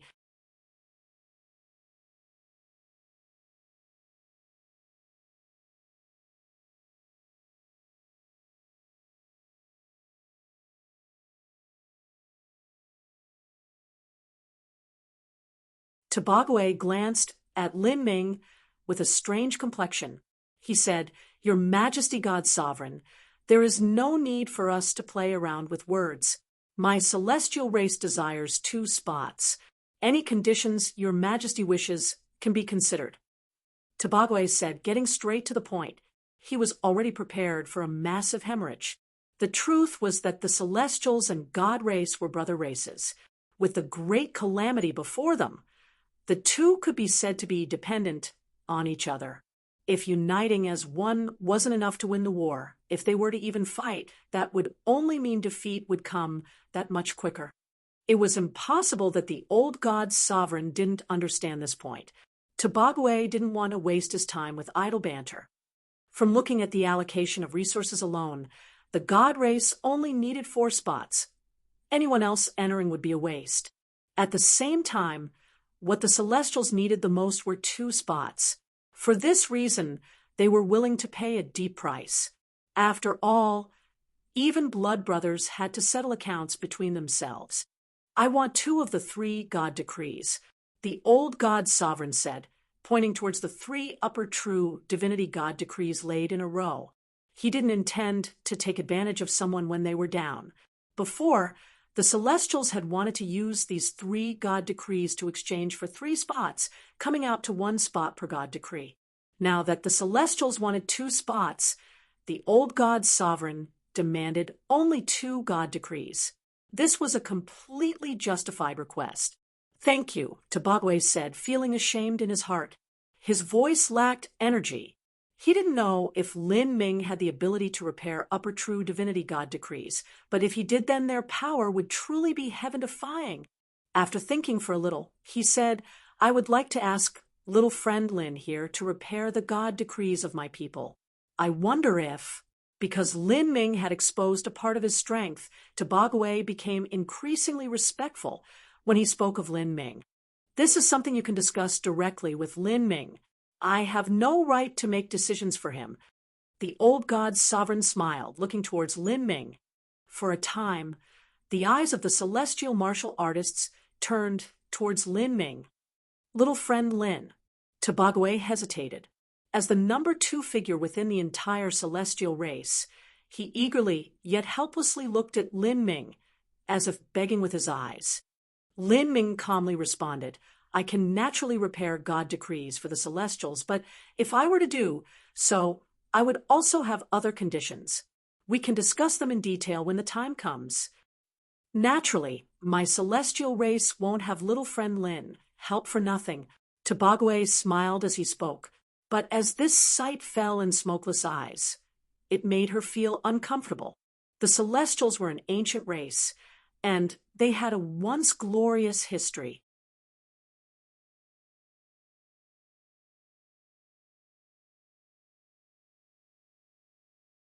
The God decree emitted a phantasmal voice that seemed to come from times long past, as if the God decree were coming to life. Soon after, the other powerhouses followed suit. They offered their own bloodline power to blend into the remaining God decrees. The God decrees shined with an increasingly bright light, as if they were exploding stars. The entire grand hall was wrapped up in a blinding luminosity. This was the power of a true divinity spirit treasure. When Empyrean spirit treasures were born, they would often summon heavenly tribulation, much less a true divinity spirit treasure. Light completely blinded Lin Ming for a moment. But Lin Ming didn't need to see with his eyes at all. Rather, he could sense that within the light, a terrifying amount of energy was being formed and destroyed along with all sorts of sparkling runes. This white light shined for an entire day and night before slowly dimming down. As the white light vanished, the energy sphere also faded away. The 4 God race and celestial powerhouses were pale. Their auras had diminished compared to the start. They all sat on the ground and began meditating, restoring themselves. At this time, a faint sound rang through the air, as if it came from the world itself. It was remote and mysterious. A snow-white lotus flower flowed within these sound waves, blooming in the void. At the furthest edges of the pitch-black skies, a mysterious black road appeared, stretching all the way to the grand hall. At the end of this great road, the chain of calamity glistened with endless power. It was wrapped in a mysterious aura as it suddenly appeared in front of everyone. It was impossible to unravel the mysteries within. A true divinity magic tool has been reborn. An auspicious sign appears. On the old god's sovereign's aged face, a happy smile appeared. The chain of calamity had been repaired. Now, all that was left was to open the Azura Forbidden Land. Perhaps the Azura Forbidden Land would offer them a chance to turn the tide in this great calamity.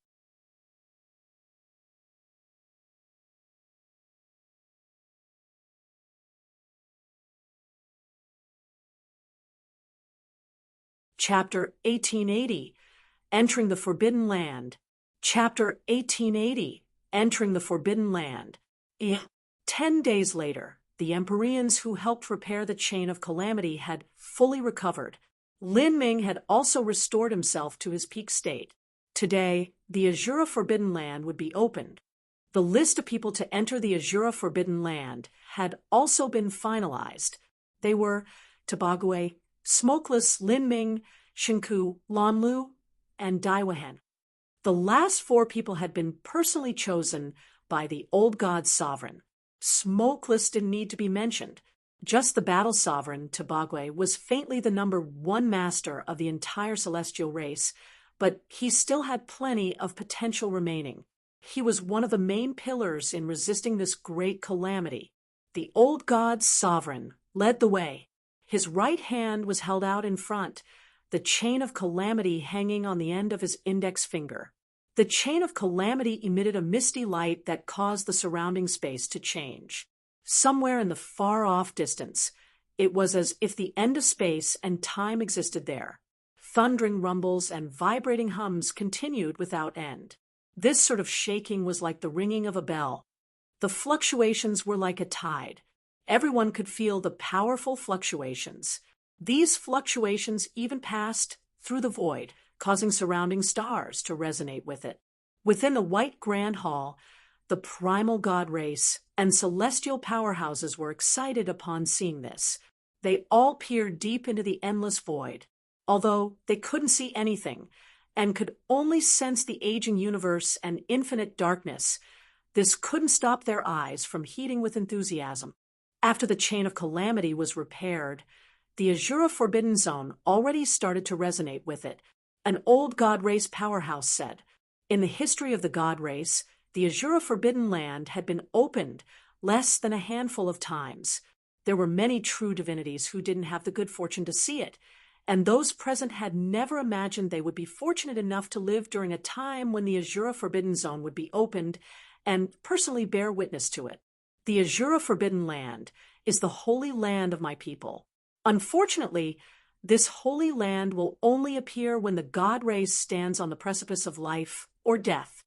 In the past, many outstanding god race members that became true divinities weren't lucky enough to enter the Azura Forbidden Land. But now that it has been opened, my race is already declining, and those chosen to enter barely meet the qualifications." The god race powerhouse deeply sighed with emotion. "It's time." The old god's sovereign's robes whipped about around him. The light projecting from the chain of calamity grew ever bright, wrapping everyone within it. In the next moment, Lin Ming felt the heavens and earth change positions as a spell of dizziness overtook him. As he opened his eyes again, he could see that he had arrived in a mysterious realm. This world was hot to the point where even he found it unbearable. Looking around, the surroundings were empty.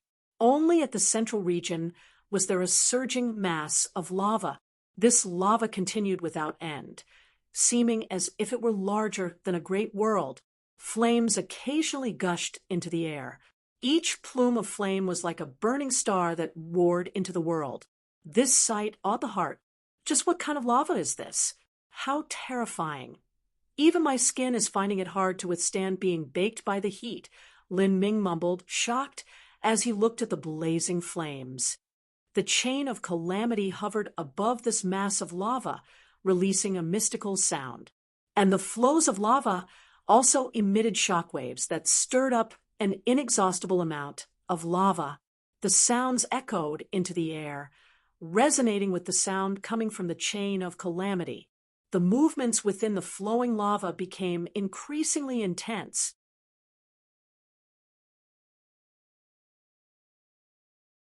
Waves of the Tao appeared like twisting dragons. The great Tao of freezing cold, the great Tao of deep water, the great Tao of the heavens and earth. As these Tao fluctuations appeared, the surrounding lava was frozen, swallowed, or neutralized with some other method. Soon, this area began to rapidly clear. Rumble, rumble, rumble. Slowly, as more Tao fluctuations gushed out, waves of chilling and withering aura shot outwards. At the deepest depths of the lava, a vast mysterious space was revealed. The entrance was dark and deep. Lin Ming could feel something familiar coming from it. The power of the Azura heavenly Tao laws was overflowing from within.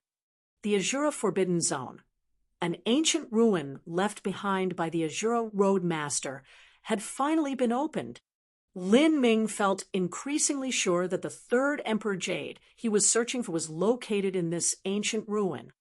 This feeling, could it be the fate that the Azura Road Master spoke of?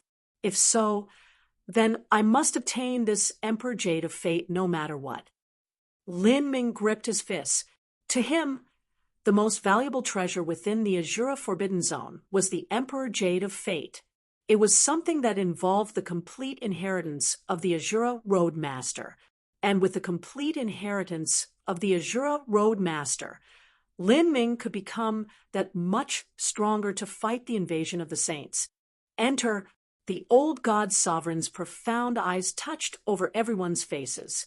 He waved his sleeves, and an enormous strength caught hold of everyone. Lin Ming and the others were immediately sent tumbling into that vast space. After entering the Azura Forbidden Land, the moment that Lin Ming felt solid ground, he couldn't help but be surprised. After all, he had gone to the Azura Road. That world could be considered as overflowing with life, countless existences freely wandering about. But in the world he was in now, there was only a pale yellow star above him that emitted a faint glow. The surrounding light was dim. Dark gray clouds piled up high in the skies, blocking out the light and casting the world into an eternal twilight. This was a dead world. The feeling it gave off was that of a great world having reached the end of its existence, soon to collapse into nothing. In everyone's eyes, they could see giant obelisks rise into the heavens like towering mountains. The tomb of the left King Longya, the tomb of Heaven's son Yangon, the tomb of God King Loho. Left King Longya was a peerless genius from almost 10 billion years ago. Afterwards he disappeared without a trace, but he actually died here. Heaven's son Yangon was rumored to have been the strongest, peerless genius of my race in ancient times. He had high hopes of following the Azura Road Master's steps. The celestial and primal god race powerhouses were stirred to emotion as they looked upon these graces in front of them. Those that died here were all once world-shaking existences of the primal god race.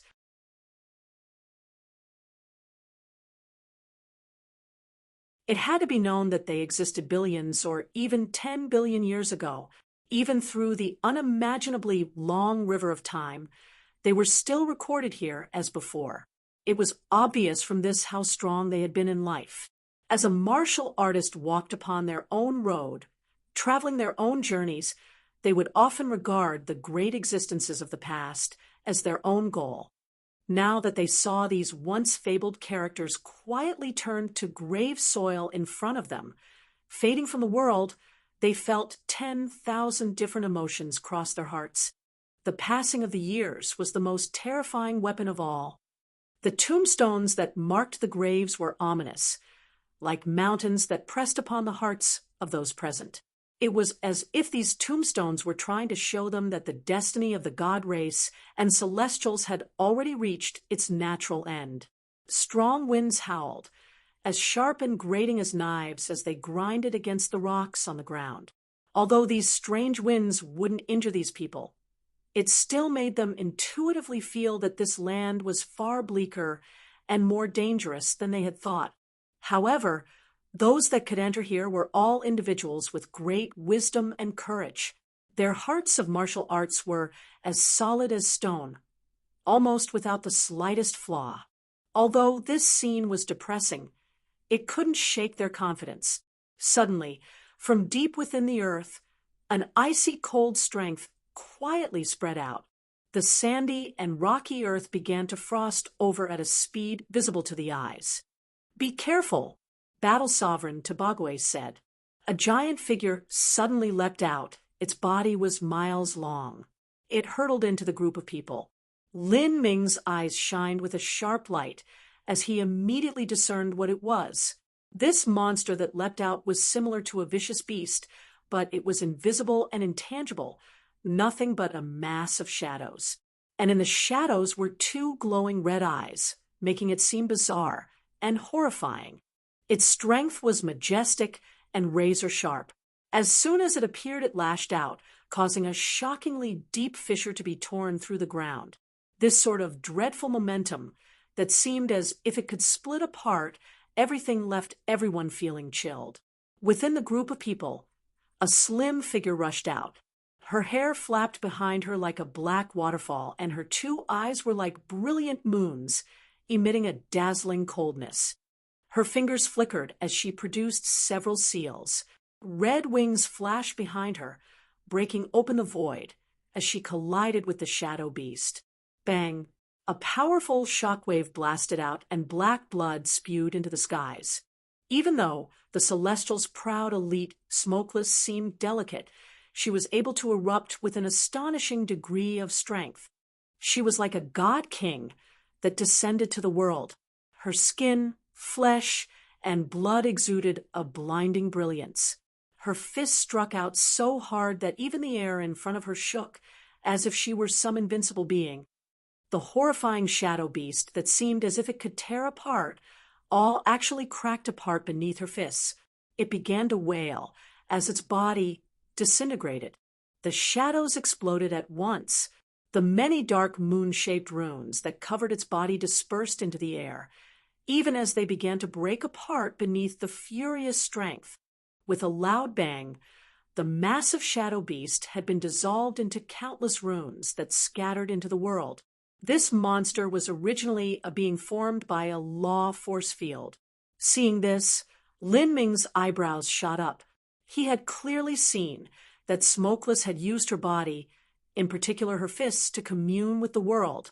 She saved up a tremendous amount of the great Tao's primal power in order to make such an earth-shaking blow. The intensity of her mortal body left one flabbergasted. And the Celestials were similar to the god race in that their essence, energy, and divine were all powerful.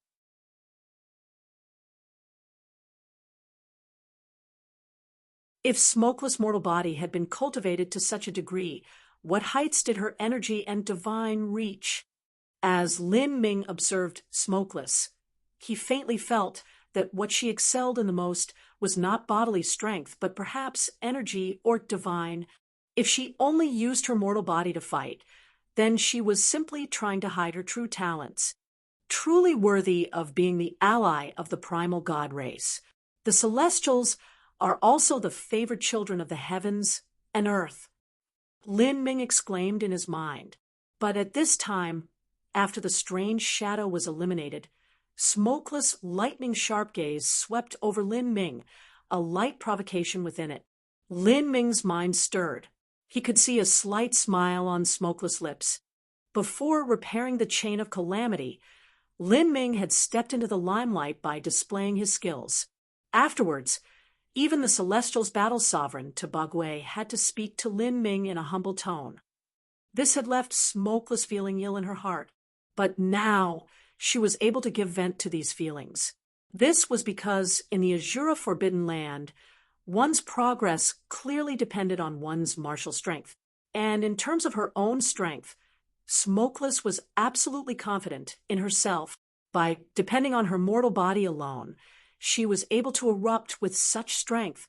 If she exhausted all of her hidden cards, then with her great world king cultivation, she would be able to protect herself and flee against the weakest of Empyreans. No wonder the battle sovereign was willing to pay such a deep price to bring Smokeless into the Azura Forbidden Land. Daiwahan nodded from beside Tabagwe. His status wasn't much different from Tabagwe's. Smokeless' strength is far beyond this. Let's slowly watch. If this road isn't too dangerous, then let's not help. Allow the younger generation to clear the way. Tabagwe folded his arms across his chest, a smile on his face. As he spoke, his gaze, either by design or accident, swept over Lin Ming. In truth, there were only two of the so-called younger generation here, Smokeless and Lin Ming.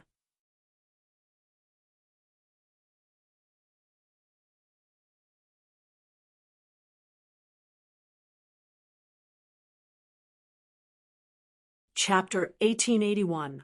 Tricks. Chapter 1881. Tricks. The God race and Celestials were brother races, but at the same time, they also competed with each other. Previously, the Celestials had been humbled and paid a sufficient price to barely obtain 2 spots to enter the Azura Forbidden Land. Naturally, they were tamping down the grievances in their heart. After entering the Azura Forbidden Land with great difficulty, Tobagwe hoped that his celestial race would be able to have proud results here. Tobagwe weighed his own strength and felt that he wasn't much stronger than the God race's Daiwahen. Thus he placed his hopes on Smokeless instead. He hoped that Smokeless would be able to rely on her extraordinary talent to dazzle the world within the Azura Forbidden Land and obtain the greatest lucky chance here. As for juniors, there was only Smokeless and Lin Ming. These 2 people naturally had to be compared with each other. Whoosh, whoosh, whoosh. From all directions, a number of shadow birds flew forth, blocking out the world. They rumbled towards the group like endless bolts of black lightning. Now, it wasn't just Smokeless that acted. Tobagwe also moved, however. He didn't kill these shadow birds, but instead casually cut open space and split them up. His intention was to help temper Smokeless.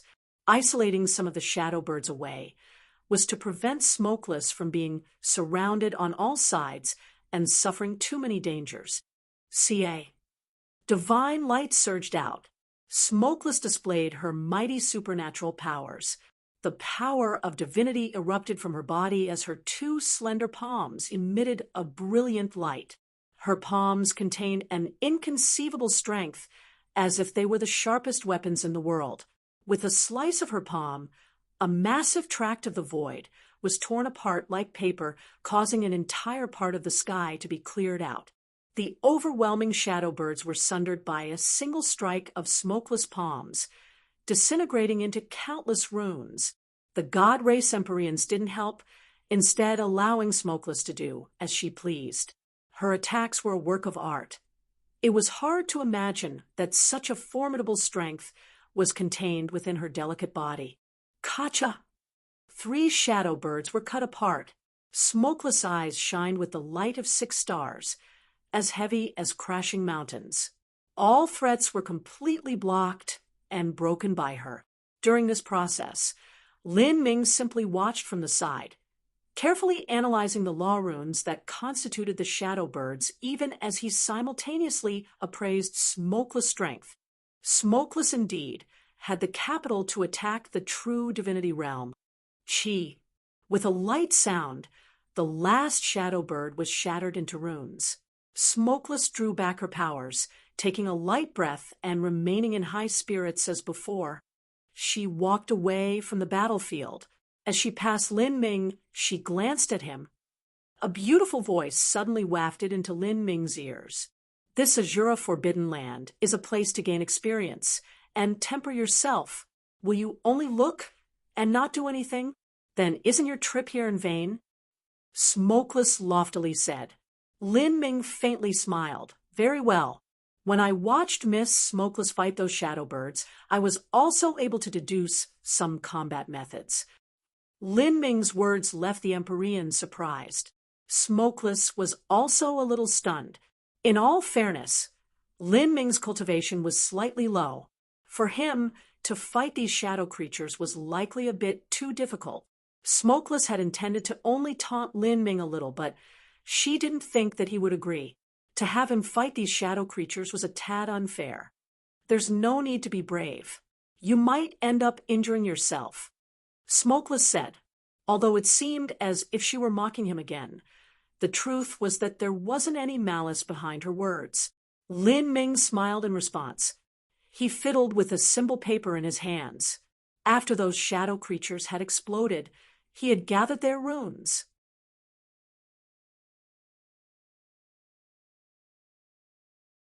In the end, these shadow creatures were nothing but spontaneous manifestations of energy released from the array formation of the Azura Forbidden Land. They were not worth fearing at all. As everyone moved on, many of them looked forwards to how Lin Ming's performance would be. Dai Wehen kept his mind locked onto Lin Ming at all times. Taking care of him was an important mission that the old god sovereign had personally handed down to him. Of everyone present, Lin Ming was the weakest, and the Azura Forbidden Land still contained perilous dangers. As someone able to repair God decrees, Dai Wehen couldn't allow Lin Ming to fall into any danger. As the group walked several miles forwards, dangers appeared once more. This time it was no longer birds, but a massive demon wolf. From the aura of this demon wolf, it was clearly far beyond the birds from before. Its blood-red eyes stared at Lin Ming and the others, overflowing with killing intent. "Be careful," Dai Wehen cautioned. The one to deal with this demon wolf should have been Lin Ming, but he felt that Lin Ming might find this task difficult. So he reminded him. Roar! The demon wolf howled and rushed forwards like lightning. In this instant, the battle sovereign and smokeless pupils both shrank as they stared at Lin Ming. By any reasoning, this demon wolf's power and momentum was not something a Holy Lord realm genius could deal with. Smokeless believed that if she were at Lin Ming's boundary, she wouldn't be a match for this demon wolf. This was the disparity brought by absolute strength. If Lin Ming didn't fight, he was well within his rights. Smokeless was already prepared to help, but the demon wolf was too fast. As it hurtled forwards, Lin Ming had already stepped up, standing in front of the group. "Lin Ming!" Dai Wehen erupted with energy. If Lin Ming wasn't a match for this demon wolf, then he would immediately rescue him. But in this brief instant, Lin Ming suddenly pressed out his palm and patted down on the demon wolf's head. What? Everyone was shocked. Lin Ming didn't take out a weapon, but instead planned to use his bare hand to deal with the demon wolf. Even Smokeless rarely frontally collided with enemies when using her palm. Rather, she attacked from the sides. But in that moment, Dai Wehen discovered that Lin Ming's hand was shining with a pale golden light. Was that the light of laws? Clang! For a time, the deafening ring of a bell thundered outwards. Above Lin Ming's palm, a massive golden light erupted, followed by the energy of countless laws. It formed a giant wall of sacred writings that blocked him off against the demon wolf. Bang! The demon wolf crashed into the golden wall of sacred writings and emitted a pained howl. God decree. Dai Wehen, the battle sovereign, Smokeless, and the others were all shocked. So Lin Ming had been holding a symbol paper in his hands.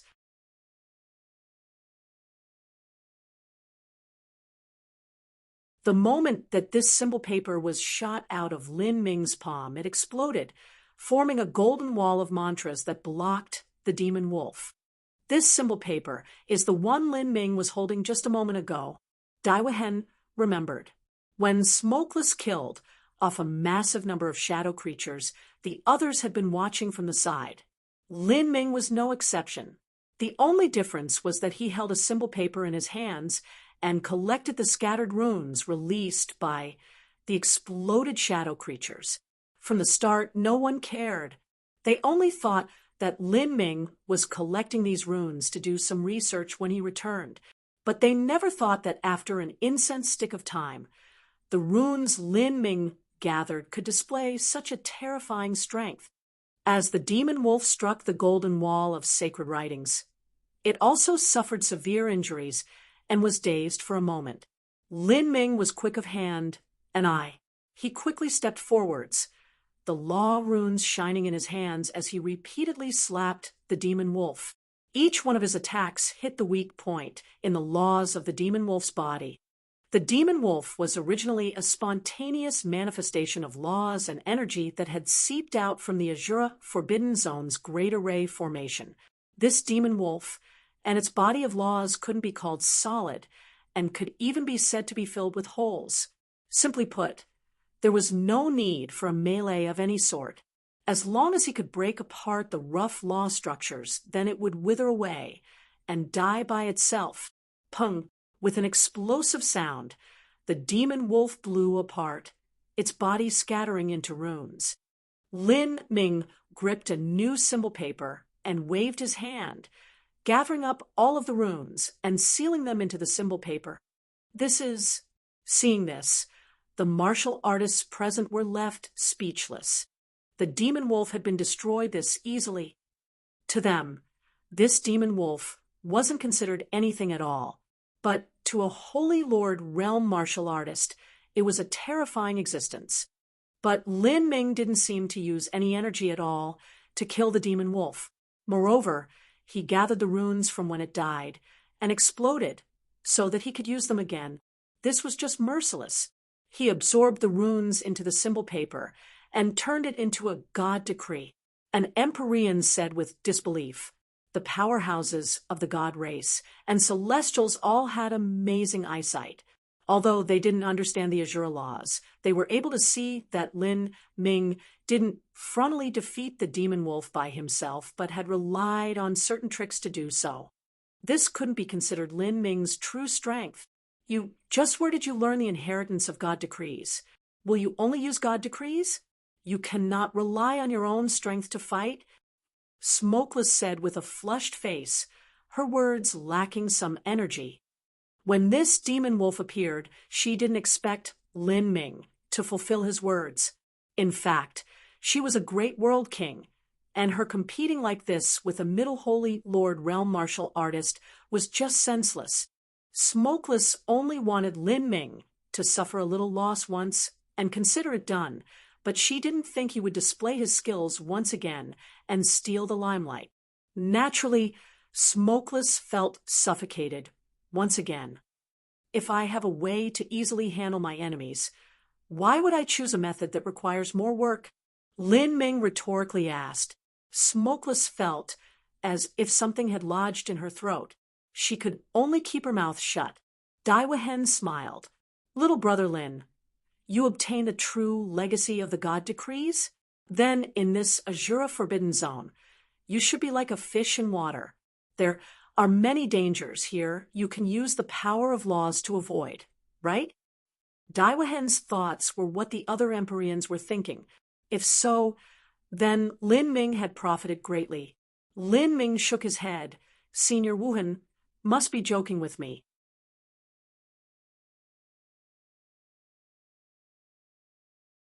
How could it be so easy? What I've studied is only the tip of the iceberg when it comes to the Azura laws. Only at certain times can they display miraculous effects. Whether it was the shadow creatures or demon wolf that just appeared, they are all formed from energy that has leaked out from the Azura Forbidden Land's Great Array formation and then spontaneously evolved into monsters. Their law structures are simple and filled with hundreds of flaws. If I break open the laws within their bodies, I can naturally kill them. But if I faced the true Azura Array formation, my superficial skills would be of no use at all. I can only honestly continue forwards as the Azura Road Master intended, without skipping any steps. Lin Ming's words caused the Empyreans to bow. Indeed, if they faced the complete array formation laid down by the Azura Road Master, then everything Lin Ming showed so far would be of no use. If Lin Ming followed them, he would also have to accept the test of the array formation in a fair manner.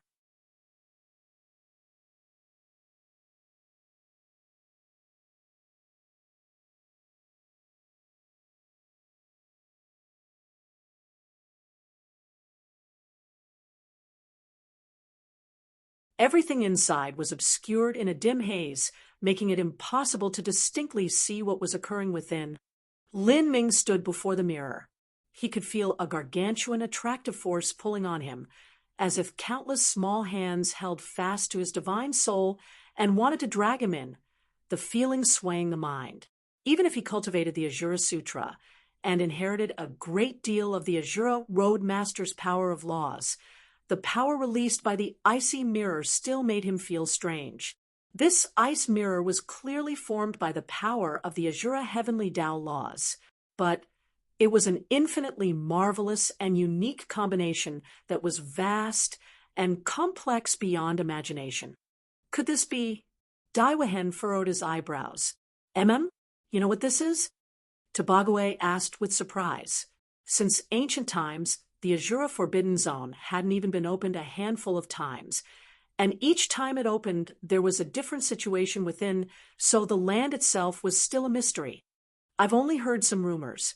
This seems to be a magic tool that heavenly god Azura used in the past, and left behind in our race's forbidden land, where it turned into the giant cold ice mirror. As for what it actually is, or what it does, I have no idea. 10 billion years was far too distant a time. A great deal of history had become blurred. There seems to be a world within. I feel as if it is summoning us forwards. If I'm not wrong, then all of us must enter. Smokeless solemnly said, although she felt a deep awe towards the Azura Road Master's array formation. Deep in her heart, she still felt excitement and anticipation. She wanted to see just what sort of test the Azura Road Master had left behind. She couldn't help but glance at Lin Ming. We must enter together. Should we go in first? Smokeless asked without fear. This was the arrogance possessed by a genius. Because they had confidence in their own talent, they didn't fear dangerous risks. The Azura Road Master wouldn't establish an absolute death trap. As long as it wasn't a death trap, she had confidence she could pass it. If we must enter, then let's enter, Lin Ming readily replied, leaving Smokeless a little surprised. After all, only Daiwahen had heard traces of some long-ago rumors. Just what was this thing? What would be the result of entering? No one knew. But at this time, Daiwahen shouted, "Stop messing around.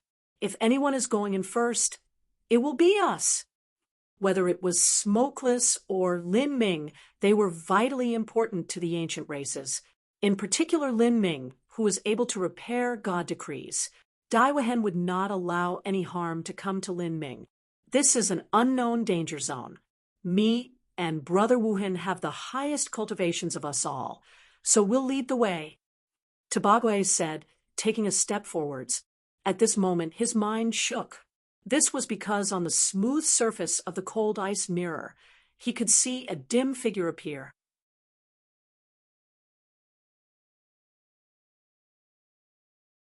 This person wore archaic war armor that seemed to have experienced a gloriously long time as it exuded the endless aura of passing years.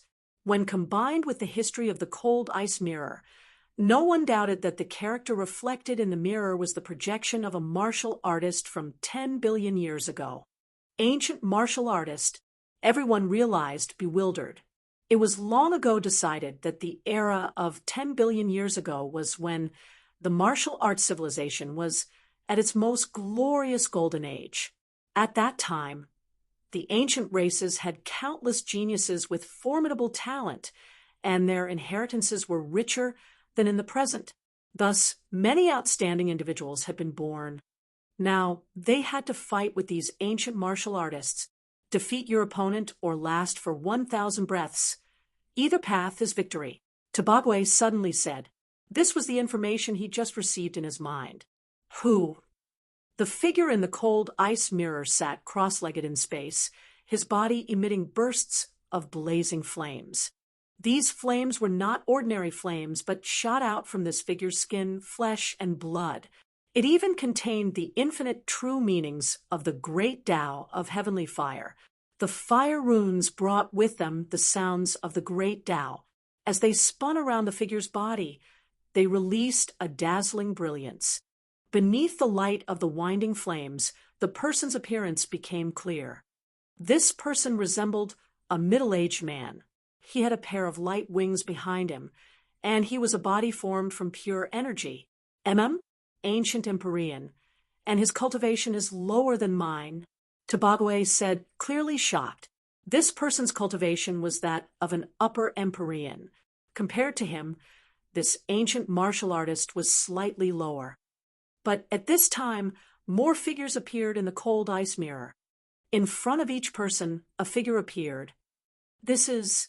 Smokeless looked at the woman, who appeared in the mirror. This other person was also a woman, but her race and looks were different. Only her amazing figure was similar to her own. This woman wore a veil, and her aura was swift and sharp. her cultivation was slightly lower. It was at the peak of the ordinary world king realm. Similarly, youth also appeared before Lin Ming. The youth's aura was gloomy and dark. He gripped a heavy sword. As he faced Lin Ming, his body surged with black flames that carried a terrifying demonic energy. Lin Ming could see that this youth's pupils were as bright as fresh blood, shining with bursts of killing intent. This youth's cultivation was also lower than Lin Ming's at the peak of the early Holy Lord realm. So that's how it is I have to fight him. Of us 6, we each have to fight a virtual opponent, and their cultivation is also slightly lower than our own. Lin Ming immediately understood. The energy bodies in the mirror should be virtual characters created by the Azura Road Master using array formations. But the standard used must have deferred to the standard of peerless geniuses from the ancient era. This was because Lin Ming could already feel that the auras these characters possessed were all terrifying.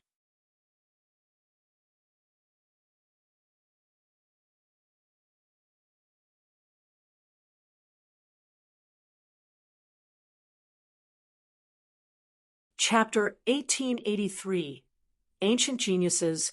Chapter 1883, Ancient Geniuses. Peerless geniuses from the ancient era. What kind of characters would they be? It was far too distant a time, and they could no longer be judged. In the various ancient books, it was widely recognized that the ancient era was when the martial arts civilization was at its most glorious. The quality and quantity of geniuses that existed back then far outstripped the present era. Thus, Lin Ming increasingly anticipated this battle. I never thought that I would be able to step into the array formation laid down by the Azura Road Master and cross over 10 billion years to fight geniuses from the ancient past. And my opponent's cultivation is actually lower than mine at the early Holy Lord realm.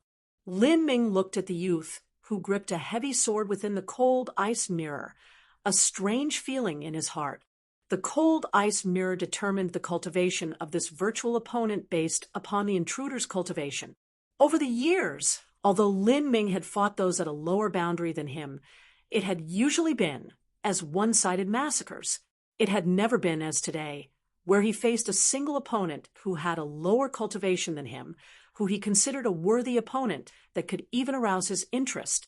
So these are ancient geniuses from 10 billion years ago, and their cultivations are even lower than ours. This cold ice mirror doesn't seem to think much of us. Tobagwe crossed his arms against his chest. As he stared at his opponent in the mirror, his aura began to surge, and he gathered his potential. Although his words seemed casual, the truth was that Tobagwe didn't dare to lower his guard in the slightest. Ancient geniuses, I've long been wanting to experience them. Today is perfect to do so. Daiwahen's eyes flashed with excitement. After all, even if these ancient geniuses were a small boundary lower than them, they were more than enough to arouse their fighting spirit. Let me take the lead. At this time, a god race Empyrean stepped forth. Shinku, Daiwahen's eyes glittered. Shinku waved his hand, laughing as he said, I will explore the way. Let me take a good look at just what sort of strength these ancient geniuses have compared to us. As Shinku spoke, he tightly gripped his fists, explosive crackling sounds emitting from them. In the group of 6, his talent was the lowest. However, he was still an outstanding character amongst Empyreans. He had a confidence that was his alone. Shinku stepped into the cold ice mirror. The mirror gently shivered before swallowing in Shinku. Shinku's opponent was a black-caped youth. His cultivation was a lower Empyrean. Although this virtual opponent appeared as a youth, if they were a real person, they would definitely be at least 10,000 years old. Normally speaking, a young Empyrean would appear youthful because their cultivation rapidly advanced. Who? In the cold ice mirror, Shinku and the black-caped youth both spouted out countless flames from their flesh and blood. The aura of the true fire Great Tao flowed out from them, sweeping across the world. The two of them were both fire tribute martial artists. Moreover, they used the power of divinity. The so-called power of divinity was a fusion of astral essence, true essence, and spirit essence, three different kinds of origin energy. The fire that was catalyzed by the power of divinity could burn down the void. Bang! The two figures were surrounded by raging flames. Two brilliant suns smashed into each other. In the world within the mirror surface, no matter how terrifying the fighting was, it wouldn't affect the outside world. Moreover, the mirror surface world was boundless beyond compare. It was more than enough for a powerhouse to display the full extent of their strength. Inside the deep surface, Lin Ming saw flames erupt everywhere, fists and feet blazing about.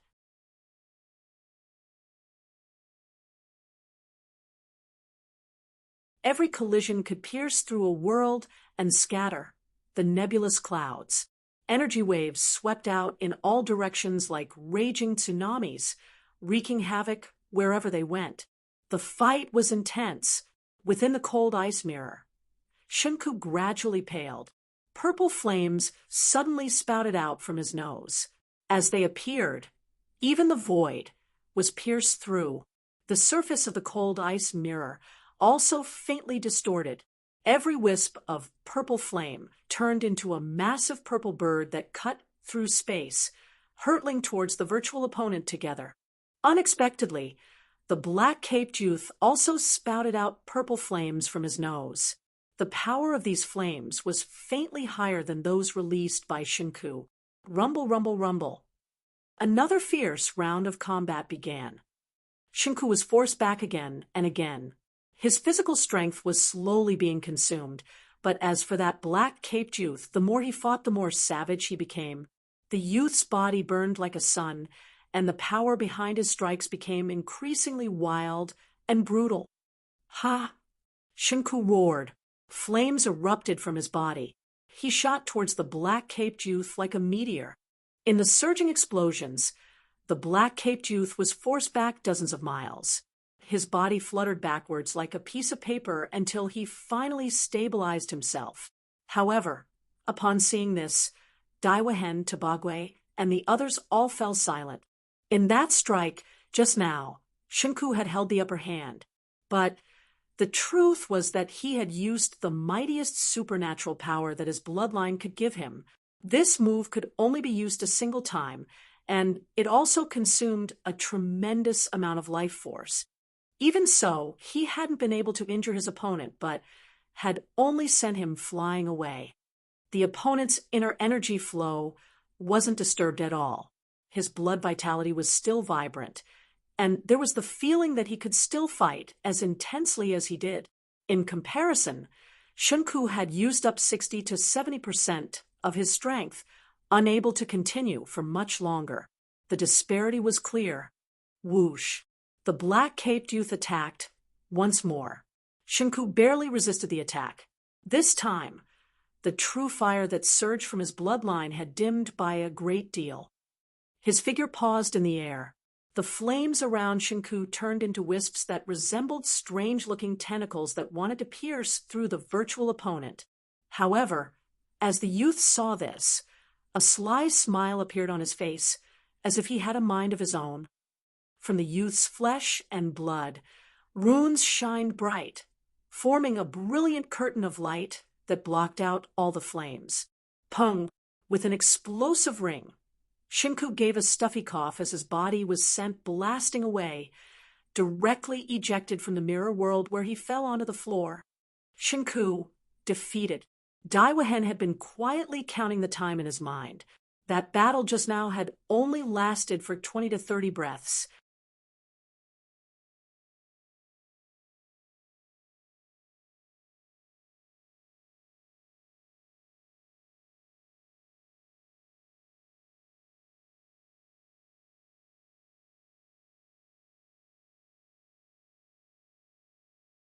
Chapter 1884. The Past versus the Present. Chapter 1884. The Past versus the Present. Here, after Shunku and Lan Lu suffered continuous defeats, There were only 4 people left who had yet to take the challenge. But in Tobagwe's eyes, of these 4 people, Smokeless had the highest hopes of success. His right hand fell on Daiwahen's shoulder. "I must ask, Brother Wuhan, do you think you can win?" Daiwahen wryly smiled and shook his head. "My talent isn't much better than Lanlu's, and my cultivation method is primarily focused on being on the offensive. This virtual opponent in the cold ice mirror doesn't seem as if my attack method will work on it. The chances of me winning are near zero. But your bloodline power is quite special perhaps. If you bet it all, perhaps you might be able to last for 1,000 breaths of time." As Daiwahen spoke, Tobagwe's complexion also turned earnest. His chances weren't high, but what he wanted was to further explore the road ahead, so that Smokeless would have more time to prepare herself. "Brother Wuhan, if all of us fail, then what will happen? Will we have come to the Forbidden Land in vain?" Tobagwe said, voicing his worries. They had come to the Azura Forbidden Land to struggle for lucky chances. But more importantly, they wanted to find a path for the primal god race and celestials in the Great Calamity. If they were to fail advancing forwards because of the cold ice mirror and were forced back with nothing in hand, then they would become the eternal sinners of the ancient races for the rest of time, shaming all of their ancestors. Daiwahen said, "It shouldn't be like that." When the Azura Forbidden Zone was opened in the past, there had always been 2 types of things able to be obtained in the Forbidden Land. One was a method to rescue our people, and another was an individual lucky chance. As long as we enter the Azura Forbidden Land, even if we cannot pass the test set down by Heavenly God Azura, we should still be able to find a way for our races to survive. But if we can pass Heavenly God Azura's test, then we will each obtain our own lucky chances. In other words, they will be the inheritances that Heavenly God Azura left behind in the past as rewards. "I see." Tobagwe let out a breath of relief. "That's good. Even if we cannot pass the cold ice mirror, it will only be our own loss. It won't be something that affects our races." Speaking here, Tobagwe could only force a smile. He laughed. Heavenly God Azura shouldn't have thought that 10 billion years later, his descendants would be reduced to our standard. Tobagwe shook his head, mocking himself. Then he headed towards the cold ice mirror. "Senior apprentice brother," Smokeless called out to Tobagwe. Although there was a giant age gap between them, they were actually fellow apprentice brother and sister. Tobagwe turned and smiled at Smokeless, saying, "If I am defeated, then you will be the only celestial left. Watch my battle carefully and make sure you come up with some good countermeasures. Your talent far surpasses all others amongst the celestials. You should be able to win." As Tobagwe spoke, he stepped into the cold ice mirror. Tobagwe's opponent was a middle-aged man. This man wore a plain set of war armor and had a pair of light wings floating behind him. His entire body was wrapped in flames, and these flames contained runes of the great Tao that emitted light through the world. In that moment, Tobagwe's aura changed as if a god-beast were awakening within him. He had been renowned amongst the Celestials as the battle sovereign for a long time already. As a peak Empyrean, his background was as deep as a sea and impossible to discern. Too strong, the battle sovereign. How could he be so strong? Shinku gasped in surprise, his eyes filled with shock.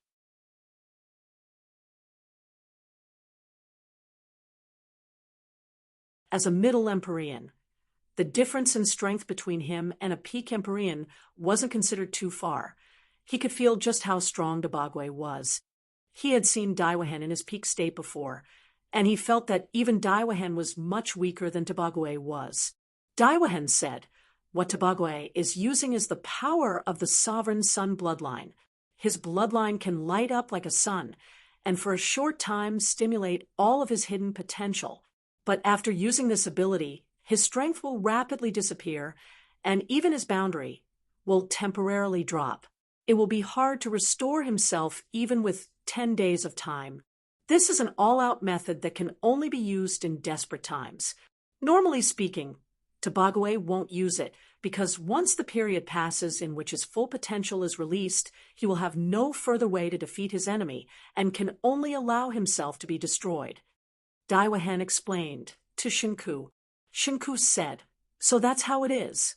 The sovereign sun bloodline.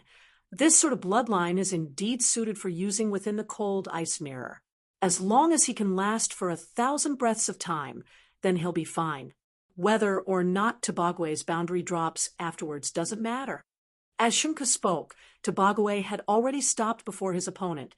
He was like a towering mountain, his strength boundless. His snow-white light wings were as taut as swords, projecting an incomparable sharpness that seemed as if they could cut apart light. He advanced forwards a step at a time, his footsteps meandering with a strange rhythm. The entire cold ice mirror seemed as if it would shatter, and the light within twisted and rippled. The two pupils of the two opponents each clearly reflected each other. In the next moment, a sharp light flashed in their pupils as they both cried out. They rushed forwards at an incredibly fast speed, carrying with them a dreadful momentum that seemed as if it could trample down everything as they collided together. With a rise of their hands, their attacks were like violent storms clashing. Rumble, rumble, rumble. Within the cold ice mirror, splendid sparks of light shot out. Violent strength boiled over, crashing forth like tides. Countless arcs of thunder twined on their fists as they collided again and again. This incredible supernatural might of thunder turned into a torrential rainstorm that fell onto the earth. The entirety of space seemed to be filled with an endless cloud of blinding white lightning, as if the apocalypse had arrived. Senior apprentice brother going all out is really strong. Smokeless held her hands together. Because of Tobagwe's arrogant and fierce stance, she was infected by his zeal, her fighting spirit seething within her blood. Indomitable, fierce, and not fearing death, this was Tobagwe's martial arts. He wouldn't delay for time. Rather, he would use the strength granted by burning his bloodline to brutally fight for 1,000 breaths of time.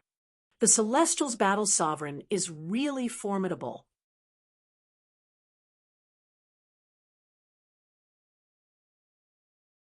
The several god race martial artists couldn't help but exclaim as they looked on at the battle. Bang! A terrifying power of divinity exploded. Even the void was torn apart by Tobagwe's astonishing attack, with cracks appearing everywhere. The space here was unexpectedly like glass, cracking upon breaking. However, these spatial cracks soon regenerated, as if they had never existed at all. For 100 breaths of time, Tobagwe's attack just then had wounded the virtual opponent for the first time. A little bit of blood leaked out from the virtual opponent's chest. From the first battle until now, this was the first time that the virtual phantom of an ancient genius had been injured. "He has the upper hand," Smokeless shouted, her thoughts tightening. There were still 600 breaths of time left, but Tobagwe hadn't shown any trend of slowing down at all. As long as the sovereign sun bloodline could last for the full 1,000 breaths of time, then he really might be able to pass. At that time, the virtual opponent changed. The man stood up, his body carrying a deeper, more indistinct aura. In that instant, it was as if he had changed. His body was covered with dense runes, and electric lights shot out from his eyes. His aura became as deep as the 9 nether abyss, impossible to predict. Tobagwe's pupils shrank. Within his opponent's eyes, he could feel a horrifying killing intent. Whoosh! The virtual phantom attacked. Its speed was far faster, nearly impossible to respond to. Endless supernatural powers turned into all kinds of great Tao laws that tore through the void. Behind the blurry man's figure, the phantom of a war god appeared 1,000 feet high. This war god was pitch black, and it emitted boundless mystic strength, bathed in a mysterious halo of light.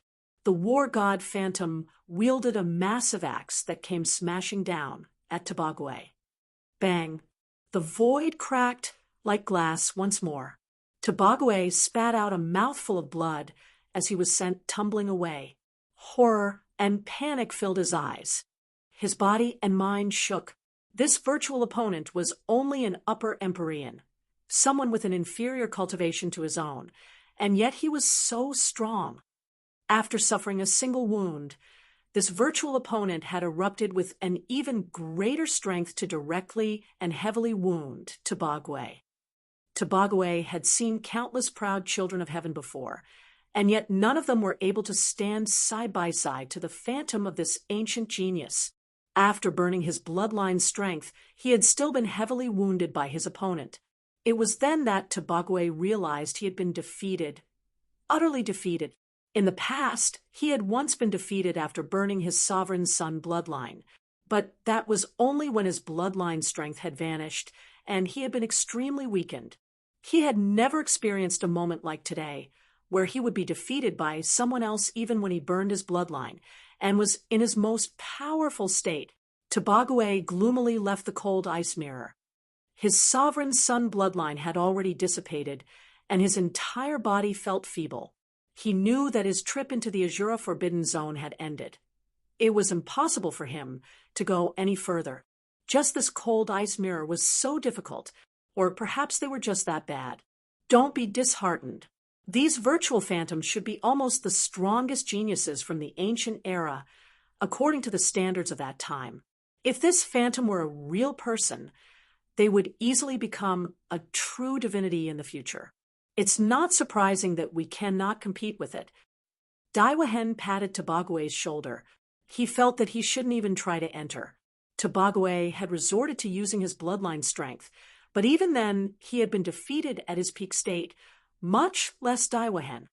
Lin Ming, my god race only has you left. Daiwahen ruefully smiled.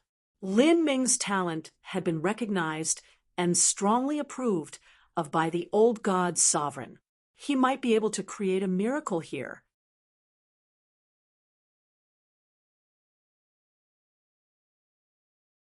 Will the laws you understand be of use here? Lin Ming shook his head. Not a bit. Lin Ming's answer was already expected. Before this cold ice mirror, one could only depend on their true ability. It was impossible to take any shortcuts. Daiwahen lightly sighed. Their group had been chosen after such a ruckus, and they had paid a considerable price in order to enter the Azura Forbidden Land. If they were only barely able to obtain the method to save their people but return with nothing else, the resources would really be wasted. Smokeless. Tobagwe looked toward Smokeless. I understand. Smokeless nodded. I won't lose. Smokeless' voice was confident. Good. Tobagwe took a deep breath. He knew that Smokeless would only say this if she were sure of herself. She wasn't someone to joke around during such times. At this time, Smokeless had already moved towards the cold ice mirror.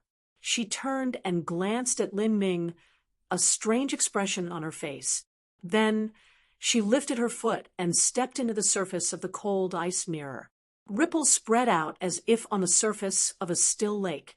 Within the world of the cold ice mirror, Smokeless faced her opponent, another peerless woman who was of similar age. This woman wore a veil and her aura was swift and sharp. Even if you are an ancient genius that will become a true divinity, your cultivation is still lower than mine. I don't believe that you will defeat me. As Smokeless spoke, she took out a 4-foot-long sword from her spatial ring. This sword blade glimmered, seeming as if it could pierce through the hearts of those watching. Who? Smokeless' aura erupted. A blue tornado appeared around her. Although this tornado seemed gentle, it contained a dreadful strength. It could tear down a person's flesh and blood and blow apart their bones. Finally, she shows her true skills. Lin Ming watched closely. When Smokeless had fought those monsters formed from energy and law runes, she had only used the strength of her mortal body to fight them. But now, Smokeless used the full strength of her power of divinity.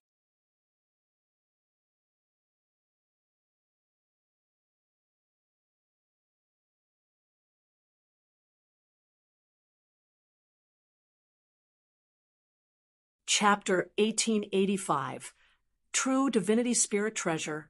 Chapter 1885, True Divinity Spirit Treasure.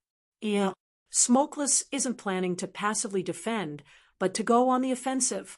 Lanlu commented. In her opinion, delaying for time was a slightly safer choice. After all, victory was there as long as they could pass 1,000 breaths of time. Tabagwe remained silent.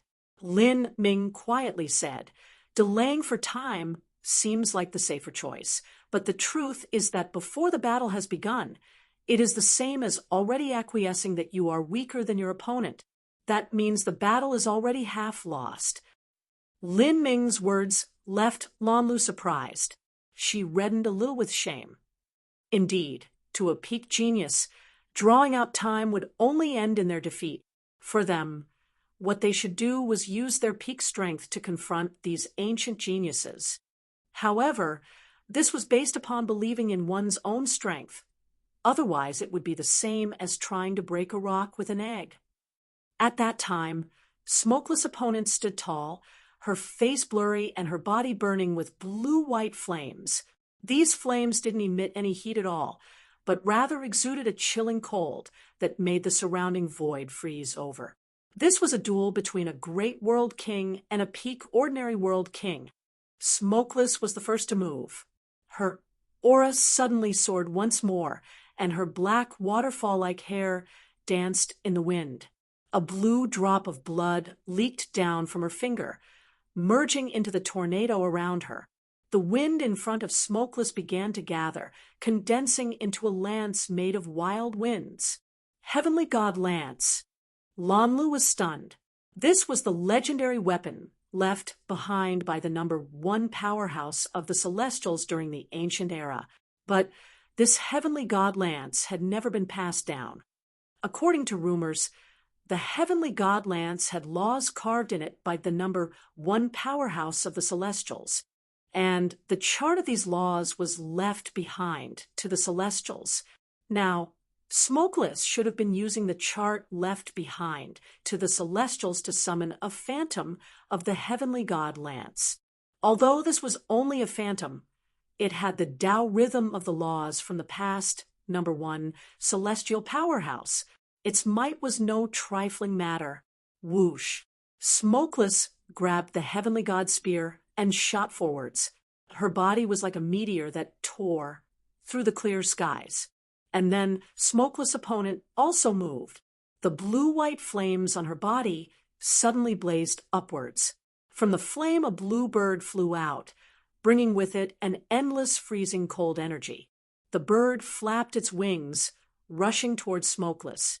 Smokeless' complexion was cold and decisive.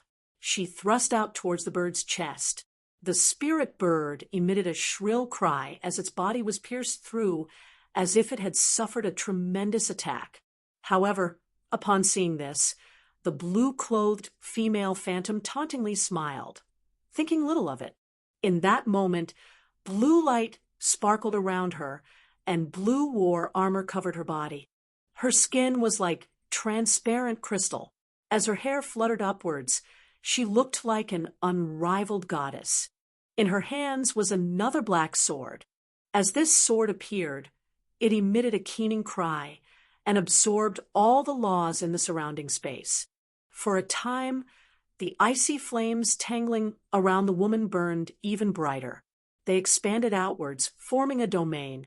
It wasn't strange for such a peerless genius to possess a domain, but the domain this blue-clothed woman used was beyond ordinary.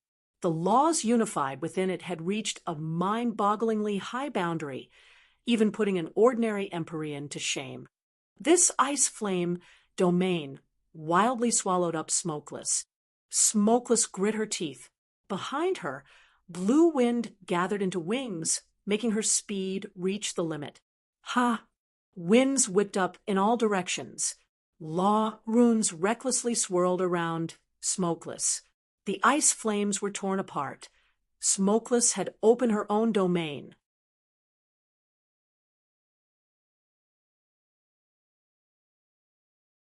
Cold wind domain, and ice flame domain. these two great domains brutally smashed into each other. For a time, the world within the mirror was flooded with endless blue light. The skies changed color, and icy flames tumbled about. Cold winds dashed through the world like a gorgeous scene of art. These two domains interwove. Smokeless gripped the war lance formed from the wind laws and began to fiercely battle the blue-clothed woman. Two peerless women fought. One real, one virtual. They began to engage in a crazy melee within the twin domains. This was a world-shaking battle. Outside the cold ice mirror, the celestial and god race powerhouses were all left speechless. In particular, Tabagwe. He had watched with his own eyes as Smokeless returned to the Celestials after disappearing for so many years, and then revealing her formidable strength. Amongst the juniors of the Celestials, no one could stand on par with her. It could even be said that they were all left far behind. Even so, Smokeless was only barely able to draw equal to an ancient genius that had a lower cultivation than she did. The geniuses of the ancient era, just how much stronger were they? Tabagwe deeply sighed. It had to be known that most of these ancient geniuses came from the god race, and only a small minority came from the Celestials. The two races once had an incomparably glorious history in the past, but they had slowly declined over the eons. It was said that the heavenly Tao simply didn't abide their existence any longer. She's even burned her blue-silver blood. Smokeless is giving this everything she has. Smokeless blood was different from other normal, celestial martial artists. Her blood was dark blue and formed ice crystals in the air. This sort of bloodline was a variation bloodline amongst the Celestials. A single drop could freeze a raging river. If Smokeless could rise to become a peak Empyrean, then her blood alone could leave an entire world trapped in ice. But now, even when Smokeless used her bloodline strength, she was only able to barely fight to a draw with this ancient genius. The combat became increasingly intense. Smokeless hair flew upwards like a war goddess, but across from her, the blue-clothed woman released a blinding blue light from all over her body burning with flames as she almost transformed into a phoenix. She was using her phoenix body to wildly fight with Smokeless. The flames on her body, after being cut apart by Smokeless, turned into small spirit birds in the sky that continued to attack Smokeless. These flames each seemed to have a mind of their own and carried with them an attribute of endlessness. Smokeless soon fell into a siege of flames.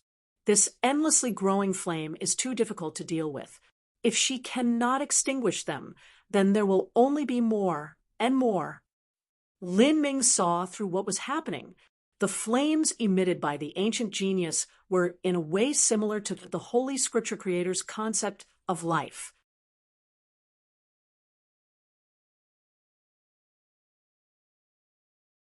If one could cultivate this concept to large success, that would be incredible. Flames turbulently surged. Smokeless also realized the danger she was in. If this continued, she would be thoroughly swallowed up by the flames. She grit her teeth, relying on her willpower to erupt with the strength of her bloodline once more. Chila. Thick ice flames were cut apart, surrounded by whistling winds.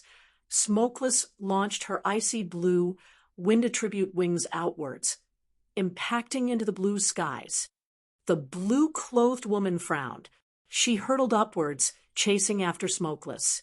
However, in that moment, a mystical black light covered the blue-clothed woman. Countless azure runes danced within that black light. As the blue-clothed woman was shrouded, her body shook. Then, beneath the eyes of those watching, she turned into a wisp of blue smoke that scattered into the wind, vanishing without a trace left behind. All that was left over was Smokeless flying alone in the air, watching with a stunned expression. What happened? Shinku was startled. The blue-clothed woman was clearly winning, and yet she had suddenly vanished. The time was reached, 1,000 breaths. Standing beside Shinku, Tobagwe finally relaxed, although the others hadn't been counting. Tobagwe had been keeping track of every single second in his heart, hoping that the time limit would quickly be reached. Although they had barely won, they had still won in the end. A smile appeared on Tobagwe's face. "Smokeless, good job," Tobagwe shouted. "Truly terrifying. It's hard to find anyone in my god race that can compare with Smokeless' talent," Daiwahen praised in his heart. However, completely different from the excited Daiwahen and Tobagwe. As Smokeless came fluttering down from the skies, her expression was a bit depressed and even unhappy. She was well aware that if the time limit didn't exist, her chances of winning didn't surpass 20%. Ultimately, she was a loser. She had lost to an opponent of a lower cultivation boundary. As Smokeless grew up, she had always been the one jumping ranks to fight others. Today was the only time when someone else had jumped ranks to suppress her.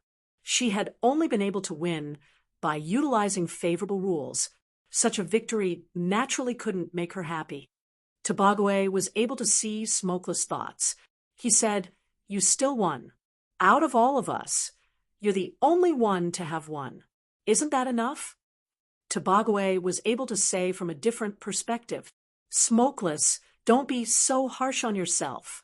During the ancient era, the martial arts civilization was much more prosperous than it is now. Their inheritances were far more powerful, and it was a time when countless heroic rivals rose up together. In an environment with so many geniuses fighting together, that would also affect their rate of growth.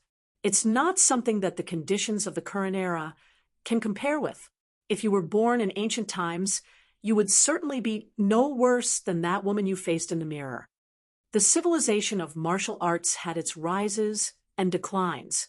The essential reason for such a cycle was because the inheritance of martial arts was easy to sever. This was because it was impossible to easily copy cultivation method jade slips. For instance, take true divinity cultivation methods as an example. These mostly existed as singularly unique copies left behind by their creators. If their descendants wanted to copy it, then they would have to fully comprehend and train in the true divinity cultivation method. In other words, this was equal to asking someone to cultivate all the way to a true divinity. The conditions for copying a jade slip of this level were simply too harsh. In this situation, if a true divinity died in battle without passing down a jade slip, it was possible for the line of their inheritance to be broken. In 10 billion years, for all sorts of different reasons, there were many broken inheritances.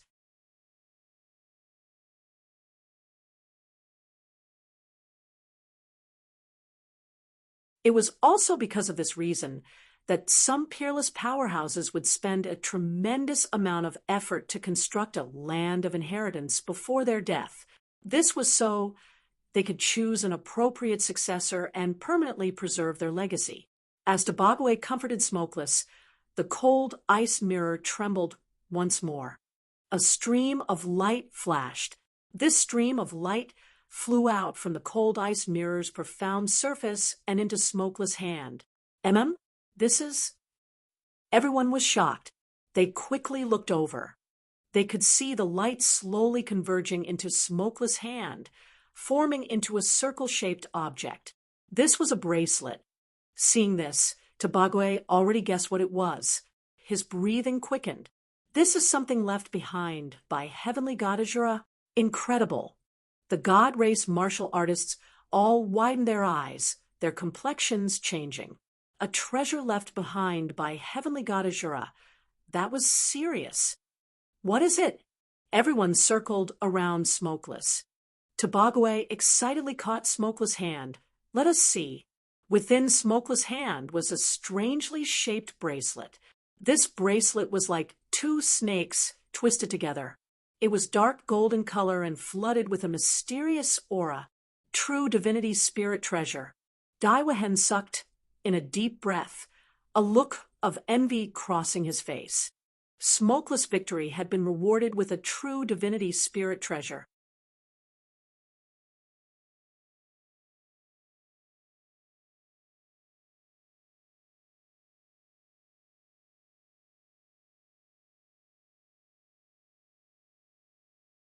Chapter 1886, Lin Ming Fights. Chapter 1886, Lin Ming Fights. True divinity spirit treasures were also divided into grades. The true divinity spirit treasures left behind by lower true divinities were naturally ordinary. But for some outstanding true divinities, for instance upper true divinities, or those that had surpassed true divinity such as the Azura Road Master and the creator of the Holy Scripture, the true divinity spirit treasures they left behind would be of a completely different level. This bracelet in front of everyone was such an example. As something that came from the Azura Forbidden Land's cold ice mirror, any rewards here would have come from the Azura Road Master. It must be something extraordinary. The functions behind this true divinity spirit treasure had yet to be revealed, but without a doubt it would prove a great boost to Smokeless in the great calamity. It should be a treasure that heavenly god Azura left behind in the past. Any true divinity spirit treasures were long since useless to him. He must have placed these treasures in the cold ice mirror for his descendants. Those that can last 1,000 breaths of time against their opponent can obtain a true divinity spirit treasure. Then what if they killed their opponent? What then? Daiwahen and Tabagwe asked, filled with anticipation. But unfortunately, they could only fantasize about the possibilities. Wanting to find out the truth was far too difficult. Daiwahen shook his head. He looked at Lin Ming and said, Lin Ming, everything is up to you now. You are someone who His Majesty God's sovereign favors. I believe you will be able to create your own miracle. Daiwahen was only able to sigh in admiration as he saw Smokeless last 1,000 breaths of time within the mirror. He also had high hopes for Lin Ming. This was because the old god sovereign had said that Lin Ming might be the most talented individual he had ever seen in his life. Daiwahen had absolute faith in the judgments of his master. He was sure that Lin Ming's performance would be no worse than Smokeless. As long as Lin Ming could last for 1,000 breaths of time, their god race could also obtain a true divinity spirit treasure on their side. Otherwise, if only the Celestials obtained a treasure, and the god race were to return empty-handed, that would be far too ugly a sight. Don't feel pressured. It's fine as long as you try your best. Daiwahen slapped Lin Ming's shoulder. Lin Ming nodded and moved towards the cold ice mirror. He passed by Smokeless. Smokeless' eyes moved from her true divinity bracelet that she wore on her right wrist to Lin Ming's face. This time you don't have the support of the laws, and the difference in our boundaries is also wiped away. This is a fair competition for the both of us.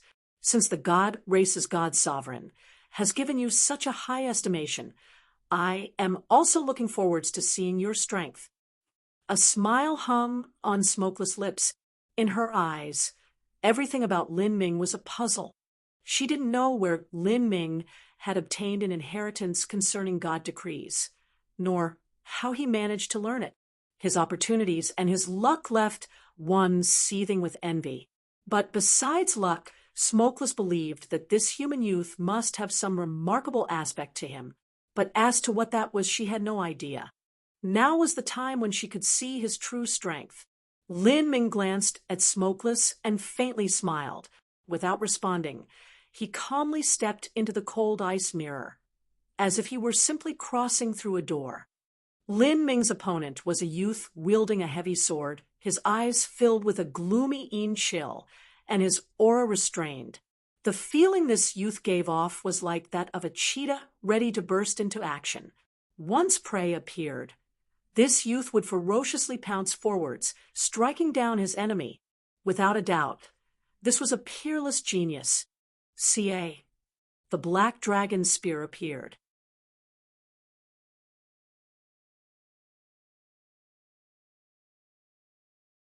The pitch-black divine spear shimmered with an icy cold godly light. Presently, Lin Ming was able to use the black dragon spear with skill and relative ease. Although he couldn't display the true potential of the black dragon spear, he also wouldn't be drained of strength after using it several times. Seeing the black dragon spear appear, The god race and celestial powerhouses were startled. This was also a true divinity spirit treasure. Moreover, this didn't seem like an ordinary true divinity spirit treasure at all. This boy, he has so many lucky chances. Shinku cried in alarm. Tobagwe said with some envy, his luck is too good. But good luck is only one of the conditions to become a peerless powerhouse. Besides that, you also have to look at one's true abilities. Otherwise, no matter how many lucky chances you have, they will all be wasted. As Tobagwe spoke, Lin Ming rushed forwards. The black dragon spear was pointed straight towards the heavy sword-wielding youth's chest. Behind Lin Ming, 9 stars floated in the skies, the vast power of stars pouring into Lin Ming like an endless waterfall. The strength within his mortal body instantly climbed to unbelievable heights. Ka. Space shattered. In front of Lin Ming, that heavy sword youth also stepped forwards, his face still gloomy and his eyes filled with killing intent. The pure black heavy sword was like the scythe of a death god, cutting down all life. The two people hurtled towards each other like meteors. As they collided, spear and sword clashed. For a time, a terrifying strength erupted in front of Lin Ming and the heavy sword youth. In that instant, Lin Ming opened the heretical god force. The power of thunder and fire wildly erupted from his body, and a terrifying vortex of energy fell down from the clouds, swallowing everything. Pung! The heavy sword flew away. The black-clothed youth's right palm cracked open, blood gushing out. Lin Ming's gigantic strength had forcefully knocked the heavy sword from the youth's hand. This was the disparity of absolute strength. The moment the heavy sword was sent tumbling away, the black-clothed youth's sword light also weakened a tremendous amount. With a light cracking sound, Lin Ming's spear light had already invaded the youth's protective power of divinity. The black-clothed youth's complexion changed. He rapidly drew back, wanting to escape from Lin Ming's attack range. However, it was too late. Lin Ming stepped forwards, his movements containing unbelievable laws. The grand mist force field erupted, locking down the surrounding space. Immediately, the black-clothed youth was shackled by this formidable strength. The black-clothed youth was only able to stare helplessly on as the black dragon spear thrust towards him. Puff! With a faint sound, the black-clothed youth's protective power of divinity tore apart like paper. The long spear thrust towards him.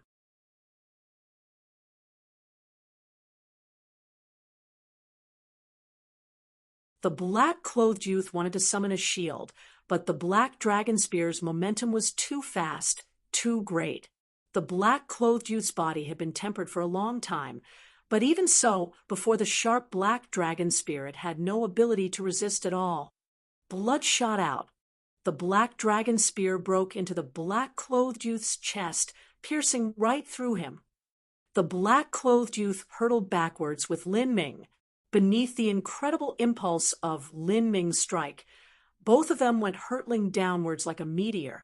With an explosion, the two people soared through the wide skies until they smashed into a 100,000-foot high glacier. A turbulent strength erupted, crazily blowing into the glacier. With a crackling rumble, the 100,000-foot high glacier began to collapse. The earth trembled. Massive chunks of ice fell to the floor. Countless pieces of ice, mist, and dust soared into the air, blocking out the skies.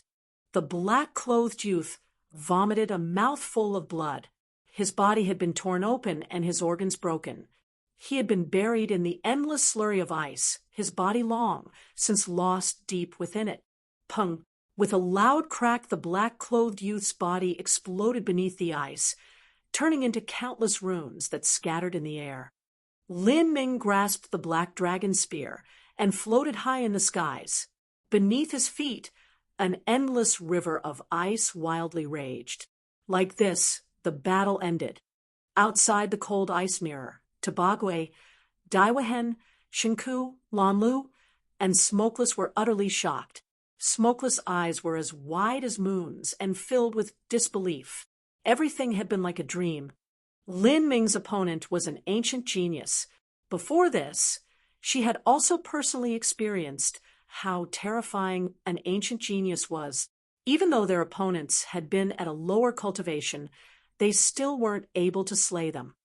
But in front of Lin Ming, a similar ancient genius had been instantly cut down. The entire fight had lasted less than 2 breaths of time.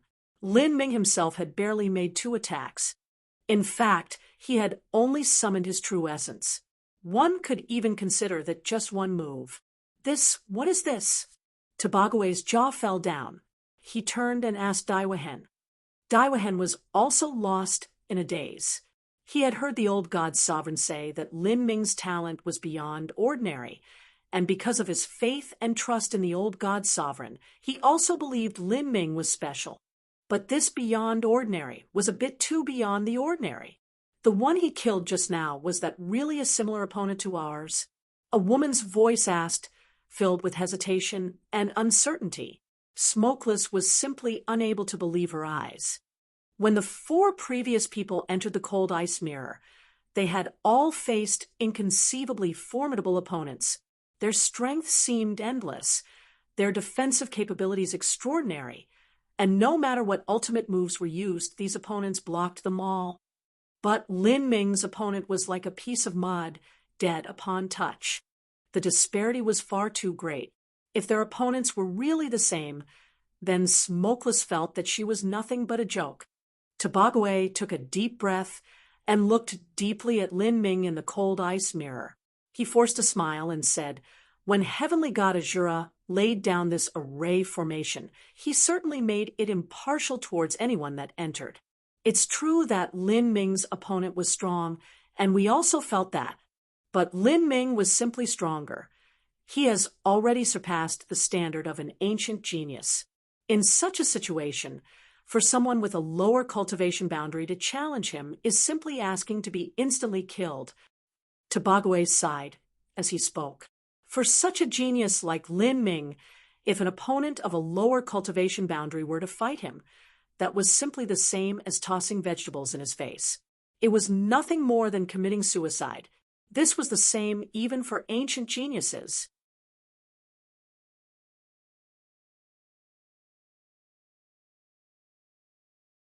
This was because Lin Ming might be described as the most amazing genius to appear within the 33 heavens for the last several billions of years.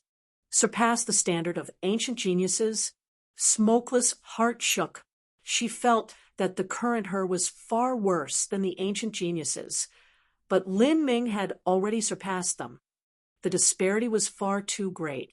At this time, Lin Ming had already flown towards the entrance of the cold ice mirror. He put away the black dragon spear and stepped out from the cold ice mirror. As the 5 others waiting outside looked at Lin Ming, their eyes looked as if they were staring at a monster.